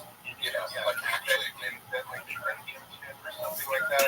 It's something where it was The diamond mines are pretty profitable. The emerald, he's at the Emerald Empire. actually built a business, rather than I mean, I think I'm surprised that there hasn't been like an actual. I mean, I guess there's like the YouTube channel, like the Beige Frequency, he's such a fascinating guy. Like to have a real true documentary made about this guy. But I guess you can't really keep up with it because by the time you're done editing, they're going to be like, he did 70,000 fucking crazy things. That's right. Yeah. So there has to be like an ongoing like reality show. Like I don't know. Like a reality show would just be like a fucking such a good idea. High-minding. You're just gonna watch all this shit and like find the footage of matches and contradicting himself and these things. I never watched that Beige Frequency documentary or whatever it was where it exposed all like the lies and his like before I met him. Because I met him and I said, oh, this is a guy, Chappelle Lacey, opens for like, I had a clean slate as I was meeting him, so he just seemed pretty normal to me. And I had an incentive. What's the subreddit like attacking me for like appearing in his world? I was like, oh, these are crazy people. So why would I seek out more information about this person when I feel unfairly attacked? I think, and I like, oh my God, this lies about everything is a weapon. by the way, the chat is saying that you guys are on Baja mode. Thanks, Chad. I think that you guys have a great idea with the reality show. I would watch that, but my thing has always been documentary on specifically the Gringo Pop, because that is like the most important aspect of his work. I want to work. I'm being serious. I want to work on. I was talking to Adam Sandler and Yasiel Puig the other day about this. We were discussing ideas and all that. They're like, yeah, you got to do this. Like, this is your thing. So that's something. I do think that the main thing that I would like to see is a documentary. I'd like the building of the set, who wrote the stuff, like how did he come up with the jokes, like what is people's reaction to it, and then obviously Bob comes in and we interview him at some point, or the director does. I would like to contribute some things. Like I could add a few, and not everything, but I know everything. I was there for the conversations where, I'm friends with an editor who's being tasked with like you're sending. It's difficult because I edited for Brendan. I learned how to edit for Brendan, and I was like his normal paid editor was having trouble editing clips down to 90 seconds. Yeah. Like, oh, just fun. I can get that for 90 seconds Instagram thing. Right. And I would just go to Ryan and like, okay, let me do this. Like I learned how to do that because, and then Brendan's really trusted me, right? So like edit more. So I did have a little bit of editing experience. One of the things with Real Poppy was he kept going, juice up the last one. And his idea a stand-up comedy special is funnier than juice up the laughs in the audience. And so it was like repeated. Like he sent it back. He sent the dish back 4 times to the fucking kitchen to be like, warm it up. Like, dude, how fucking loud do you think the audience would be? So people might notice that. It sounds ridiculous because it was ridiculous. Because you're like, dude, you want it more loud than that? Like, you think it's gonna make the jokes better? Or you the laughing doesn't know anything. Yeah. Yeah, by the way, the reason I brought up the strawberry ice cream thing was the insight was he has an issue with seeing other people. I eat a tremendous amount of food, but I'm also in shape, right? And this is a difficult concept for him because I think one of the reasons he wanted to be friends with me was like, I think he thought he was going to get like ripped by osmosis. And I'm like, yeah, we can work out in the gym together. I also run 6 miles a day, and I also like eat a certain diet. You know, if you want to get ripped, you have to like live the lifestyle, which I don't always live. If you want to get to 9% body fat, you have to do a lot of things, right? He believes that it's kind of like, well, if I'm around this guy, and probably became disappointed later. He has a very strange relationship with food in that, like, he hates when other people are eating around him and he can't be eating because he publicly presents a facade that he's on a carnivore diet or he's on this diet, which means if he's around other people, he has to keep pretending that he's on carnivore when he's not eating with humans. But then it's keto, man. Like, I had him inside the back. He said, yeah, I stick to the carnivore diet today. I had a pint of vinegar. You're not on carnivore. That's not a carnivore. I ate steak, and then the next meal I ate, a bunch of candy. That's not a carnivore. That you just ate steak. Yeah, you would say something crazy like, yeah, I'm on the carnivore diet, but I ate 10 bags of Skittles. Every day with him. I don't think he stuck to a diet for more than 18 hours at a time. So you wonder why you're not losing weight. It's because just like you're eating an additional 1,000 calories of fat. But he would in the green room. It's like the green room is in charge, right? The Oprah's not there, but that's where we get fed, right? So I'm ordering like, oh, can I get 2 orders of chicken tenders because I eat a lot of fucking food. And if it's Saturday, yeah, I eat it all week. I'm gonna have some fucking chocolate cake or something because it's free at the Improv, or he like Jesus Christ, Mark. Like, do you think you can shame me for eating what? Like, I fucking that's how that works. But it's like, you see your joy. Yeah, I would rather eat cake myself and have no shame. You have shame. Yeah, and that's your problem. But I see you trying to shame me, saying what your dad shamed you, and this is part of a body dysmorphia or eating disorder complex that you have that it becomes very transparent because he has this like contempt, for other people eating around him, and multiple stories that say like or the other, but the moment he could get private, like he wouldn't want to eat before show, but after show, so let's go get pizza. I'm like, are we supposed to be dieting or I want to get pizza at 1 a.m.?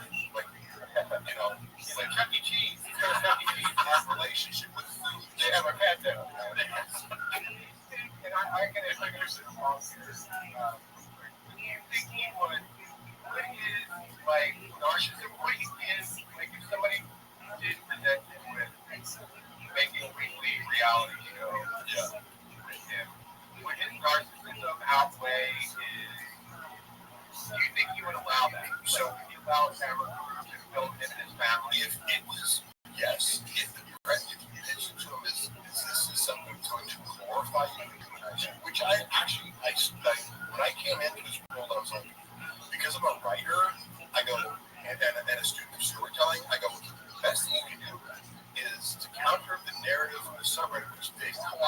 life story, right? And they're telling it for you because you don't want to tell it yourself accurately.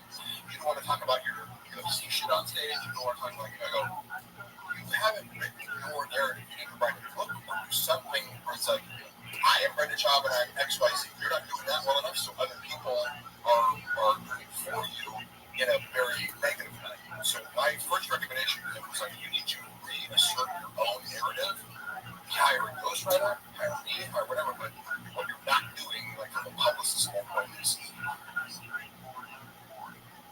framing the narrative correctly. And you're ignoring the fact that other people are doing it for you, thinking that helps you. It doesn't help you. You have to combat that other narrative that makes you feel like shit. But I had a few novel ideas that I thought were fun. For example, I took over the TFK IG and started talking to the voice of the page. I was like, I'm going to talk in Shabanese. Somebody would say, like, what are we doing here? And I'd be like, I don't know, B. Or so, like, I'm responding. And it drove people commenting nuts. So they keep commenting, like, what the fuck is this? Because the role, and all of a sudden, oh, you can't do this. I'm like, oh, yeah, I can, bitch. I didn't tell Brendan that I was going to do this. It was an experiment. And I thought that he would see, like, hey, you see how I 10x the engagement by, like, co-opting the Reddit speak, and then it also blunts the force of, like, the haters come to the page and they plant their seed by going dicey, and everyone starts talking away. All of a sudden, fans and haters can't be distinguished. He gets uncomfortable. When he's the butt of the joke, any perceivable way, he's really scared about it. I started editing their page too. Like, there's leaking followers. Let me change the guy. I started editing the clips in a way where like I have these like weird zoom ins and kind of like do like a little bit different editing style for the clips because it's just normal. Sure, with Brian and Brendan, because of their egomania, like. And self-absorption, like, no, like, we're funny on our own. It's like, hey, guess what? Like, I study comedy too, bitch. Like, you're not the only person in the world who has ideas about comedy. They always sound like, they think you about comedy. I'm like, okay, I've been this career at 20 years. Go ahead. Like, any idea, this put them at the bottom of the joke is the clips by zooming in on certain things, like stuttering or something like that. It was funnier, but it didn't end the butt of the joke rather than like, oh, we're telling a funny story. But like they do something like that, and I edited to do it and zoomed in and stuff. So you were editing that to show that, and they hated it.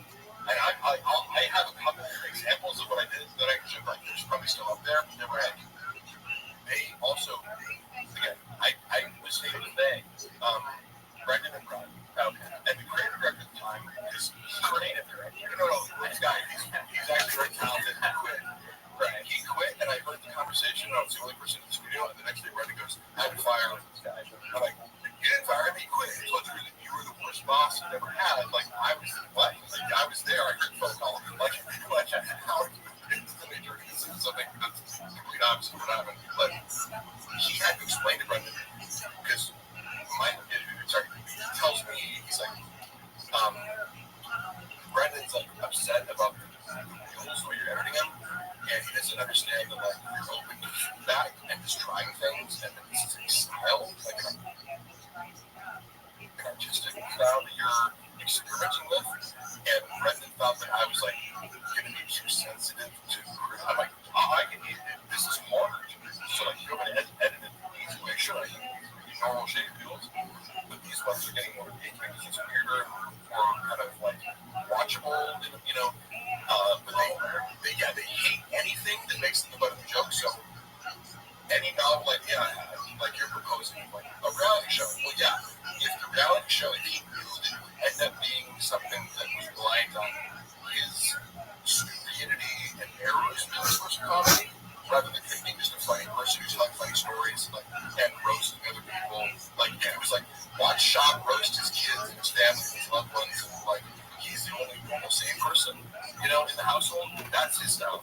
Everyone around you is stupid and incompetent, and obviously a cool guy enduring all the idiots around him. That's how he perceives like his role in his comedy universe. The moment Brendan's the butt of it, as the bump of brains are, he's out. You know, he would not even, you know, entertain it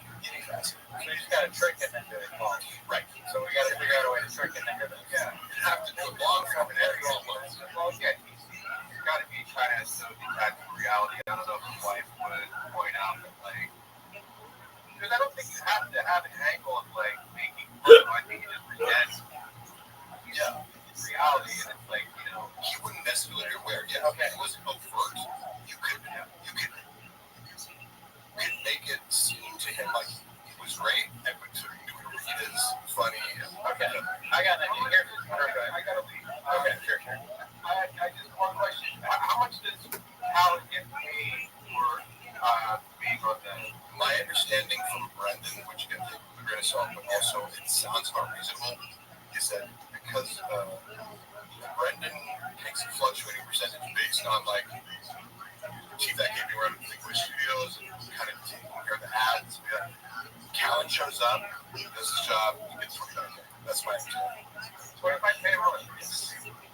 How does this make sense? How does it be? I go, how do you have a podcast of $40,000 where split is it's like $1 per listener? I don't know. I don't know how they get that much money. I mean, Harold must pay Brian that money straight out of the bank account for that. Yeah, it could be exaggerated for Brendan. I don't know. Brendan Walsh, I just want to let you know, somebody has posted Jersey the Real Dog on the Find It on the Kids subreddit. Request, blur all future posts of Brian's feet. His company policy to respect the victims. Mean cheese. They're making waves. I hope people do that. Yeah. Well, can you have like your little 8 round?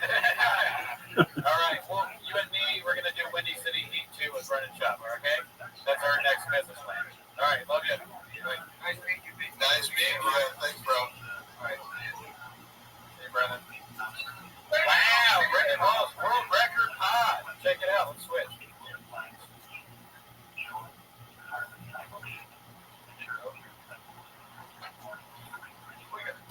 Oh my gosh. Sorry, I've been running around. Let me see here. We have been playing the copy in the background that whole time. If anyone's wondering. How do you guys originally know yeah, first house. I got it from the Skits and Bits online. Yeah. So, Mark, what's the stuff like college and that? Oh my God. Joe Rogan is a redacted unfortunate. And it has a very low consequence. Like, you can fuck up steroids and have some other consequences. Like, corrupting numbers have some funny redacteds to the top of the industry. Okay, so. Great question, Truck Footer. What do you think, Mark Harley? I was going to let you guys go first because, okay, I feel more comfortable shooting at comedians after actual comedians. Okay, 3 worst comedians that run this first question. Tony Hinchcliffe, Bert Kreischer, David. Well, there you go. Okay. So easy. That's right. Oh, sorry. I mean, I'm glad you stick up. I will not stick up for your friends. Not enough people are sticking up for their friends these days. Yeah. I genuinely love David Lucas. We work out together. Like, he's just always been a cool guy. So, yes, let me do it. how many because members would you suppose to ever have? Listen, so unique, and most people said unique shit, then he starts popping up in my algorithm, so I see a lot of stuff from Unique's channel, who I have an odd kinship for, or like affinity for. He will say, oh, these posts are getting 60 likes, therefore it must be 60 subscribers. And I'm like, the 60 likes are probably at like 200, 300 something. Yeah. And I would assume 500 max. Yeah. Right? Yeah, let me see here. Let's do a quick study. It wouldn't shock me if there was 500 subscribers. So it was like, okay, if you get, let's say you get 50K monthly viewers, it's whatever. I mean, look how strong you are. You've got 438 viewers with 342 likes. Dude, what the fuck? So it's at David Lucas works out. David Lucas is actually very strong. Yes. You'd be surprised when he will twist your neck off. Watchboss has a lot of stuff to say. Watchboss, first of all, let's put all your comments into one comment next time, yeah? Did Shop farting loudly during the business meeting really ruin the sale of Tiger Dick? I've never heard that before. But what happened? It's when he gets actually, I wouldn't put it past him. Yeah. I'm like, is he a gassy guy? Not particularly, but like, it's one of these things where it's like, you can see him doing it because he's lax.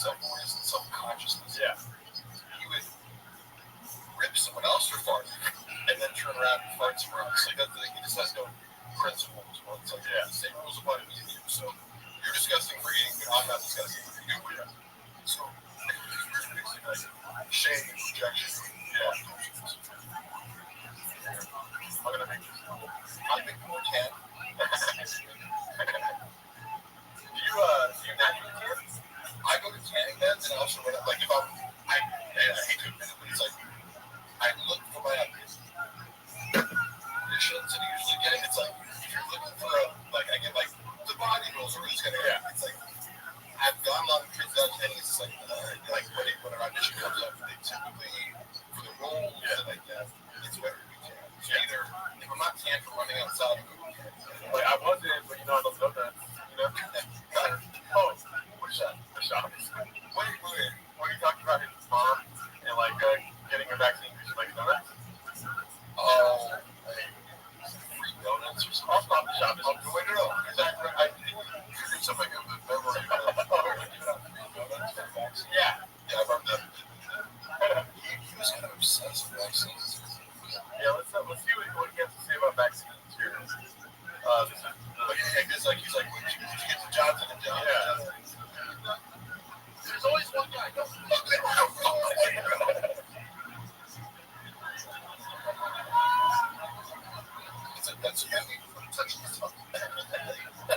it's funny because he's outwardly he pretended like he was not anti-vax. Yeah. Even though he actually was very anti-vax. Oh wow, yeah. And I'm agnostic by like I got the vaccine because Luana was paranoid about it. Yeah. But I'm like, I don't give a fucking way. But it was funny watching somebody have this, cognitive dissonance of like you feel like you have to tell people that you're not like against vaccines, but you never let them know and you're like, look at that. Well, you see the most recent Joe Rogan episode with him, right, where he talks about vaccines and autism. Yeah. And it's funny because it's like that's a conversation. Like I've read RFK's books just because I'll be like, when someone's like, this guy's a lunatic, and then I hear him talk, and I'm like, if you can get past his frog voice, that I was hitting earlier, as a total joke. I didn't actually have to think of because I go, this guy's coherent and clearly has an encyclopedic knowledge of certain things. So I go, I'll read his books and hear him out. Like I'm not, and I realize it's look at him as polarized. Yeah. So I've read the arguments about the connection between vaccines and autism, and I don't know enough to actually like I didn't dive deeper into it. I'm aware of that. Yeah. But somebody like Brendan Chop should not be discussing this. Yeah, that's not your place to discuss. Thank you for having me on the fire and the how much can we learn from I fought 5 squirrels last night.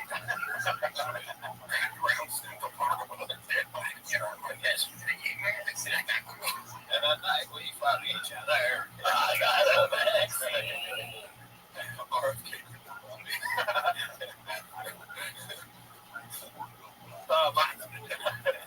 I transferred the comments over to here just so we have. Oh, nice. BGL's like Bradley Martin went to South Beach.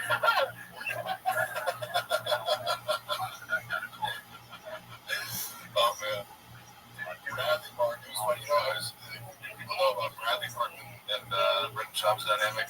What's their dynamic? I know that he won money. Yeah, like it was just funny because when they first started talking, it was like I got to witness them first hanging out, and it was always funny because like had I not been with Brendan, Bradley's so sensitive to like social status, he would have completely ignored me. Yeah, all he cares about is like, are you in your 20s and like a rising social media star that they can take advantage of? Like, yeah, she is only like.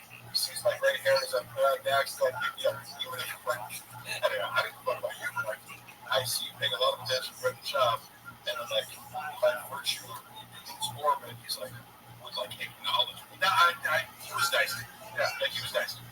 And he gave me a ride at someone, like, I don't have any problems with Brad Martin, but their dynamic was funny because, like, outwardly they were like, oh man, this guy's like Spider-Man, like, you were the same person. But then, Brendan was talking mad shit about him and because I got friends. he tells a story of like they were doing a podcast maybe, and somebody came up and he's like, someone's like, who's stronger between you two? And Brendan's version of the story was, or like Brendan's attempt to be diplomatic, right? Now, Bradley Martin's super strong. Like, he's not just a big dude. He can deadlift 700 pounds. He can bench or something. You know, it's like he's strong. So, he's stronger than Brendan. That's what he does. And you can just look at him like, yeah, okay, Brendan's strong, but like Bradley Martin's natural power. Yeah, so, Brendan tries to answer the question first. He goes, oh, I'm sure, like, you know, he's trying to be like, you give me, back to bed. You're kind of like, I'm sure there's some lifts you give me. And Brendan's just like, what are you talking about? Yeah. Right? Brendan was like, so taken aback by that. I can't tell me that he's like, what a fucking maniac. Like, he was just saying, yeah, we're trying to be like, oh yeah, I get you. It's like, but that's not true. Right? Literally. Yeah. Like, have you seen me squat 6 plates? Can you do that? You know, like, this is, you know, Brendan just went to Jesus Christ, this guy's insane. He's right the star of the show. Yeah, like, there's a question I wanted to ask you that was in the chat here. And then he accused Bradley Martin of being gay. Because he was like, Brendan saw his girlfriend. That's like saying, like, I breathed today. So literally, I'm trying to tell you, like, that's another part of this whole, like, your gay fascination. It's like, how many people do I have to hear you talk about being gay who you have no evidence for being gay, and it's either, are you lying about the person being gay, or just super fun? Yeah, just for a gay rumor about straight. It's like, how socially aggressive is that? Like, passive aggressive, right? Equal, bro. Yeah, it's like, and then if the guy is actually gay, you think it's cool that it's like, how do you want to be out? And like, what? You know? Like, if you walk into a guy's sucking dick, like, you can, like, yeah, you know, if they Mark might be gay, I walked in, you know, have a cappuccino with him. You know what I mean? So, yeah. But the amount of times that I would watch him, like, someone being gay with evidence, the only evidence being he does something better than me. Bradley Martin's stronger than me. You know that guy's big. Yeah, right. In a way where it's like, if you disagree with me, you're clearly not, it's like, you can't see it. What? How he's gay? Gay? Yeah. Like, what? Oh my God. Bradley Martin is gay? Like, did he suck with his chick that you like? Yeah. Yeah. You try to get on him. You can always play your shots here and be like, oh, dude, you can never be you. But I wanted to highlight this right here before it goes away. Kodak Chrome Graphics. Martin, do you have plans for a new podcast? If so, do you need a piece of editor? Yeah, plug it out. Yeah. Hit me up on Instagram if you want to do that. So me and Luana, as I mentioned before, we've been filming episodes of Hella Toxic, and basically we're like, I'm not going to release it without permission, but we're arguing over the source of like the comedy. I'm like, the fact that you're walking off and you're mad and we're fighting is the source of like, that's what. So we're kind of arguing. We shot a bunch of stuff, but and I empathy for Luana, which is she doesn't have experience podcasting, and I am a little bit impatient. Like I go, I could be more gentle. However, it's like as I'm setting everything up, and it's like hot outside, and throughout the AC, it's like it's how I sit there sweating buckets, and she's like getting free. I'm like, hey, could you like, you know, like could you wait a little bit, or just not be in a bad mood? Like, I'm your other worker, girl, swim my ass up, and then you're like, you know, I need to be here, Luana. Luana. He's a Luana the thought. I'm the Luana. He's the Luana. Oh, yeah. I lose my shit. Yeah. Is that true? Oh, yeah. Oh, you like get set up and stuff like that? Yeah. All right. I have this on camera. I'm like, you know, I'm annoying the fuck out of her. And then she like walks off. But I'm like, no. Like, now she's mad about it. She's like, it doesn't make me look good. I'm like, nobody cares whether you look good. Like, I don't look good. Yeah. None of us have ever looked good in front of her. But so I'm currently trying to convince her to release this footage. I'm like, no, that's like, people don't want to see two people getting along. Yeah. You know, swimming. It's like, no, it's like, hey, here's our like perfect fine relationship. I'm like, no, it's all hella toxic. I know. And then you guys are just getting along and everything's working. And that's why I like the joke that it came up with that she admitted. She's like, she even told me on camera, like she walked up and said, so fucking thinking about the last episode every time. It's so stupid. I'm like, no,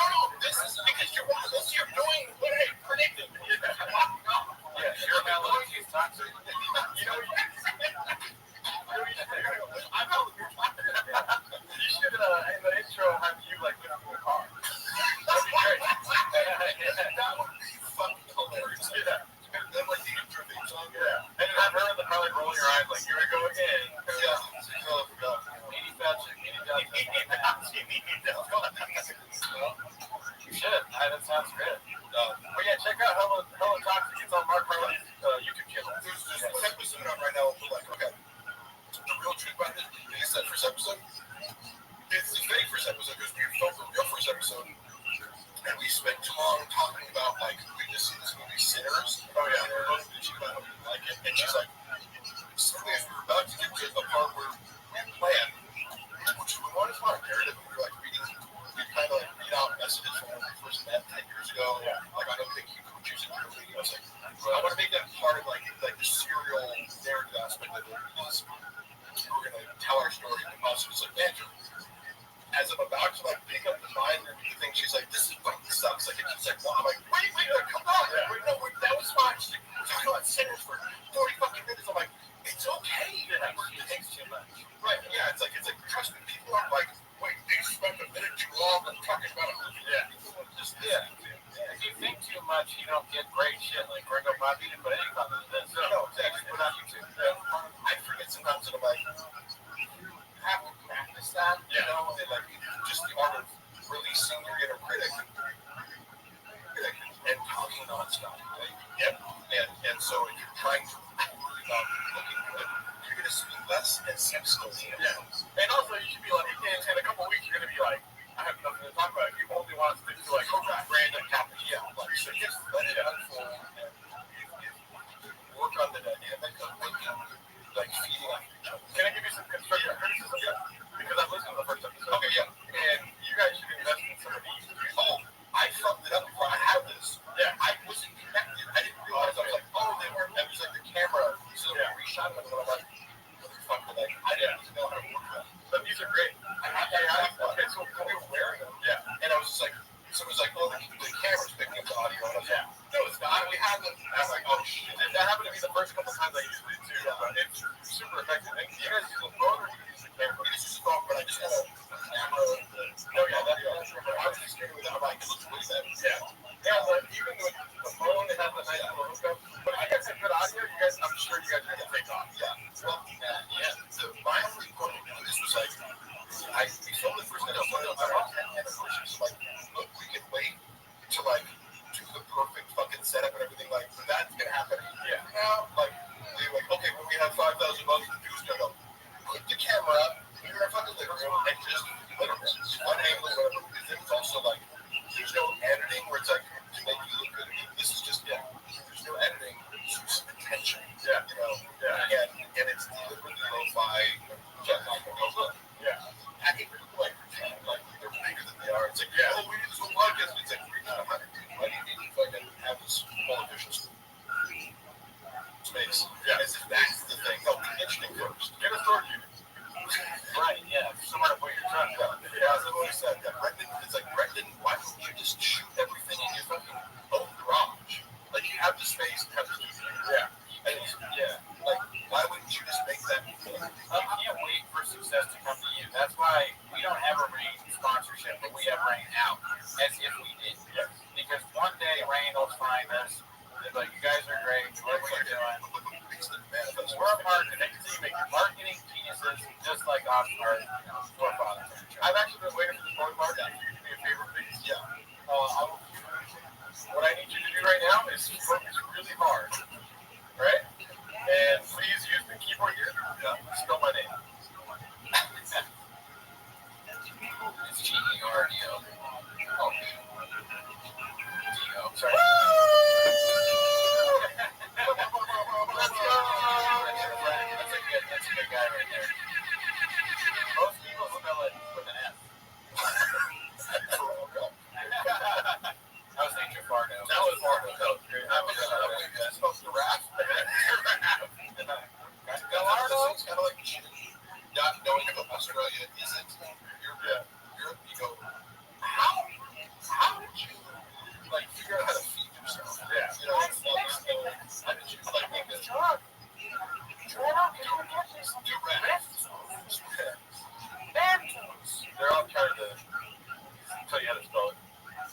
Craig Golf, Gerardo, just talks to Rothschild.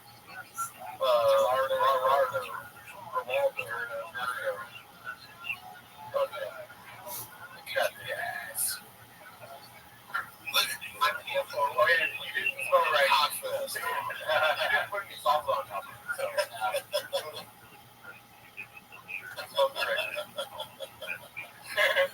I like, okay, that is probably my favorite joke, special because it's so, that was like the viral bad joke. Yeah. It was like, what's Mexican cookie? Mexican chocolate cookie with sauce on top? It's like, because, oh, sorry. No, I'm like, you know, like, could there be a worse lazier joke? Yeah. I mean, I never thought of that before. No, it does sound like it is. I don't think it's lazy so much as it's just racist. You know? Yeah, it's degrading. It's like you've never seen a Mexican cookie before. Yeah, that makes sense. Like, you know, yes, and they're so good. You know what I mean? But that salsa cookie is disgusting. Yeah, but a Mexican cookie, is Disneyland, dude. Yeah, that's what I always say. Mexican cookie, that thing you brought that one time specifically. Yeah. It also implies it's like, oh yes, Mexicans do know how to make food. Yeah. Well, why would you put salsa on it? Yeah. Yep, exactly. Yeah, you know those Mexicans don't know how to make confections. You know? They're really upset. They're saying my name is your Sharpie. I don't know if that means Jafardo, Greg Giraldo. Oh, I'm sorry, I can't spell your fucking name, dude. I didn't sign up for spelling day. I signed up for a 24-hour fucking podcast. Spelling BGL. The flyer you sent me said BGL, 24 hours, we're not going to talk. Be careful, BGL. My car is very heavy. My car has a hybrid battery. We reenact that here. Yes, please. That'd be great. I can water down the footage of what's actually out there. It'd be great. But I do all the time. Hey, to have BGL lift your car. It's like a carnival act. Yeah, it's my thing. He's the world's strongest threatening man. Oh, I'm sorry, I abused the fucking car. I apologize to the car. The car's in court. The car got a temporary restraining order against me. You know, you couldn't do that to a truck. Hey, why don't you please confirm if Mama ever told you that he had batty hour time when he coming? Yeah. They're saying that Sean had sex with Woody coming all the time. I mean, I'm just saying, it's my honest perception of it. I have actual confirmation of it, and my inference from, I'm not making a stretch, I'm not guessing. It's like my impression based on what he told me was that they had casual sex as friends over the course of 7 years. Yeah.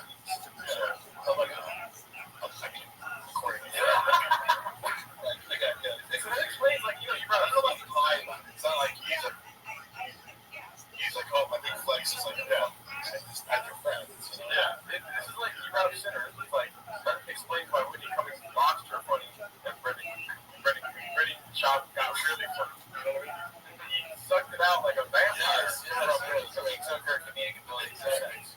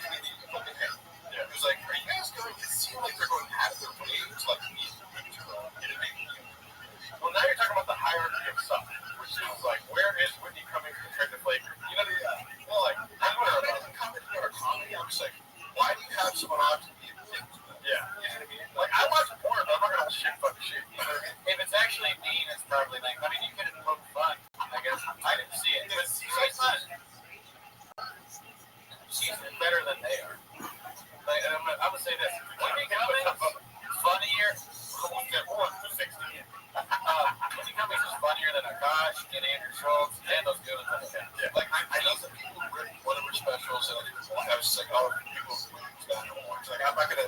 People are like, oh, where the boat sucks. I don't really feel the need to watch shitty stand-up specials. Yeah, right. But like, so you watch it every week. Like I've seen with the. There was one where she had like an AI robot, and I was like, oh, that special was good. So I like that. It's not like it was a joke. Joe does the one with the robot. I'm just saying, I don't think Whitney Cummings is bad. Like, I know maybe some stuff she's put out was better than she, but I've seen them do like, yeah, she can write jokes, she's better than Brendan, whatever. But, I just remember watching this like episode being like, they're really going out of their way to like be like a group of guys kind of hanging up on her. She calls it out. She's like, are you guys like really doing this right now? Yeah. They kind of gaslight her. Like, yeah, just take it. It's like, but you're being meaner. Like, you know, when Logan Paul's on the episode, you're kind of kissing his ass. Yeah. Like, yeah. That's funny to be like treat Mike Najak way better than Whitney Cummings. Yeah, he's a god. You can't insult it, but that guy It's a little trashy. Like, when a girl comes on, it's like, way to bully her. Like, yeah. Like, how? you gotta bully everybody. You're gonna bully. Yes. Like, nobody keeps energy. Everybody gets these jokes. Yeah, it's just weird, like, cranking up, like, kidding. Like, because it's not one-on-one, which I would get if you're like, okay, I'm going to interview a girl from maybe add some tension while I'm doing one-on-one. It's like, there's 6 dudes here. Yeah. It's like a couch full of guys, like, all trying to, like, take their shot at, like, you know, like, roasting Whitney Cummings. She's horrifically bad at comedy, but so are they. That's not fair. Yeah. Okay, all that aside, I'm just like, on a human level, like, I feel bad for her. Yeah, I kind of feel bad for her too. Sometimes I watch her, not just on that episode, just in general. I feel like she's a confused person. Yeah, she's constantly under attack. That is for. It does seem like even when she's not being horrendous online, she's being attacked. Yeah. When she's just being normal. Yeah. So she has a target on her neck. One, you know, Tim Dillon wrote this about going over her house, and it's like, he was like, you know, one of the screaming rants about it's like, go over to her house, and it's like, point something hit. Like, yeah, describing, like, you know, menagerie of people that are at Cummings' house at a given moment. And I remember I saw that after Brendan Chapman kind of confirmed, like said something similar in private about, like, who hangs out with Whitney Cummings, guys, you know, like, people who take drugs, and it's like, really, right, it makes people, the idea of, like, January 6th shopper. They got some. Yeah, that's really. I can see him there. There's a certain weird, oddball collection of Hollywood people. That lady from the Cincinnati Reds that was racist back in the day, she died. She's probably there. Yeah, so I described it very well. Tim Dillon, like, ranted about it to her face. It was like really funny, and she was like laughing at her dog, but it was accurate. I'm like, that gave me some insight into, like, I think she does probably use a lot of drugs. So, Oh, okay. Yeah. Who's the guy that killed Khashoggi? That guy. He's probably there. oh, Khashoggi. The Ayatollah in the corner for a second. I just imagine she picks people like her. Now she's gone right, so she can't have like Reese Witherspoon. Yeah, she's ready. She can't have like fucking Disney stars over now, but now she's transitioned a little bit. She's gonna have more like right wing people like Tucker, maybe whoever Christine Levitt and the women that are conservative, I guess. Yeah. Tim Dillon. Women that are controlling and Tim Dillon. I think she's somebody that just doesn't. She's not authentic. She's struggling with her thoughts, so she just asks herself, "What do people think?" And then she does that. And so that's what you get. Oh, what's cool? She's a constant. Is this cool? Yeah. What's cool right now? Okay, that's a wow. Matt Rice's not cool anymore. Sometimes people wake up and meditate or pray or something, but she wakes up and she goes, "What's cool?" Yeah, yeah, exactly. She checks TikTok like Rolf checks Reddit. Do you guys watch TikTok at all? Because I don't really, and I kind of like run behind it. Oh yeah, sends me TikTok link. I'm like, if you're not sending me the app because I'm not on here, I message me. I'm on TikTok.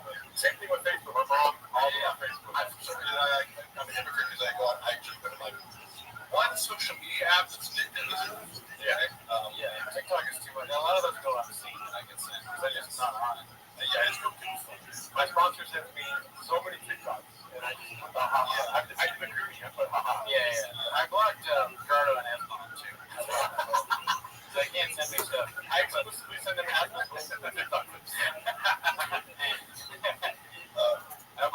your dad too, just ranting about it.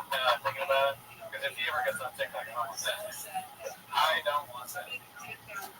Shit. I forget the shooting thing. What is the shooting thing? Is that the lion thing? Yeah. Yeah. That's the last thing a lion can do. That's the joke he talks about our studio. He's like, I'm going to go in. How many bullets did he do? Not mine.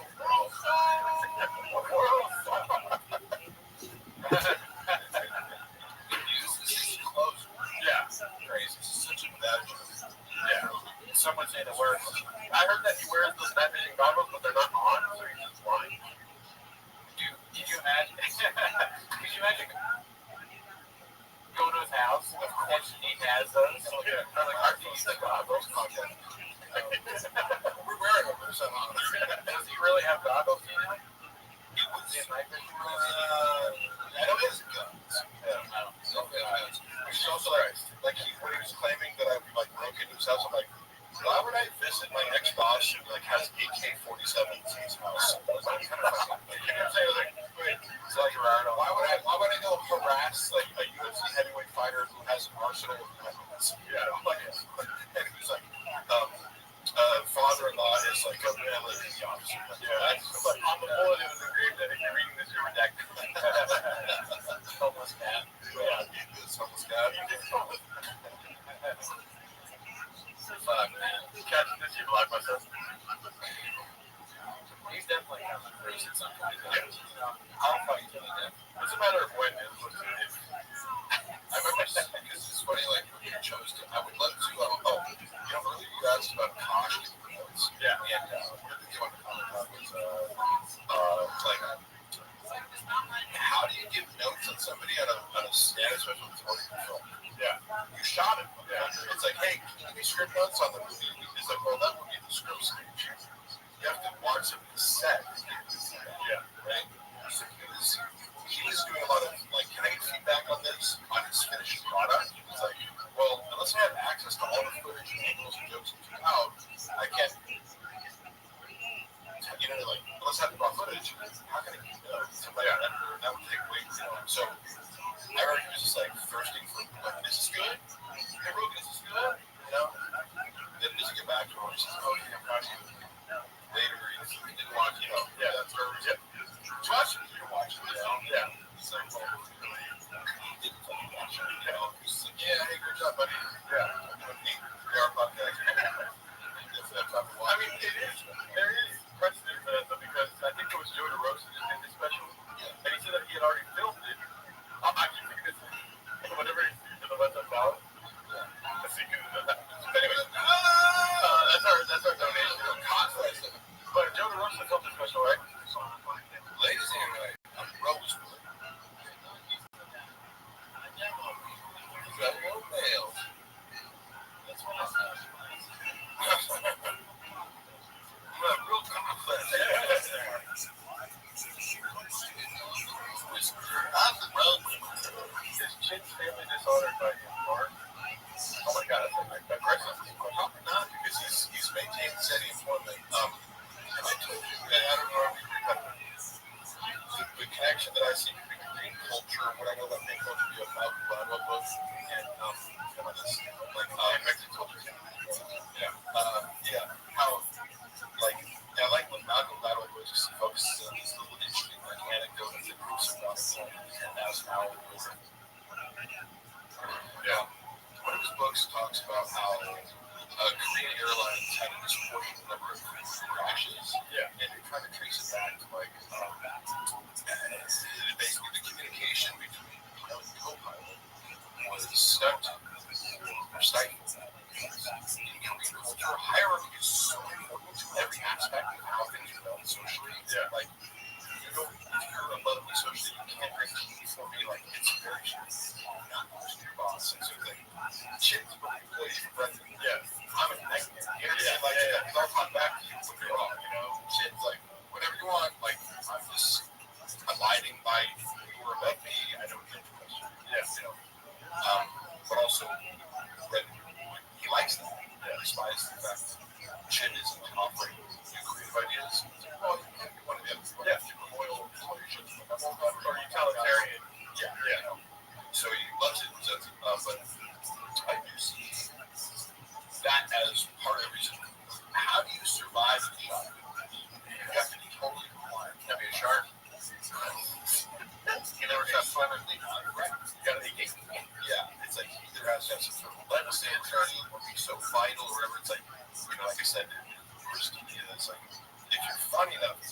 Chris D'Elia could be wrong just because he's like so violent.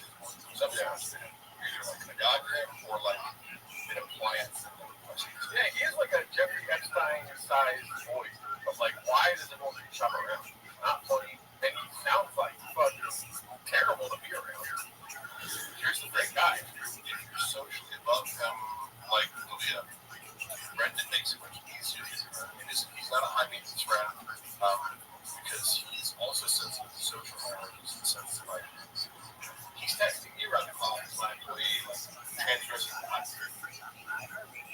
dreams and knowing that I can't really be like, hey dude, like no more text after 6 p.m. Yeah, you know, unless someone then he's gonna my batteries are fine. Yeah, he makes you understand that without saying it. But Chris D'Elia, he's not gonna find. Yeah, you know. He's gonna go and he's gonna tag along with Chris where he fucking goes and they don't really hang out with people. Like you fire Mark, bro? Did you know? Yeah, that's like I like Mark. Arnold. I don't know what like I don't know where Mark is. That's but I think it's like one of the cool like the drinking Mark. So already know. I mean, Chris was way nice. Yeah, that's good. Do you think with Bob, but like, who do you think he thinks is the funniest person, or does he even like George Carlton? Yeah, because outside people like Jim Carrey, it's like obvious like icon. 34. Okay.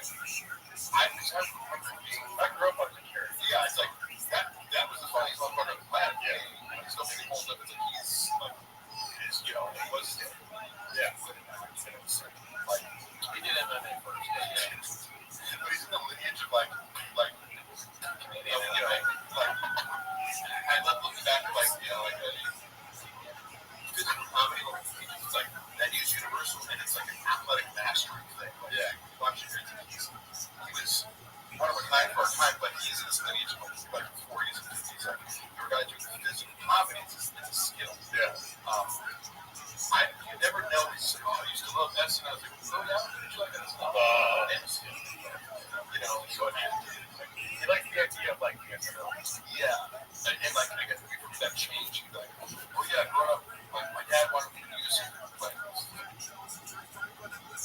my dad wanted to be an NFL player. I wanted to be like, okay, it's the child that my dad worked on drugs. Yeah, like again, and something like age frequencies, pushing. So like. I didn't see that. And like, oh, when you put all these things side by side, he's telling some bullshit story on that are you should hear.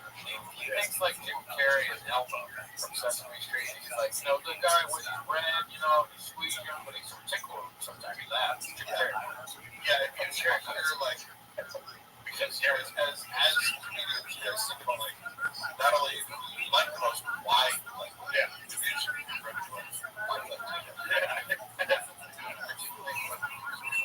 but I have romance, or I go to a date and there's techniques up in mother shit parking lots of it. I heard that. Oh shit, I don't know. That's what mother shit. I have a parking lot. How dare you? This thing you stand slander, I will not stand for it. You're being racist right now. I need you to stop. Oh, I think you can deal with the time where an owl landed on his arm. He falls to You get beat up in the parking lot, David. Is that what it is? I know it was Yeah, he thinks that anything on your arm feel like an owl, man. Pretty fucked up. Especially. he get fucking. You know, I've been. Where is that an actual rumor?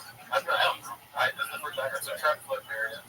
I heard some stuff about him at the Comedy Store. I'm not sure about the other shit. Yeah, I think I heard that. I forgot. Yeah, What it was. Does that surprise anyone? right. No, like the neighborhood party of Ray is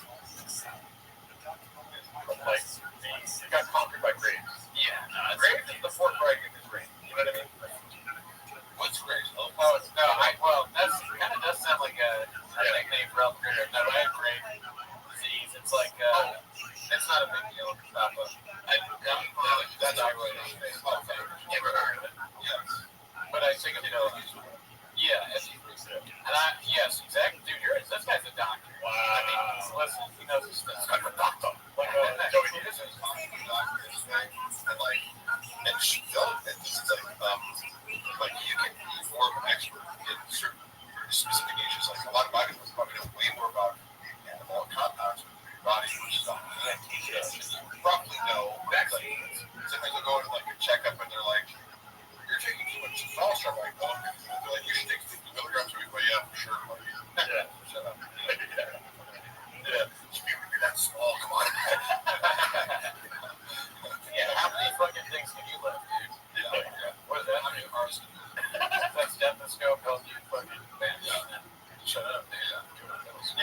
on some medication, but we are also trying to come up with merch to solve his dreams. I know if we could just get a few more Patreon subs, I think I might be able to overcome this. Wait, you guys should come. I mean, how many Patreon subs you got? We have like 400. Yeah. Oh, wow. That's interesting. Yeah. So I was going to say, like, my guess for you, like, was at 500. Oh, yeah. Well, I give this segment 5 big ones.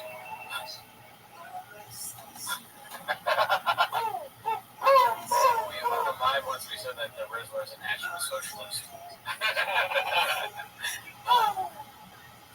Man, this is my favorite special. I'm so glad we could get together and watch it. 85 times is such a big deal. Yeah, it's really fun, man. I can't believe I took part in this. It was like such a big, like, team effort celebration. The documentary has to be a docu-series, and one episode has to be called Mark with a G. And it's like, it has like ACDC music playing, like a silver like of this you. is a joke. Like, I can Oh actually. no, this is not a joke. No, this is not a joke. I'm being 100% serious. I'm sorry for No, I like it because I like the idea also of like books, for example, this oral history is kind of like it's like a story told of different perspectives about it. exactly. So the Last Dance is about the 6th championship. In that, yes, no, they go back. They can watch that. I thought watch it. Yeah. Everyone loved it. So like for instance, this is his 6th championship, his second special. You know, the Gringo Pop. That's the lens, but then the scope of it all kind of goes back to this. Yeah. You're part of it. The whole history with you would be an episode, and it goes back to like I don't know how to make it. Documentary about the special. It's not like a joke you told or whatever. Yeah. Oh my god! But it would be like Brendan Schaub would be involved. Michael Jordan was involved, and then this is like dude, he would make a shot for shot remake. Shot for shot remake. Just there's a way to have everything shot for shot. Like Brendan Washington was alluding to earlier, like to get him involved. I agree with you. Pivotal, you got him. What works, dude? 100 million. Hey, you think he's gonna take more than that? Of course not. Yeah. This guy committed fraud for $100,000. Like after he already got like Or 2 words actually for you guys. We are rich. Dude, could you imagine shot? I know that. Come on, let's stay with me. We do a shot for shot remake. The part where Michael Jordan's like, and for some reason I took that person. Yeah, it's shot on the laptop, but he's punching Sesame Street. Yeah, another. For some reason I said direct. You know. Going through with a beach. I'm trying to think of what shops. I took that person. It's like Bobby Lee. Oh yeah, the Red. that's your perspective. Yeah. That's fit the documentary gets all these other people's perspectives. Andy Letterman. Oh God, yeah. Who's Scottie Pippen? Ryan Calvin. You sure about that? No. The thing is, like, his openers are better, you know. Like, whether it's whoever brought him. We go through the whole lineup of the Chicago Bulls. Like, who's Scottie Kukoc? Who's fucking BJ Anderson? Or Tony. Scottie, dude. What I understand was rivalry, by the way, between Scottie Pippen and Michael Jordan was so intense. They were like, they bet on like the size of their sons' penises or something. Oh my god. Crazy. Like, I don't know it's conceivable because these guys are like egomaniac competitors, right? Kind of. Mark, can I ask you though, did you read that online or is that a Tiger fact? Where are you getting that idea? I'm like, no, this is funny. It's triggering to people, or they like it, or whatever. But it's like, if you think you're going to promote this fucking shitty list without being polarizing, like, they wanted to be like, you know, some professional guy, like, oh, cool. So, who is the art director for the photo shoots you want to do of, like, you know, this elaborate Tiger fit whiskey promotion on a budget of nothing? Like, what? You know, yeah, maybe we'll do the Rock's pitch. Okay, cool. You want to do that with AI? Or, like, you know, We're going to pay the Rock money. yeah, or go up and fucking troll people with followers. Your choice. Then I stopped managing it 2 months later. It's like, I remember commenting on it. I got blocked on the page because I was posting every day on it. And like, I got fired for putting extra C. Yeah, the fourth scene, yeah. Which they're going to do. But it's so fucking pissed. That was like, fuck, like, you kind of like, dude, like, one person saw it on Facebook. Yeah. Because it didn't even, you can't hyperlink on Instagram. So I went to a Facebook account, and it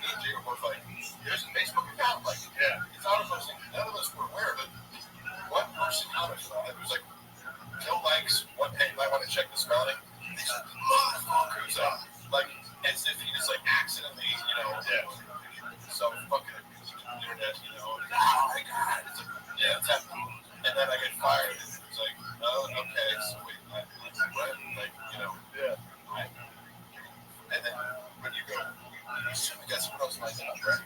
And then I watch it, like when I left, I was like, I'm the one who's hosting this page.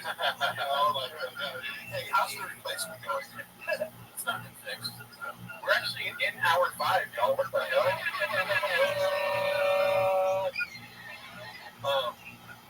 Yeah, we got more guests coming through, y'all. I want to say I wish you'd come home right now. I said, something I will come outside. Okay, sweet.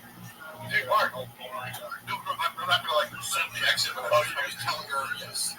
It's the wind down. It's the wind down. Right. I said I'm gonna leave at 5. We do have to address the bots later, so Yeah. yeah. But like all the negative comments, it's just I don't know why they. Yeah, and it's like it's so funny that so many like would pay for so many negative comments about me. It's just like like get a life.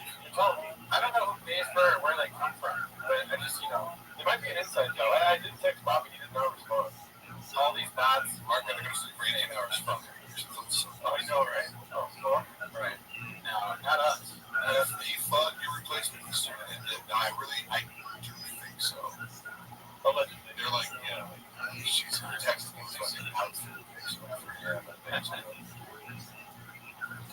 I will say, dude, every time we come through, I don't even know what I expected beforehand, you know what I mean? And then you break both your hammies and you fucking beat my expectations, you know what I mean?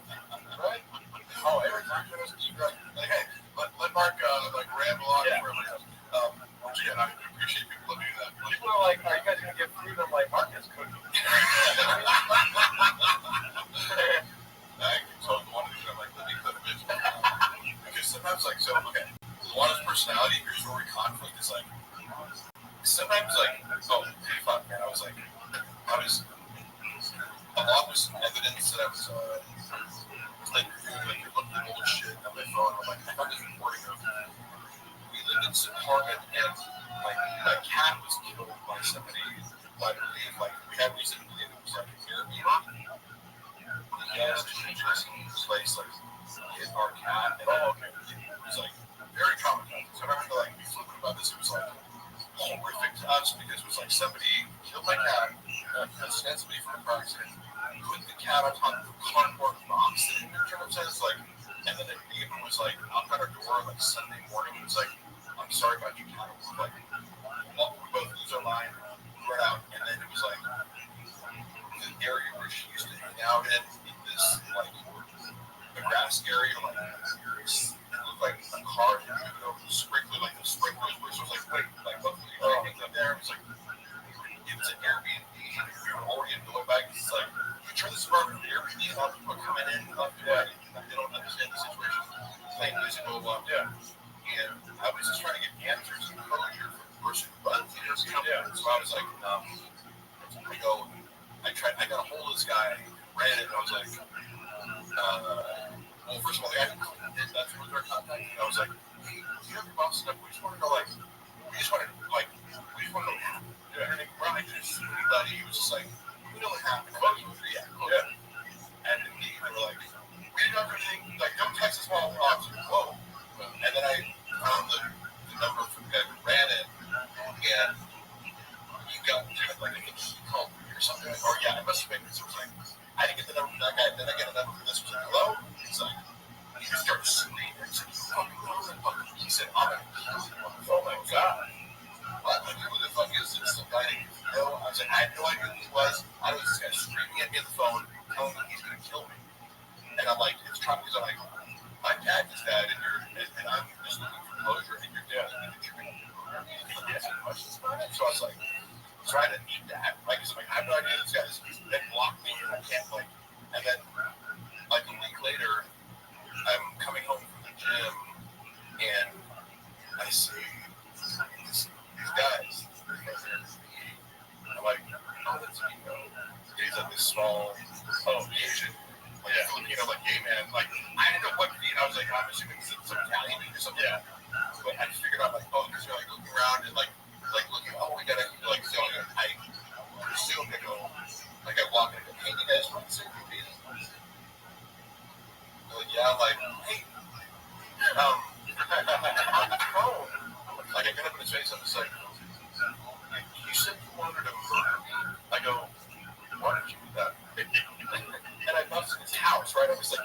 was like, hey, so I wanted to give you that chance. He's like, fucking touch me. I'm like, no. So you wanted to hate somebody that I'm doing. Yeah. And I was like, the whole point was like, I'm going to make this person feel small and tell them, like, it's not going to look up. Like, go ahead and call the cops. I'm going to say, and so you attempted to murder. What do you listen? Like, you know? And like, again, there's a hate crime for touching, but like, I wouldn't give up when I go, I just want to make sure you know, like, you made a mistake in trying to tell me this. Obviously, I'm doing it. Like, same thing. Water comes in and starts talking. Like, I'm like, what? Ruining my intimidation. Like, I am trying to make this person feel very small with the silence that's created when I say, I'm giving you that, I'm giving you murder. He has to say that. Yeah. Because he can't. You know, when I was in talk. So I'm like, hey, look, I'm not, you can yell at him. So like, now I'm arguing with mine, and then he's arguing with her, and I'm like, oh. And so I'm recording that because I'm on my phone. And I'm like, so then he's like, hey. Yeah. I tried to murder him and redo it. Yeah. And then like 30 minutes later, I remember because I left. Get the fuck out of the house. I'm like, what did you do? So I just kind of went around like touching stuff. It was just like, oh, what are you going to do? Call the cops? Like, yeah, I'm opening the doors. Like, you don't know. It's a nice glass door. Yeah. You're shaking if they got your own Airbnb. So I'm like, oh, you're like, wait, you guys live here? Like, I went to the house. Like, this is an apartment. You guys live here? You don't live here. You rent? What did I do? Like, I'm trying to get it. Like, right. Oh, you run an illegal Airbnb? Like, oh, yeah. Like, so what's your position here? You run a... It's open. Yeah, I'm just trying to like intimidate and make me go comfortable. They can go get out. And she has no power. Yeah. Like until the cops escort him, right? But I left them out of the corner. I felt like the job was done. Yeah. And then the cops like 20 minutes later come over to my house and they're like, hey, were you in this guy's house? I'm like, yeah, I was. You can't do that. I'm like, yeah, no. Thank you. No shit. Trying to arrest a lion officer? I don't know if that's a good idea for you. Yeah, bro. Try. I'm trying right now, dude. There's a guy in college that was speaking of a shirt. One of the guys in the track team. There's a big rugged disorderly that takes other police. Yeah. And he like ripped the things out. He goes, I'm an athlete. I can take it. Yeah, I'm sorry to hear about that.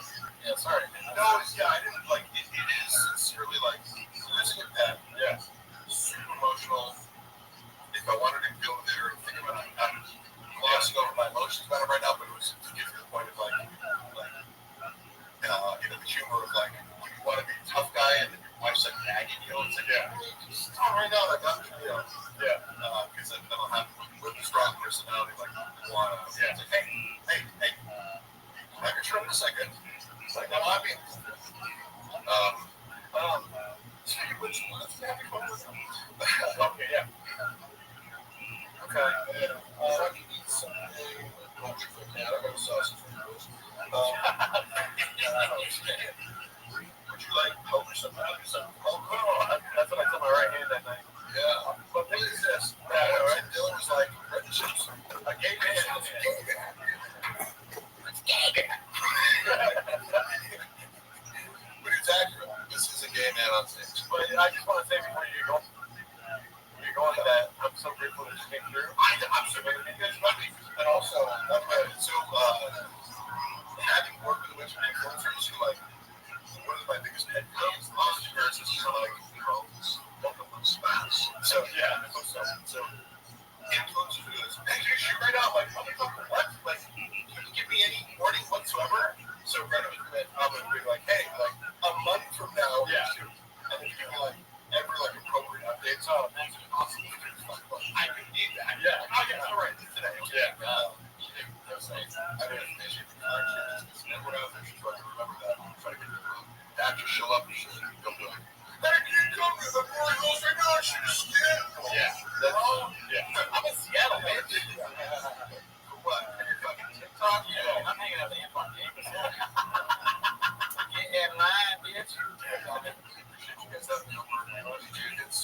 Yeah, the fans love you. Take it to the shop.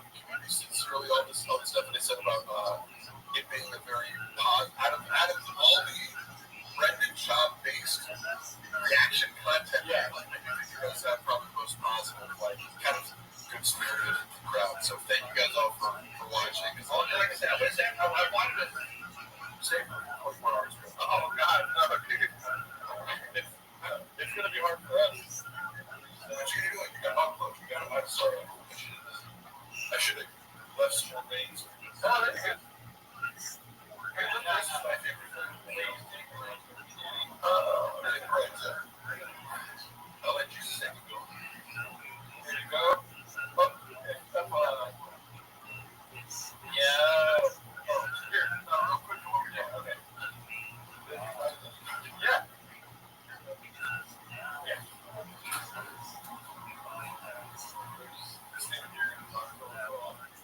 All right, everybody.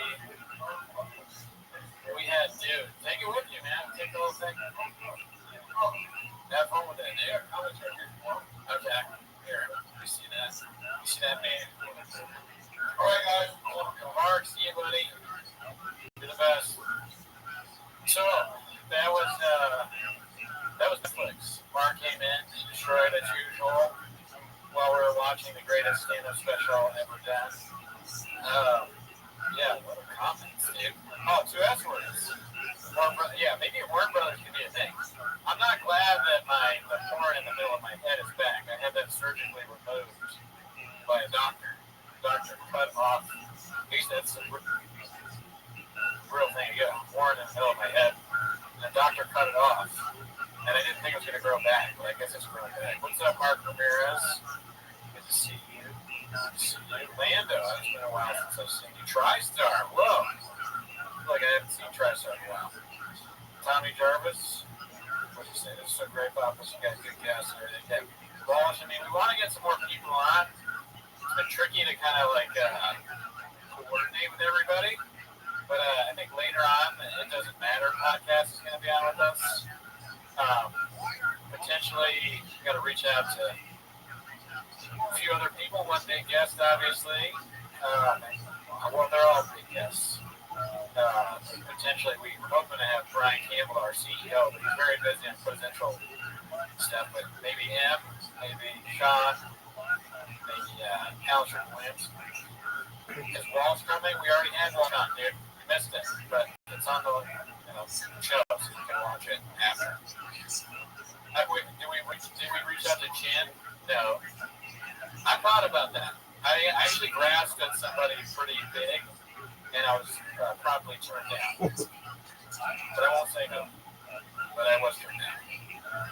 Oh, yeah. Eudora says, when is AZ coming? I'd like to have AZ on the podcast. I think maybe on the Raccoon Sweeties episode. Somebody tell him to message me. I think that would be fun.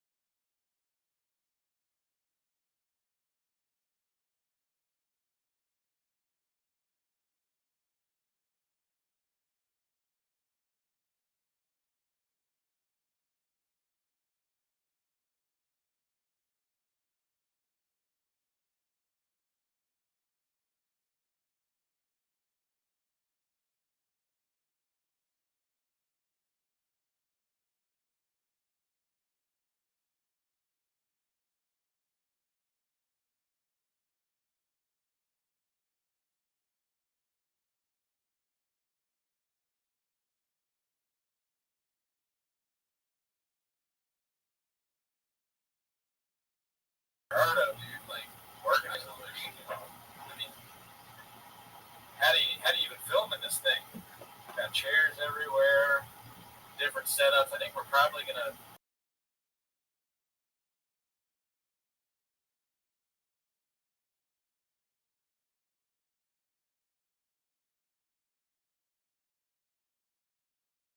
Person.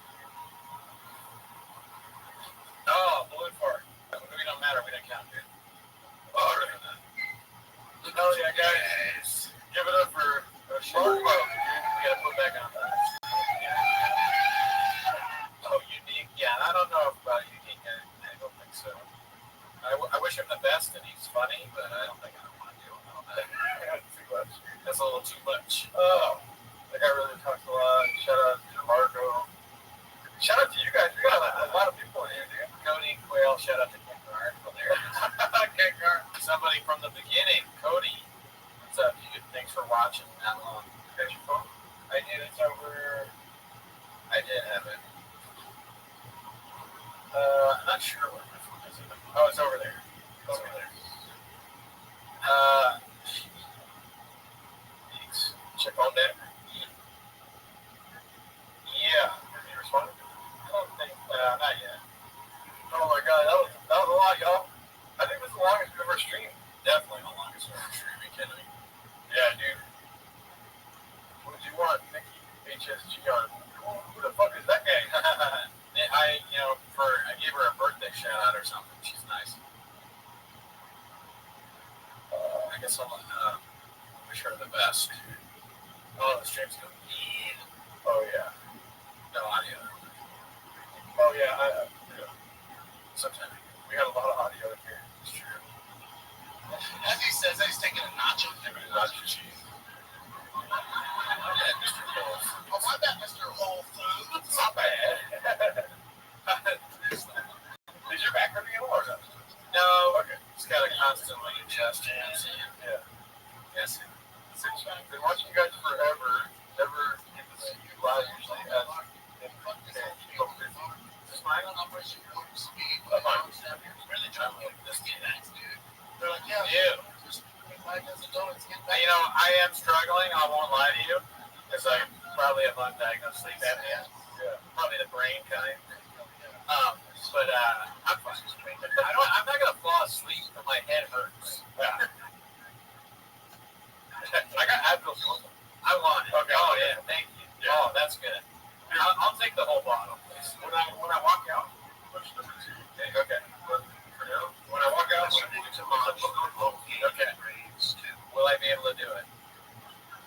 All right, dude. Awesome, just me. Mark gave us all Graves. Does anybody else? Am I the only person with Graves' disease? Does anyone else have any thyroid issues? I'm gonna keep that special for you. Vladimir, what's up? Dude, I got a lot of stuff. I got Graves' disease, small teeth, zinc gums. I got a headache. My wrist is maybe broken again. So that's the thing about, they'll tell you about podcasting. A lot of your favorite podcasters have chronic diseases. In fact, most of them do. Part of having a black belt is being very good at talking for a long period of time about nonsense. Is you have to have something that's threatening your life. In 20 to 30 years, I could be dead. But right now, all I have is a headache. So it's not really that big a deal. Thanks. I got it done. I got that. I was telling them part of podcasting is having chronic disease. I think that's true. What is it that got you? The Mark Harley being here or the Regal Public Bank? I would say it was the inherited traits. And probably maybe the drink. Just blast them all. But I'm fine. Like we're not the only podcast that's sick. Yeah, we know the but nothing I can't handle. I feel pretty good. Rudy or Gerardo? What are some fan holy shit. This is the payment for our Reckoning Treaty Special Edition Rain. Thanks. Listening to Mark it up on new Keith Graves too. Mark thinks the singer screenplay needs work. What is he going to be? I don't know, but I was like, I just assumed that meant Dyson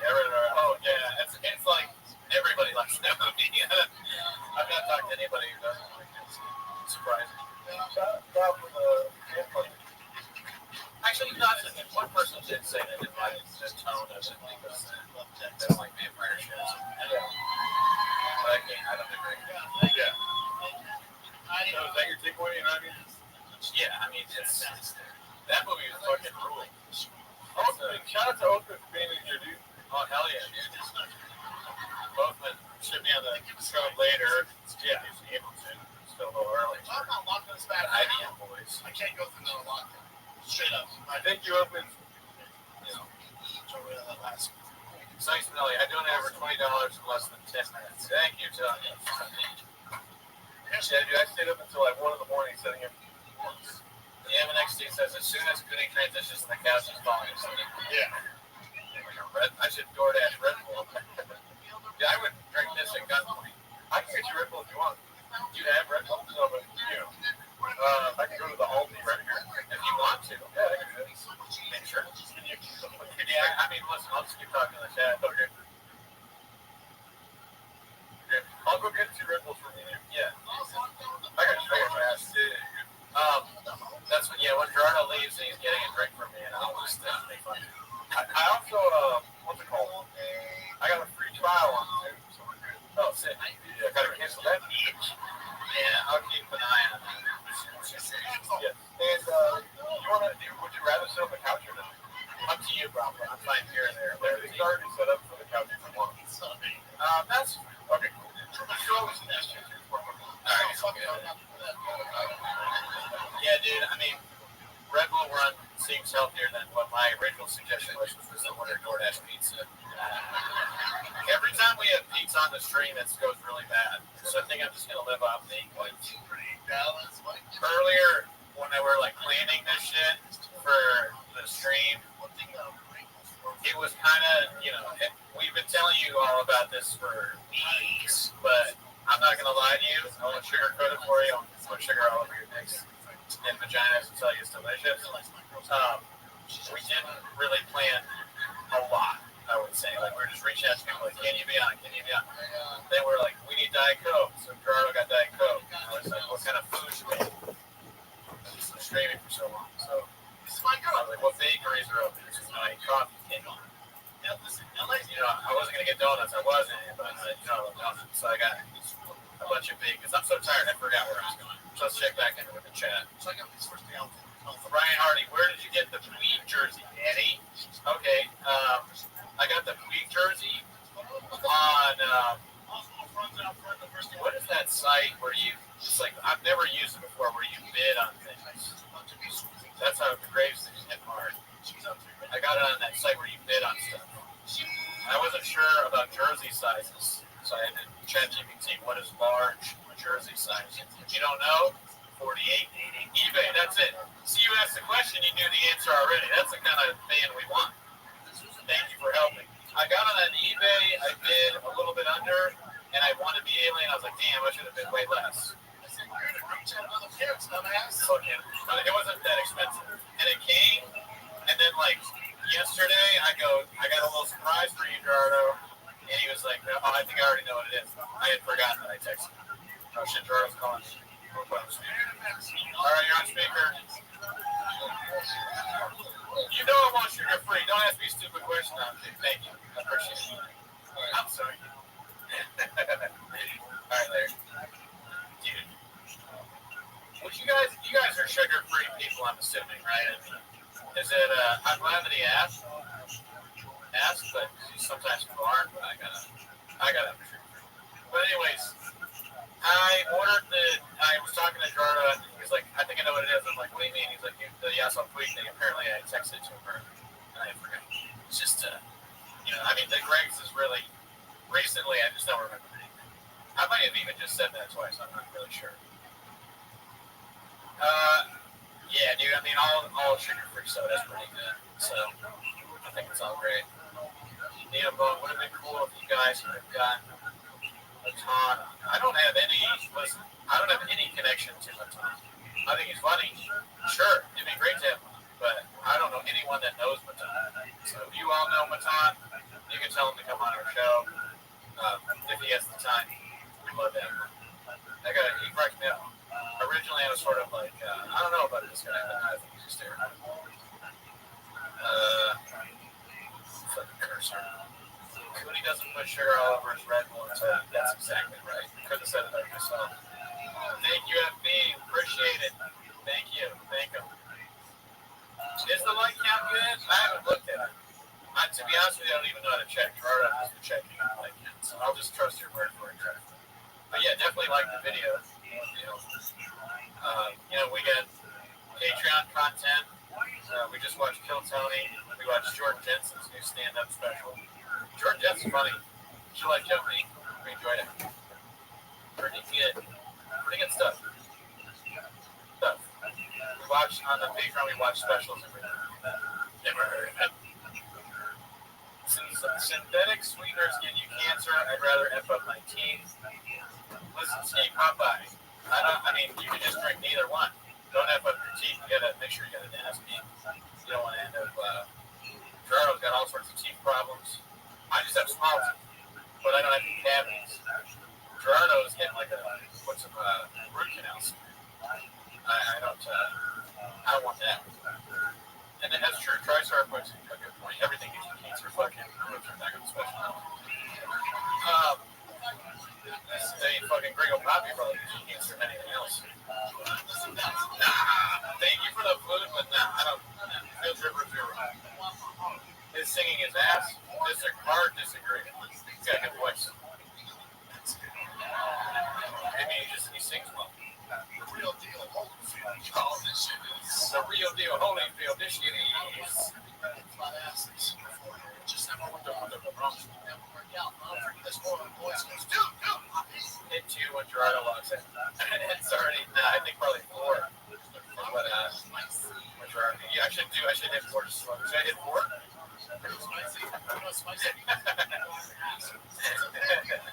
Thank you, dude. Let's talk about it. Oh, shit, man. Hold on, you go. Oh. What flavors are they? White gummy. Sour gummy worm? White gummy bears is a strange choice. Why white gummy bears? That's so weird. Rain is like racist or something. What's the question? Gerardo trusts me so little with like streaming that he is doing a poll with 3 energy drinks in his hand. If I let you do it, the computer will break. White gummy bear. White gummy bear. See that? I fucked it up already, dude. Shortstop for the Dodgers. I haven't had a Red Bull in like 5 or 6 years, dude. Sounds pretty good. But I'll do it for the stream. Anything for you all. We aren't sponsored by Red Bull. Rain is we have loyalty to Rain. However, I will not drink it because it is poison. Shout out to you, Timothy Woodville. Oh my God, it's so good. I miss this. I will regret this in 30 minutes. Dude, let me ask you a question. It's a tough question. Let me ask y'all a question. Anybody ever remember 5-hour energy drinks? I used to like to drink those and watch the girl Bobby Solo. But no, those are like Sal Volcano. We watched him on the Patreon. And the one thing I agree with him about is the feeling you get from having a 5-hour energy is indescribable. Yeah. It is not a good feeling. The second you drink it, you're like, oh my God, why? Why did I do this? What kind of job is this? That I need 5-hour energy to do it. That was when I had the most hourly of hourly jobs. Bookstore, restaurant, smoothie guy. I was like slamming 5-hour energies, making smoothies with apple stickers. Hey, mine has a sticker in it. What's the guy making it? Oh, I'm sorry. I accidentally left a sticker on the apple. I apologize. Dude, giving me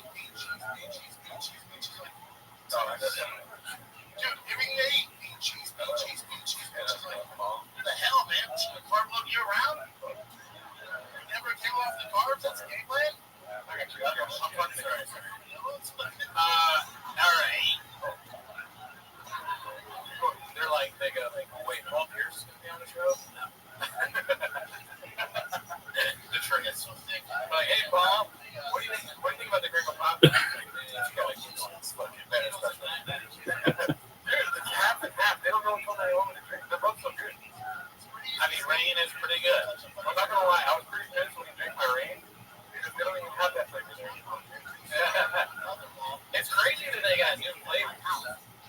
I don't understand the marketing, right? Like, why make a new monster? Yeah. Why rebrand? You're cutting into monster scenes. It's like, we need something for Gen Z. And you kind of, I'm fine with it. This is the perfect energy drink right here. Well, coffee. But the second best. Which one do you want me to do? What am I going to look? I mean, I think white gummy bear. I fucked up. As you do.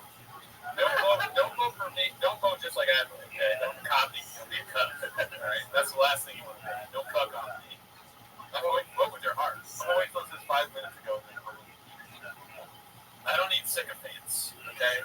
But if you criticize me in any way, you're a bum. Yeah. I was so upset we should have started the stream off with the bot finish.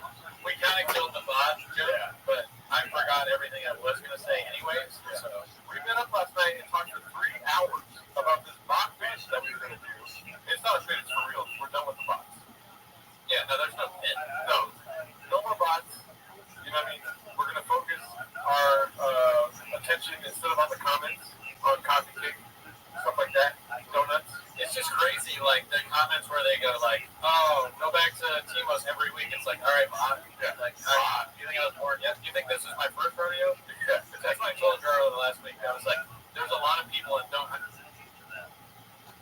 I told him to sit down. I was taking. I was like, I got to talk to you. There's a lot of people that are watching us right now that think it's actually the first time that we've been to a rodeo.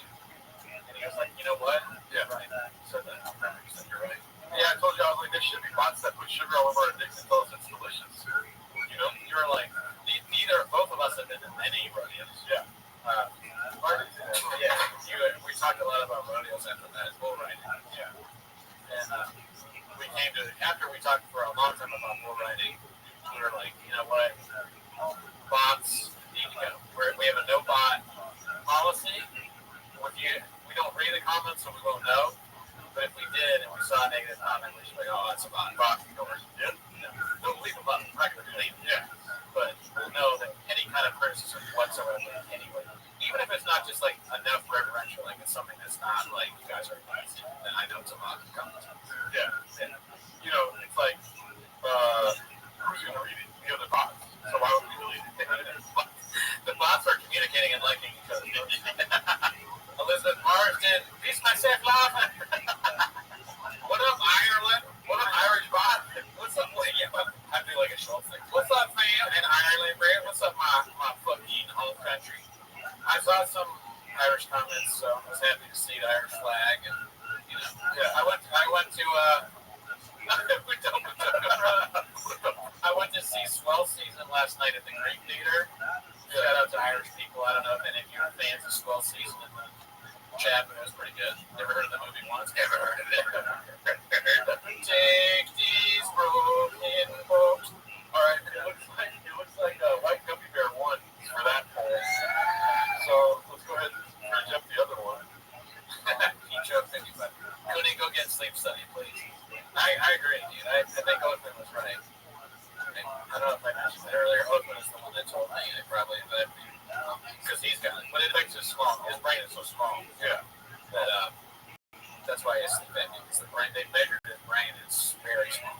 The bots are voting each other. It's another bot telling us what's happening in the bot room. I know. I mean, for all I know, bots can have sex with us. I have no idea. Check this out. I've been at Belfast. Belfast. Truck flap, were you in truck flap?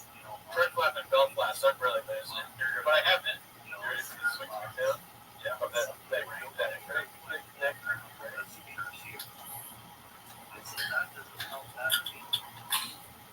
It's hardcore shit, dude. That's crazy. Try not to buzz. Truck flip talking about Black Cap Tour. I've been on it. My head. Damn, that's so sweet. It's way too sweet. Oh, it's really sweet. No. Okay. Absolutely not. Then you dig your own bread. Get that away from me. You're right. Just go my hand. Oh, geez. The crash from the energy drink probably. The last time I had Red Bull might have been more than 6 weeks. Yeah, I think it was. Because it was I was hanging out with my old roommate from Philly, and they were drinking. He goes, Hey, I got your Red Bull. And I was like, and he's, yeah, we can drink some Red Bull, but stay up drinking. I was like, all right. I was pissed off. I don't want to drink a Red Bull. But cheers. What you got? You guys got a lot of bots in the spot? Yeah. Either cocaine or local. No. Look at that. Check this out. Look at the screen over there. Watch this. Whoa, dude. Have you ever seen someone looking like that more fun in your life? Rain fucking. Yeah. It's just so good. Yeah. It's such a good fun. They care. They do a lot of volunteer work, charity and shit. Rain. There's a rain charity where they give sour gummy worms to like mothers in need. They're pregnant. Yeah. It just I'm gonna get emotional talking about it, but they're a great company and it means a lot to us that they support. I told you off the podcast, but my kid was having seizures and I gave him rain. You said that's so stupid. I was like, no, that was hilarious. So again, rain, the rain treating seizures. Yeah. Oh my God, Justin's having a seizure. Quick, and they open his mouth. You pour in sour gummy or cherry limeade. Cherry limeade's not rain. That's Sonic. You play music and Bill Chin singing his ass. I'll do it for $3 for sure. Yep. Yeah, try this off. And shout out to Lucas Cicero. He said, "Proof. Just turned on the stream. 19 hours to go. Praying for y'all." Oh, dude, I haven't seen enough freaking pottery yet. No, either. I'm just trying to get more in. Oh, I did have a fun bit that we don't have to do it now, but we'll do it a little later. Okay. We're still waiting on some motherfucking guests. Great.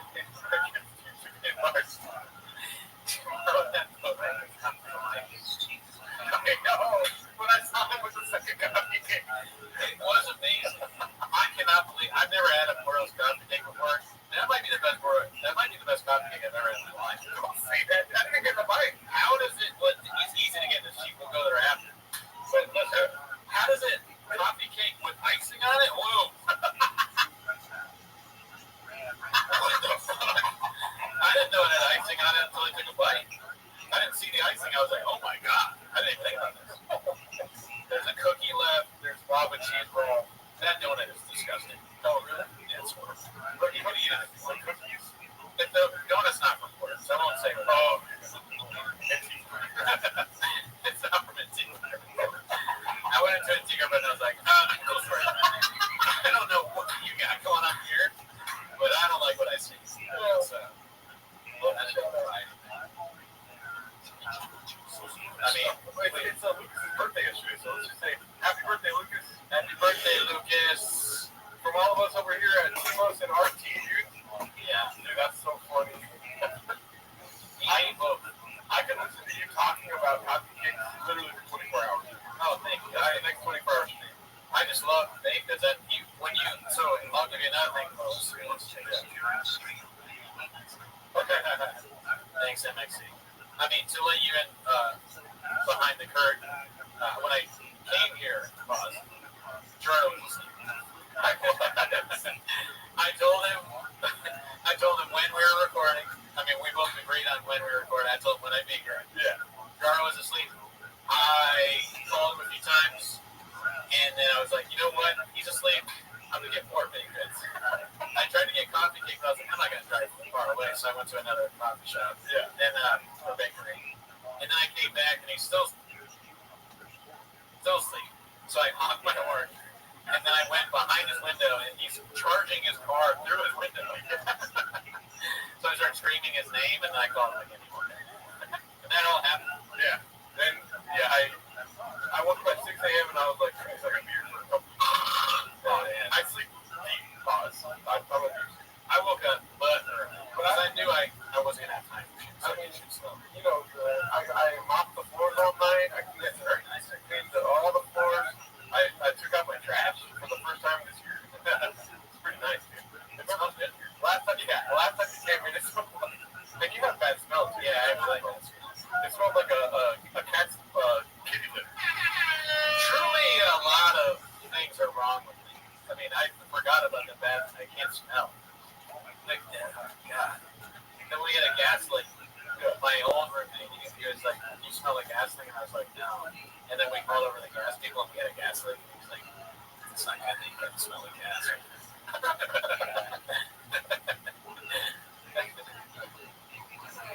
That's hilarious.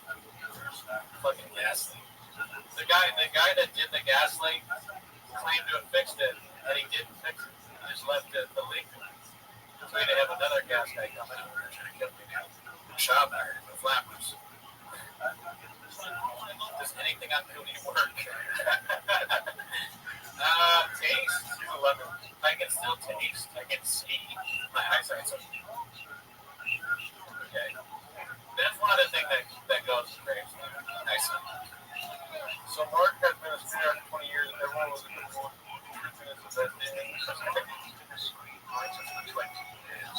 Everyone was comfortable with the truthiness of that stick. Listen, you don't come here for the truth. You come here for the facts, right? That's true. Yeah. So think about that. The facts you can choose. That was so funny. You looked at me the 20-year thing. Sure. I've been a screenwriter for 20 years. That was awesome. I wish I said something. I like how Brendan Walsh, in the same motion he entered the chat, he left the chat. Yeah. He was like, all right, I gotta go. See you later. No, listen, you don't have to tell the truth when you're spitting facts, right? Yeah. That's what I say. You have no sense of smell, you have no sense of humor. Comedy, you ever heard of it? Come on, dude. That's a bot. That's a bot. Oh, that's a bot. Yeah. That is a fucking bot. Yeah. Oh, shout out to the subscribers, dude. We got a shit ton of subscribers today. Oh, we just hit 10,700. Hell yeah. Oh, hell yeah. Yeah, dude. I mean, unfortunately, this is the greatest special of all time. Yeah, there's a bit that we're going to do later. I'm excited to do it. I told Cooney about it when he got here. It's going to be, we're going to try to do some Gringo Poppy meditation, see where we can go. It's like trying to do DMT, but with a large dose, because we're going to be listening to this. You know what I mean? Okay. I'm with you. I hear you. Don't kill me. Yeah, and then it's when you're in a meditative state, that's where you know where the real funny is, right? Oh yeah. Yeah. I don't go to a comedy show unless I close my eyes for 10 minutes and focus in on my inner child. You know? Sorry. Illuminati, I've met him in person. Never met him. If you guys want, I can make some fucking sausage salad. You go over there and do a cooking show. Yeah, I can do that. I got camera set up for all that. This is you. You're like, I could. You want sausage. I already told Bossy to bring sausage salad. Love Timo's not saying this one is like David, listen. Bot, you bot. Like your bot, just because you use emoji, you think we don't know it's a bot? Yeah. And then TriStar, thank you for calling it out. In the community, we have to stay together, stand strong, and call out bots. When we see them, David's son is a bot. Yeah. Okay? You're lucky you're not blocked bot. Yeah. Yeah. I'm not mad, I'm just upset. Yep, to all bots, but no bots. No bots. I know if you want to watch you cook together, I can teach you how to make some how to burn a sausage and put it on salad. You can have I think I do that already. Oh, okay. Sausage salad all day. I'm gonna tell Bossy to bring some sausage and fucking salad. Sorry, no, yeah. Listen, they have yours and take on me. You make fun of me. God damn. You guys gonna premiere any new songs today? Not today. We're not done with songs, okay? We're still doing Gerardo. He's working on some things in the kitchen. We may go back to songs. I mean, we want, and that's our goal. But as you can see, we're very busy. Energy drinks. The Gringo Poppy has to play for 24 hours. A song on today's podcast. But you got Cowbell, you got Mark, you got Welsh, maybe some more guests. You know, don't ask for too much. You're a bot. Actually, it's a bot question. That's a bot. You tried to trick me, bot. You tried to trick me, bot. I forget where you were. Who you are. I mean, we just noticed this a couple days ago, so we're going to be struggling with who's bots and who's not. Digital set in. How many hours is these? I don't know, 6 hours? I was thinking about making beans and cheese, but that seems like a fish. Bean cheese. That would be crazy. I remember I said on the phone nachos, but I was like, that's French. Oh yeah, the nachos is better. That would fuck us up. Yeah. I mean, pizza would fuck us up too. When you left us last night, I wanted to just pizza. Yeah. Not a good time. What about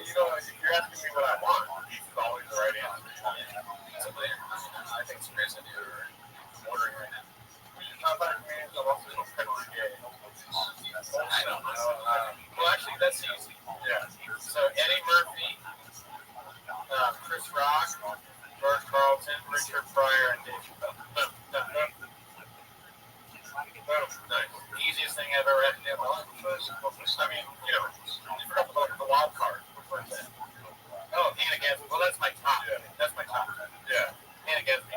That's what was I going to say, though? Oh, can you watch the first Papa special on the stream? You can John Doe, the stream will get reduced. If you don't know, in our early days of podcasting, we did watch the first special and we uploaded it to YouTube, and it got reduced. What was that? The first special. Oh, yeah. Dude, look at that. Do that for a bit until later. Yeah. Okay. Hell yeah, same link. Hell yeah, Papa. Yeah, same link.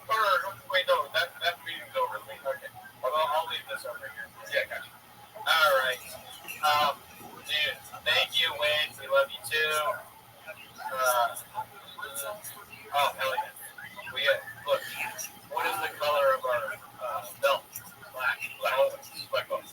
We wore black belts like when we first started, honestly. Yeah. We were doing it even before we started. Yeah. Something we know how to do is talking on a podcast about chop. Rosa in the chat. What's up? What's up? Madre. I think she started the whole thing, fellas. Bob, can we call you later? Oh, yeah. Are you free to hop on a phone? If not, it's all good. They really want you. Everyone's asking about his phone. You know, the one bad bit about Rosa, she refuses to meet me in person. Went to the Norco horse party. Let's see Rosa there. So they saw this thing. A little bit blockbuster, honestly. Yeah. I thought she was going to be there. She wasn't. I'm excited to get a call. Okay, I'll call her home. Yeah, profile. Let me see.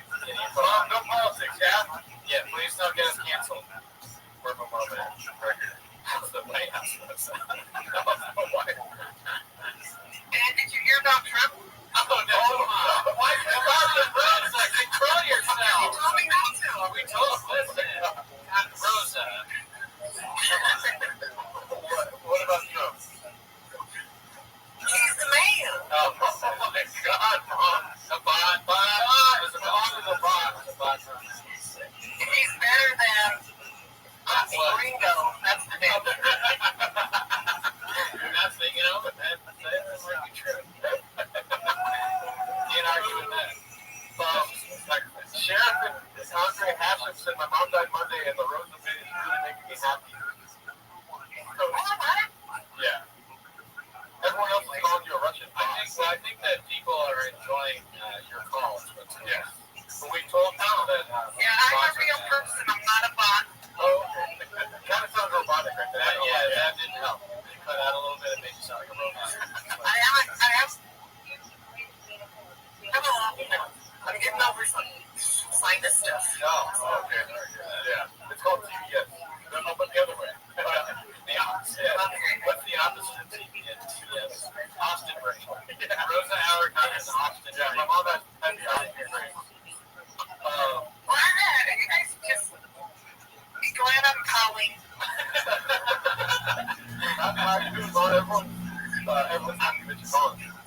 I'm in the middle of cooking a vegetable soup with all the homegrown vegetables, and then it's got beef in it too. Yeah. All right, please don't make any abondigas. Yeah. So, or just call it albondigas. Yeah. Say it right. That's what I thought. I basically read it. How's your day going so far? Nice little Saturday? Great. I got up late, went and got some stuff at the store, and I came back and started cooking. Nice. Can you tell the people how often you cook beans and cheese? Every day. Does it go with every meal? Of course. There you go. Yeah, I mean, it kind of thing. Unless you're right, then it's extra cheese. Oh, okay. You like this song? Yeah. Also, how often do you have tater tots? Never. There you go. that's a white person handout. I thought you were a son of the body. What? Oh, sorry. Your talks. There's no such thing in our house. Okay. We do potatoes, but we don't do tater tots. But here's the thing, like, I know that you're Mexican, right? But you guys have a lot of mayonnaise, right? Yeah. That's the only best foods. You know what's funny, Mom, is I was telling somebody the story. Remember when I was a kid, we talked about this on the podcast before, when the seagull shit in my sandwich? Yeah. Oh my God, yes. Somebody told me that the seagull ate a bunker buster in my sandwich. Hello. Okay. Rosie goes, oh my God, yes, you probably bother her with the story. I do, it's her fault. Every day. Kids that live with the guilt. I'm guilt-free. So you got beef, you got some vegetables, you just like, it's steaming in the kitchen or what? Yeah. I have some dead cooked in the mall, and I saw the carrots. They were like red carrots, orange carrots, white carrots, all the different colors. Yeah. But they look so pretty. I'm like, I want to make a soup of that. Yeah. So here I am. Okay. Nice. Well, thank you for talking to us. I know that you have no interest in watching the Ringo Pop. Never seen it, right? No, he's an idiot. Why do you guys even give him so much glory? Thank you. I appreciate that. You think that won't be the story or something like that. Glorified as fool. That's true. Did you see the guy that I had in my apartment earlier? Big muscle guy, Mark. Big muscle guy. Which one? His name is Mark, but we call him BCL for short. No, I don't. I missed it, but missed the early part. Yeah. No, I haven't been tuning in much. Oh, okay. You would have had me have to look at the line had you seen him on here. But thank you, Mom. I'll call you later. Maybe tomorrow. We have another guest chime in here. Fine. Then go ahead. All right. Have a great night, Rosa. Not as important as your next guest. I love you. I hope the dogs haven't taken you too, Mom. I love you. All right, guys. Oh, yeah. Look who it is. Yes, fucking W, dude. Alex, live from the beach in North Korea.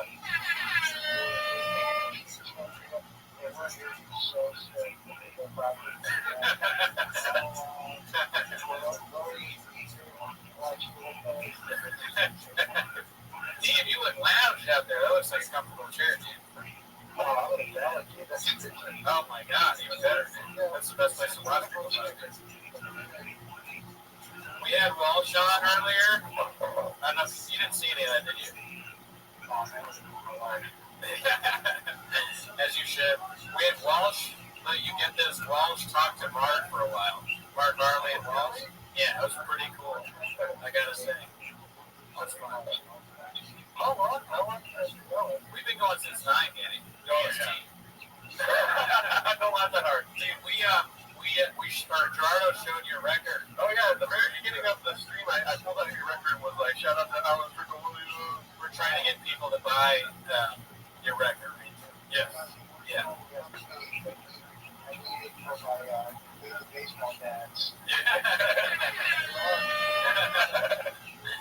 Yeah, man. Well, you're following Rosa Allerton right now. We're just on the phone with Mom.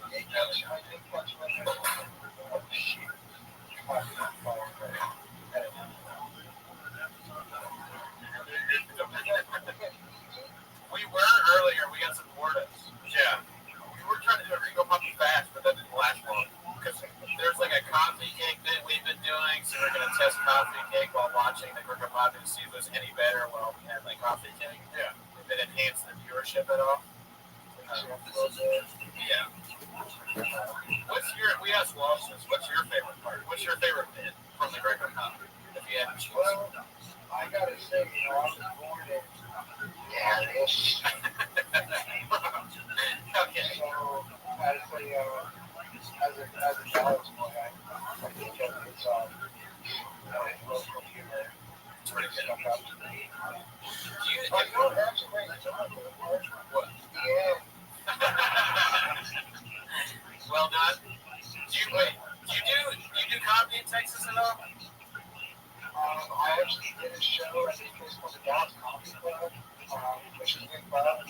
So it's just so weird because from like you go outside the club, like just smoke a cigarette, you can see the hospital going. Well, it's like I was like I hadn't come for it all. But and then I've been to Austin. Yeah, I recorded my album in Austin. Oh, okay. Yeah, but yeah, I think I've only done Austin and Dallas. So, do you find the observations that Shop made about doing comedy in Texas to be true? Is it better? Yeah, it's definitely better. It's just Texas strong. Right. They don't make you wear a mask and all that shit. Like, you don't gotta be woke and all that shit. No. It's different. It's definitely different. It's different. Yeah. Different. I think that. Rico probably did one we talked about. No. That's the first one. Yeah. You'd be surprised. Jamal, the Asian Jamal. I think my favorite joke is North Korea on the beach. My Rico Pop. That is a pretty good one. I think that might be mine. I like Mr. Wolfman's a lot. That sticks out to me. Yeah. Now that we can celebrate the special itself on it for Glorious Day like this Saturday. Dude, Alan, you gotta if I could be so bold as to give you advice, I think you gotta do that as an improv. Yeah, no, you're right. I think you gotta do that. Look, I just right now I'm just trying to focus on my kids.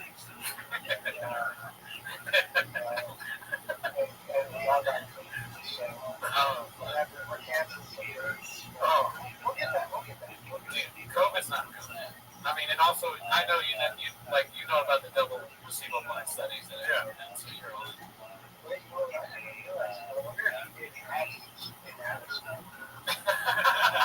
Yeah, for sure you do. Yeah. You think they can get the hiccup puppy without Adderall? Did you see the thing that Moses Storm did when he did the improv, like the IG story? No, I don't think so. Oh, I should have asked him. Oh, I didn't think about that. But Moses, he had a show at the Addison Improv, and he posted this really funny video of how honored he was to be doing it, and he edited in clips of the most offensive shot that Steve starts pretending to cry, and then at the end he put us in. I was like, holy shit! And that's how you get our favorite. It's just including us in English. That's how we do it on a bot. Yeah. If you want to not be a bot, you have to be on the Patreon or be friends with us. Yeah. Otherwise, you're a bot. Yeah. So you got to do it too. That's what I'm saying. Please make a video. As improv. This. Yeah, we should do a live 10 minutes. Oh, that's cool. That would be nuts. Holy shit. We get the game together. Fucking Addison trip. I think we might be going on 10 minutes. Never. Right. We'll share a hotel. So what are you guys doing? Actually, is it on a loop right now? Yeah, it's on a loop. It's right behind you on our screen. Yeah. What part is it right now? Let me see. Not sure at the moment. Punto Cabron. Right now. That's the one. We thought that just from the visuals without art. Yes, we're almost there. Yeah. No, I can tell from the timestamp on the bottom, the red line. I see that with my finger like that, and I'm like, oh, yep. Yeah, we have a huge general setup. We have 3 screens back to back to back. And I'm not joking around. It's like everything feeding me information while we stream here. Wait, so how is it Harley on? Oh, yeah, dude, Harley in the beginning of the stream, and he has the energy of 1,000 men. He did 3 or 4 hours straight of BAPA intelligence facts, Tiger facts. Yeah, and I mean, it's hilarious to have him meet people. So I wish he could talk to you as well. Yeah, but I've been watching him talk to Boss was pretty fun. Yeah, it's a good time. Something's going viral on James right now that he said, what's one?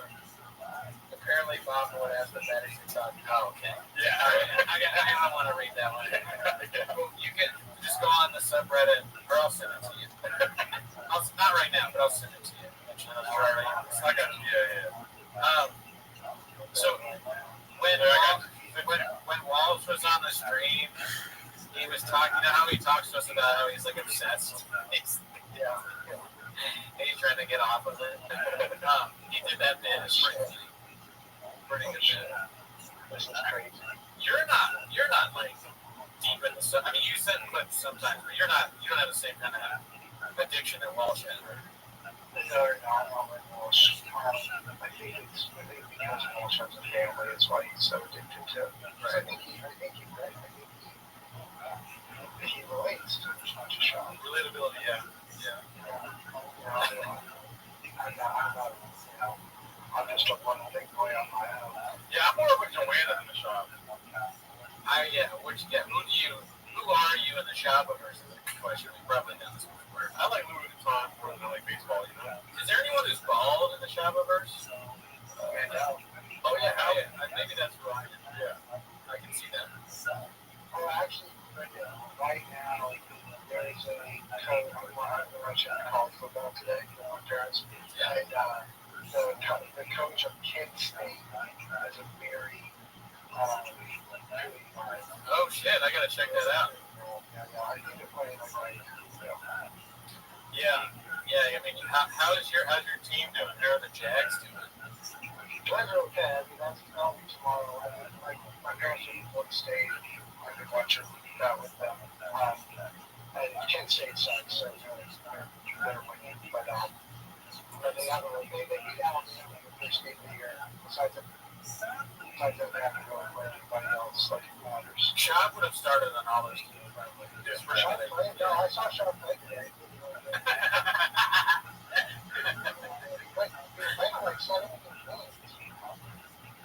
He did. He's very good. Yeah. Buffalo Bills. I mean, I'm sorry to do it for me, but I think the Jags are going to lose tomorrow.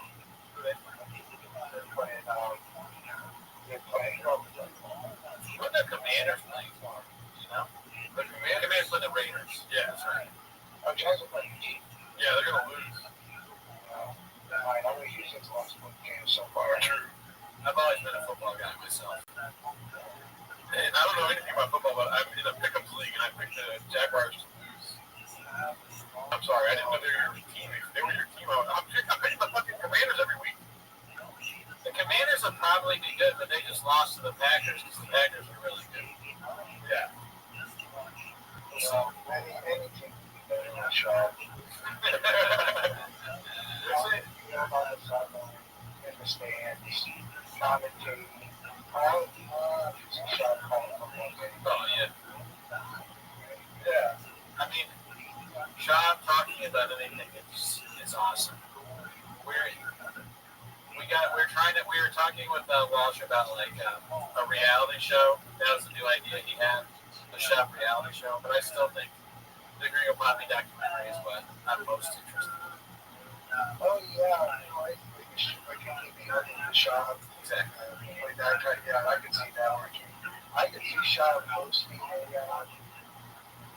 like hosting a Love Island or something like that. Shop Island. Where it's just people who shop at first that have to live together in a house.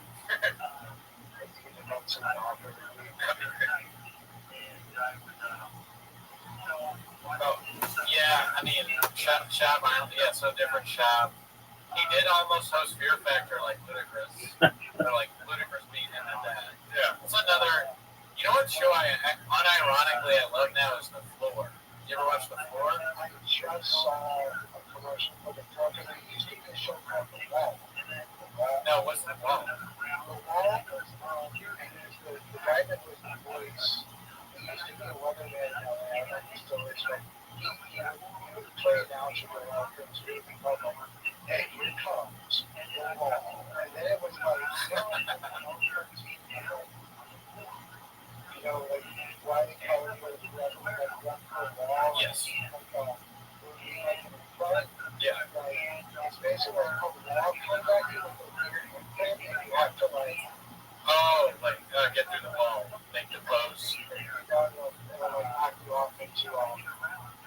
to like water, like whatever. But yeah, so like I saw it was the floor. Okay, so yeah, the floor is totally different from that. What you just described sounds like a show that Simon Gibson would coach. But this show, the floor is a little more intellectual. If you like things like that, it's the guy. Rob Lowe is the host. He does a great job, and he's so it's so all these people on the floor, and they are experts in different categories. And there's a randomizer that picks one or two people, and they battle against each other. So it's like a picture of like whatever, like let's say it's history and R&B artists. So like if it's R&B, the history guy goes against the R&B, and it'll show a picture of like Brian McKnight, and they go back and forth. If you get the answer wrong, you lose time. There's a timer, and it goes. It has all these categories. It's fucking. I'm not doing it justice, but it's a great show.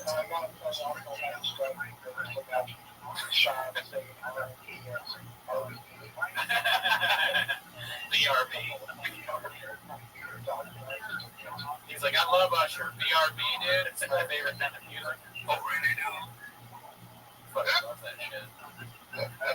Oh, man. But yeah, no, the floor, the new season's coming out. It's hosted by Brendan Shaw. Check it out. Yes, it's going to be pretty good, dude. Oh, yeah. No, I mean, what other shows are you guys? What other game shows? I mean, Price would be good because he wouldn't have the price of anything, and he would he'd probably start arguing, but he would also this way he would do my friend. It's just he's not a together. He sends the thing out, someone gets it right, he goes, I heard your place. He doubts, yeah. He the actual answer where we don't play right. Yeah, not yet. I'm not sure about that one. What's the capital of Massachusetts? Boston. He doesn't